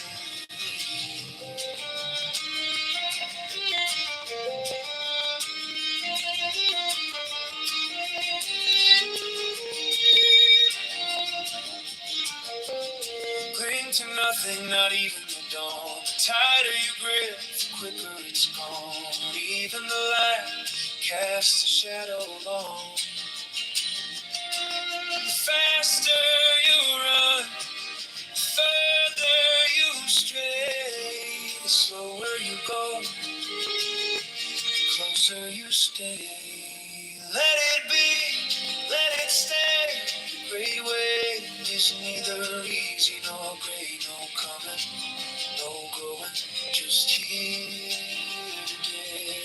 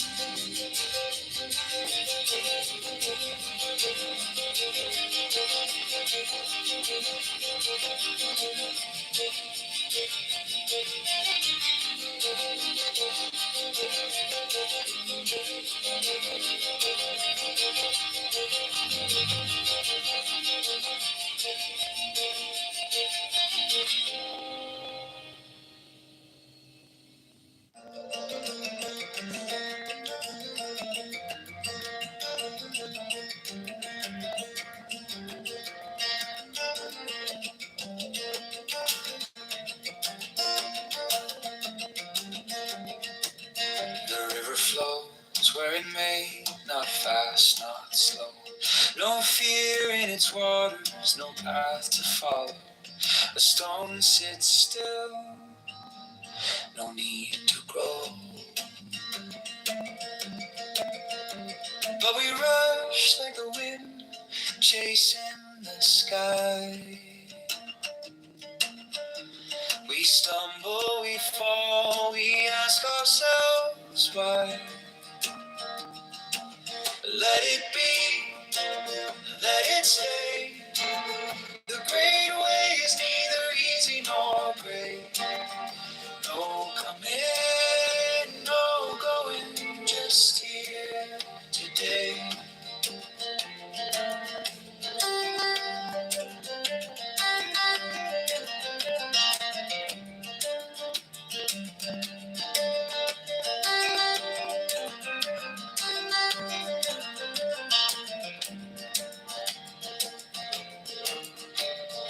Cling to nothing, not even the dawn.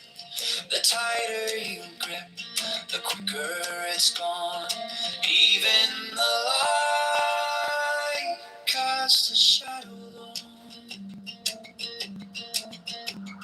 The faster you run, the further you stray. The slower you go, the closer you stay. Let it be, let it stay. The great way is neither easy nor great. No coming, no going, just here today.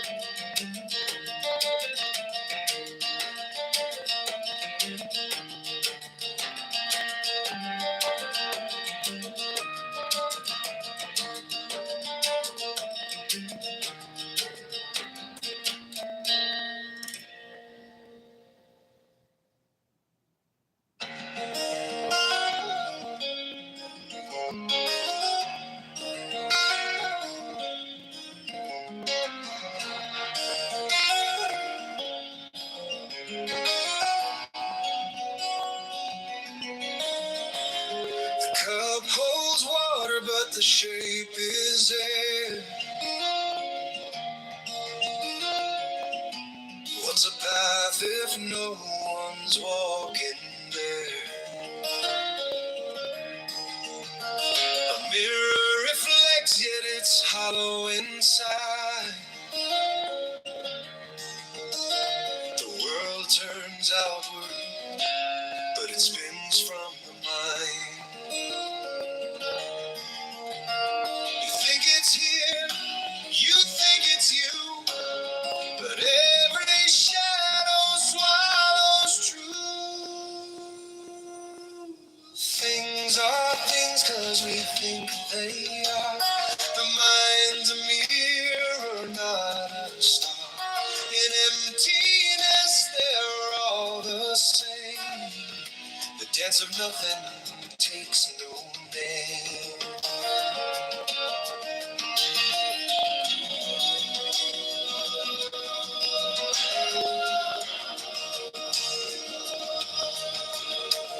The tree falls silent when no one hears. Time slips sideways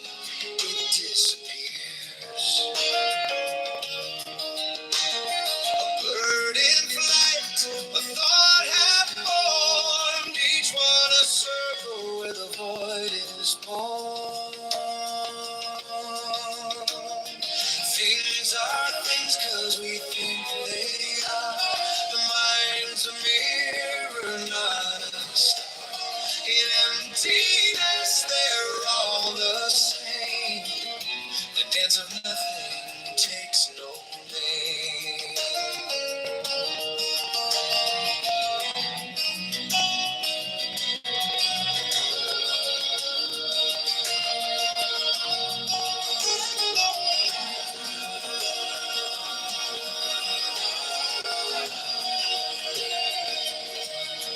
Look at the edge of what you know. It's not an end, it's just a glow. Inside the silence, the echo rings. You are the subject, you are the thing.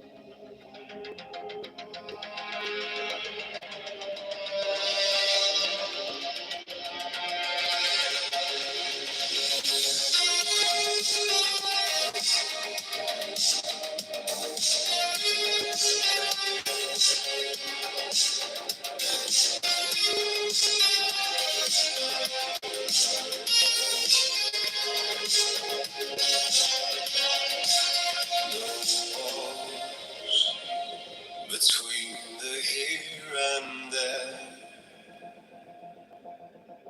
a hollow breath fills the air.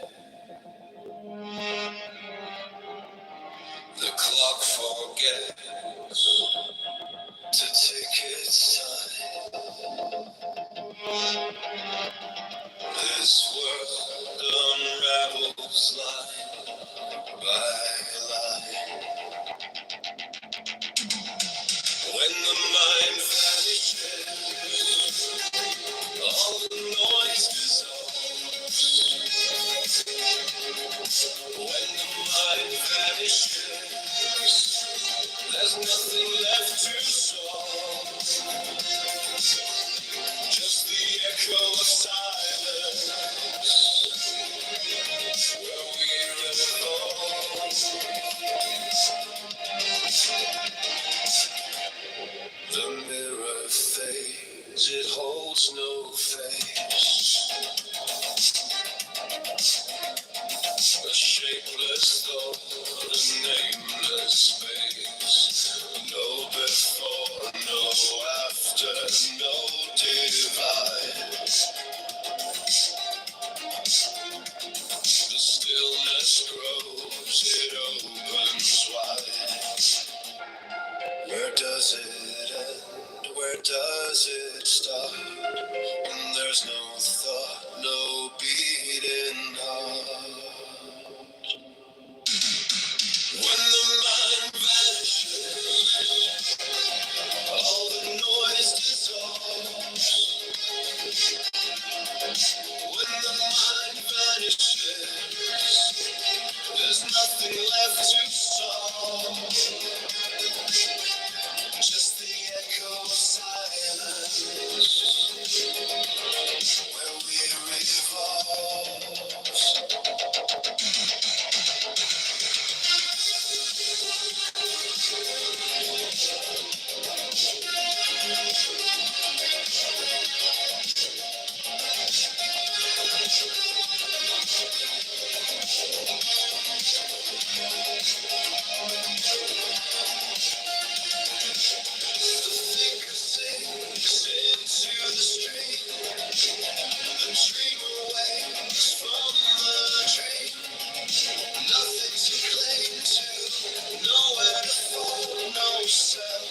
No shadow, no edge at all.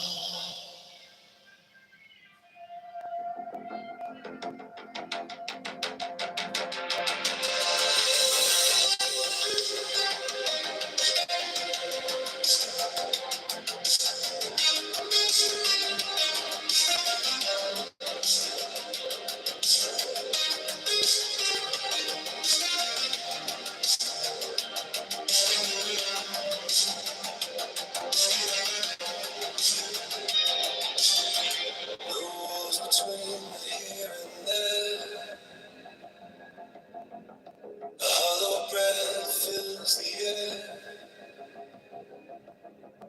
The clock forgets to tick its time. This world unravels line by line. When the mind vanishes, all the noise dissolves. When the mind vanishes, there's nothing left to solve. Just the echo of silence where we revolve.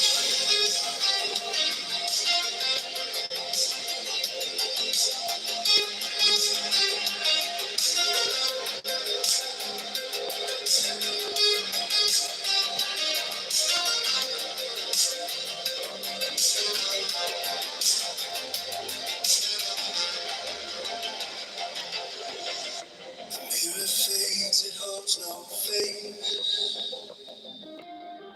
A shapeless thought, a nameless space.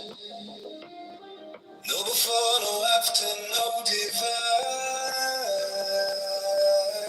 The stillness grows, it opens wide. Where does it end? Where does it start? When there's no thought, no beating heart.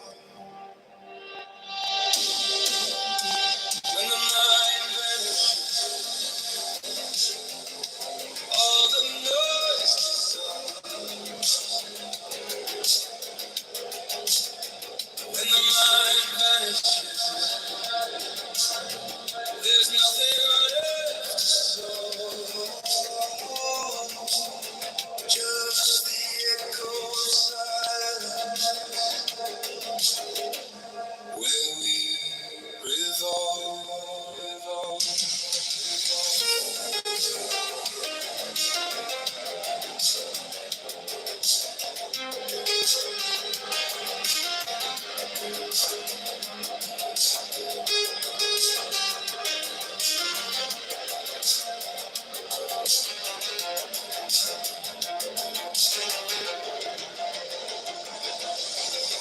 the finger sinks into the stream.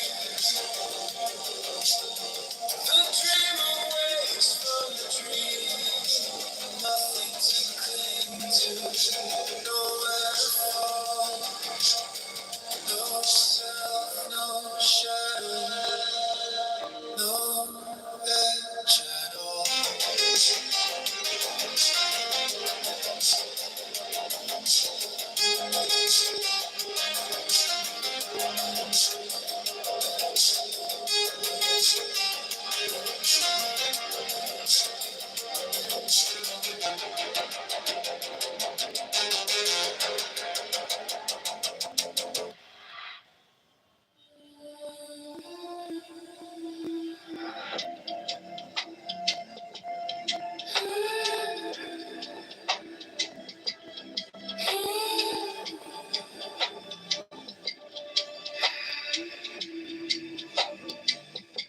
The truth hides when no one looks. In empty rooms and shadow nooks, you chase the light, behold the dark. A spark, then nothing's dark. Trace of this and that, right or wrong, it falls flat. Mine essence slipping slow. Let it go, let it go.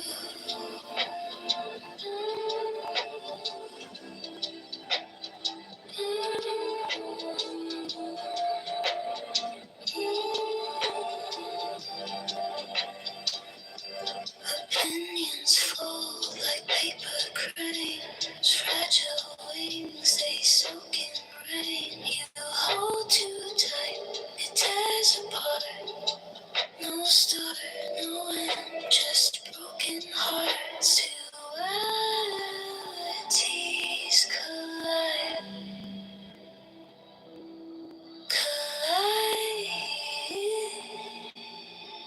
Slight trace of this and that, right or wrong, it falls flat. My essence slipping slow. Let it go, let it go.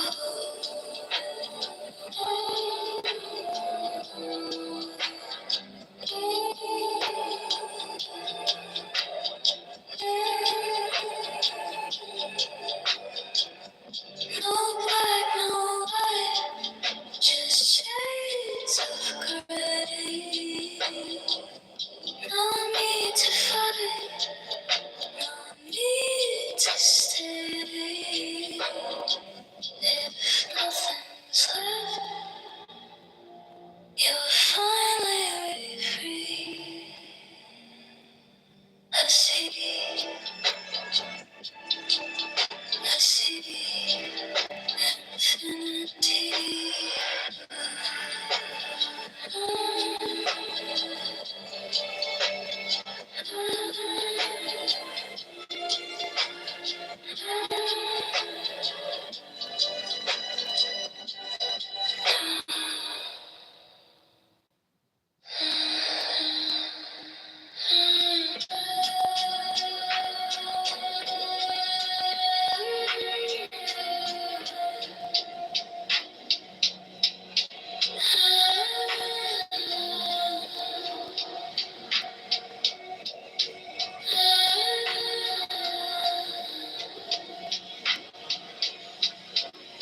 The truth hides when no one looks.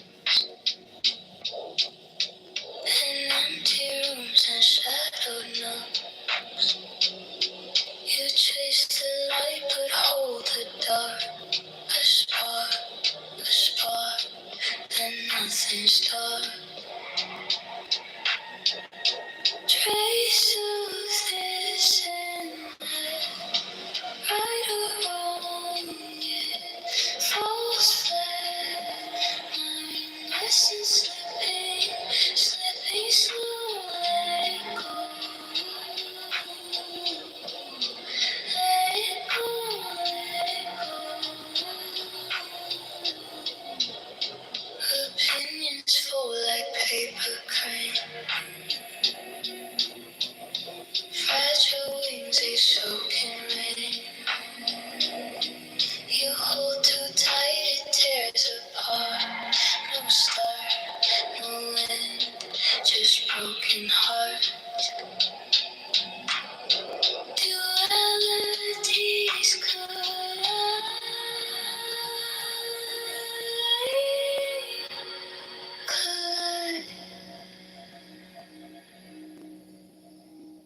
Let it slide.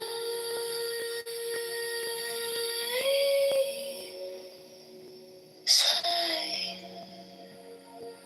Trace of this and that, right or wrong, it falls flat. My essence slipping slow. Let it go,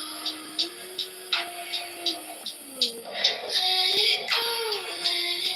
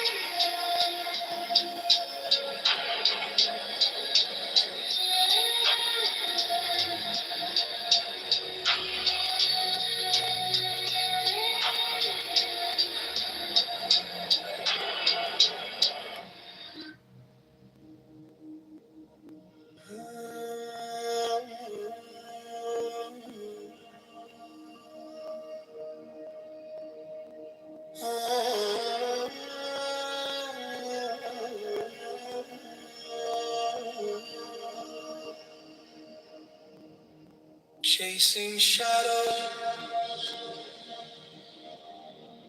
in the neon glow, lost in mirrors where truth won't show.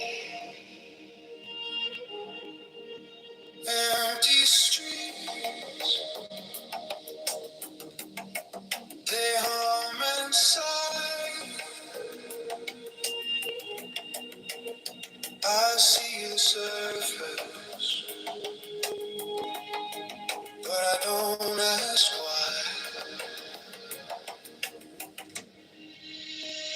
Beyond the mirror, there's a spark, a light that flickers in the dark. Not the echo, not the scream. To find the room is to be seen.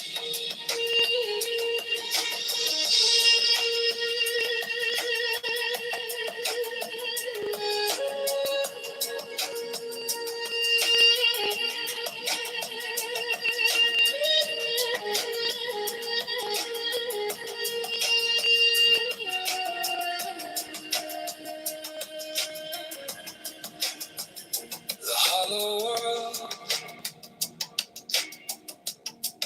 it spins and bends, false beginnings, twisted.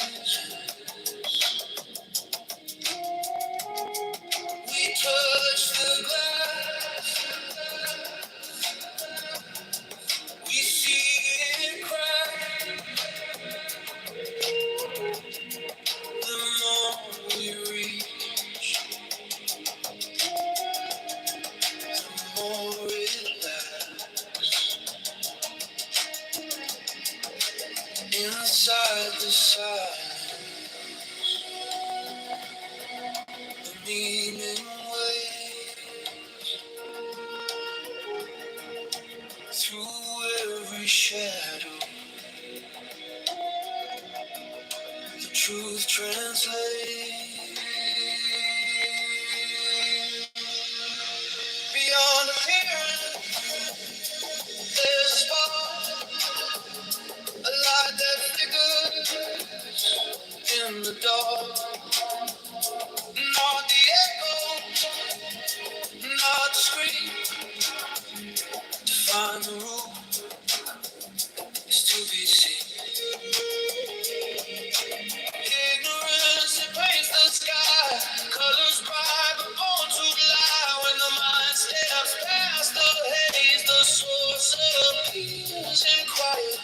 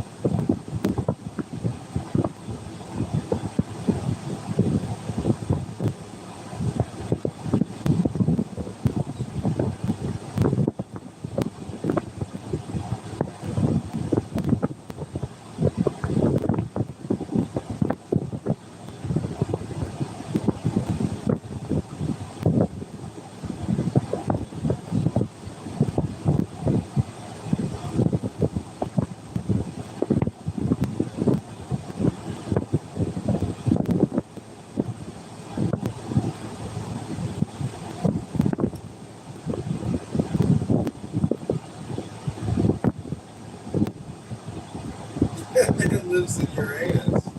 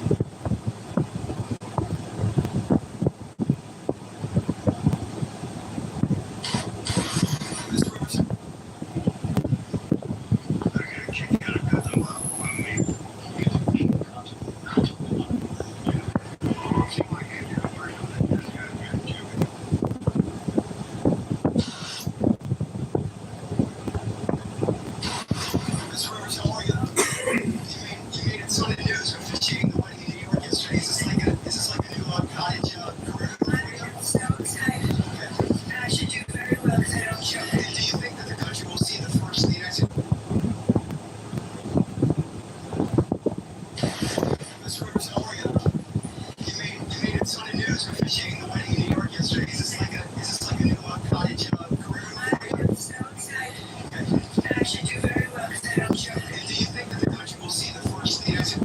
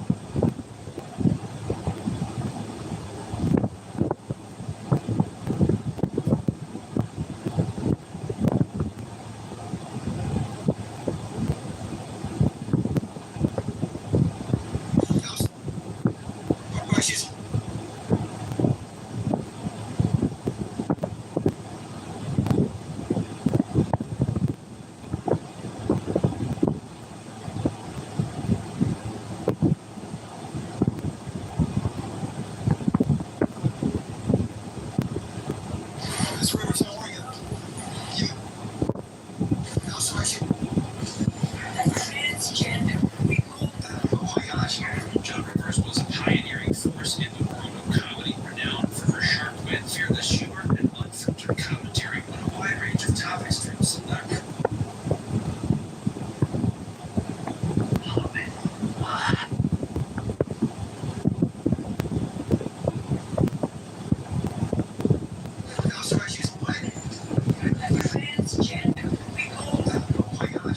Joan Rivers was a pioneering force in the world of comedy, renowned for her sharp wit, fearless humor, and unfiltered commentary on a wide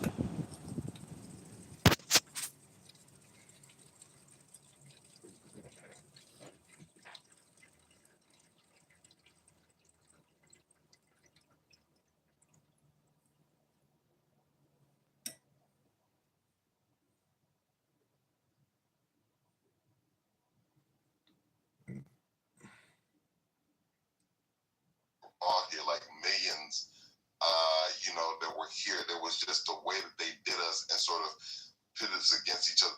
We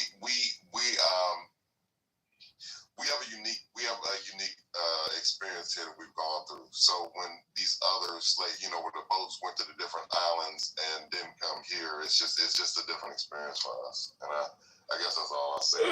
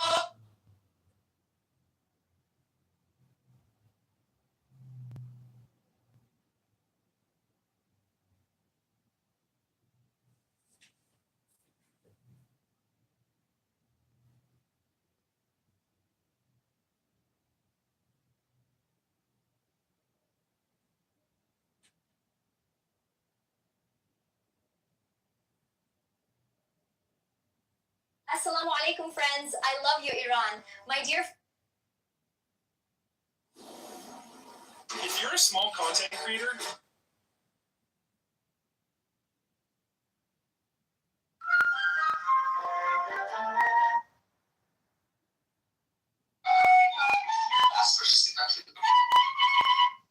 if I have 200 views,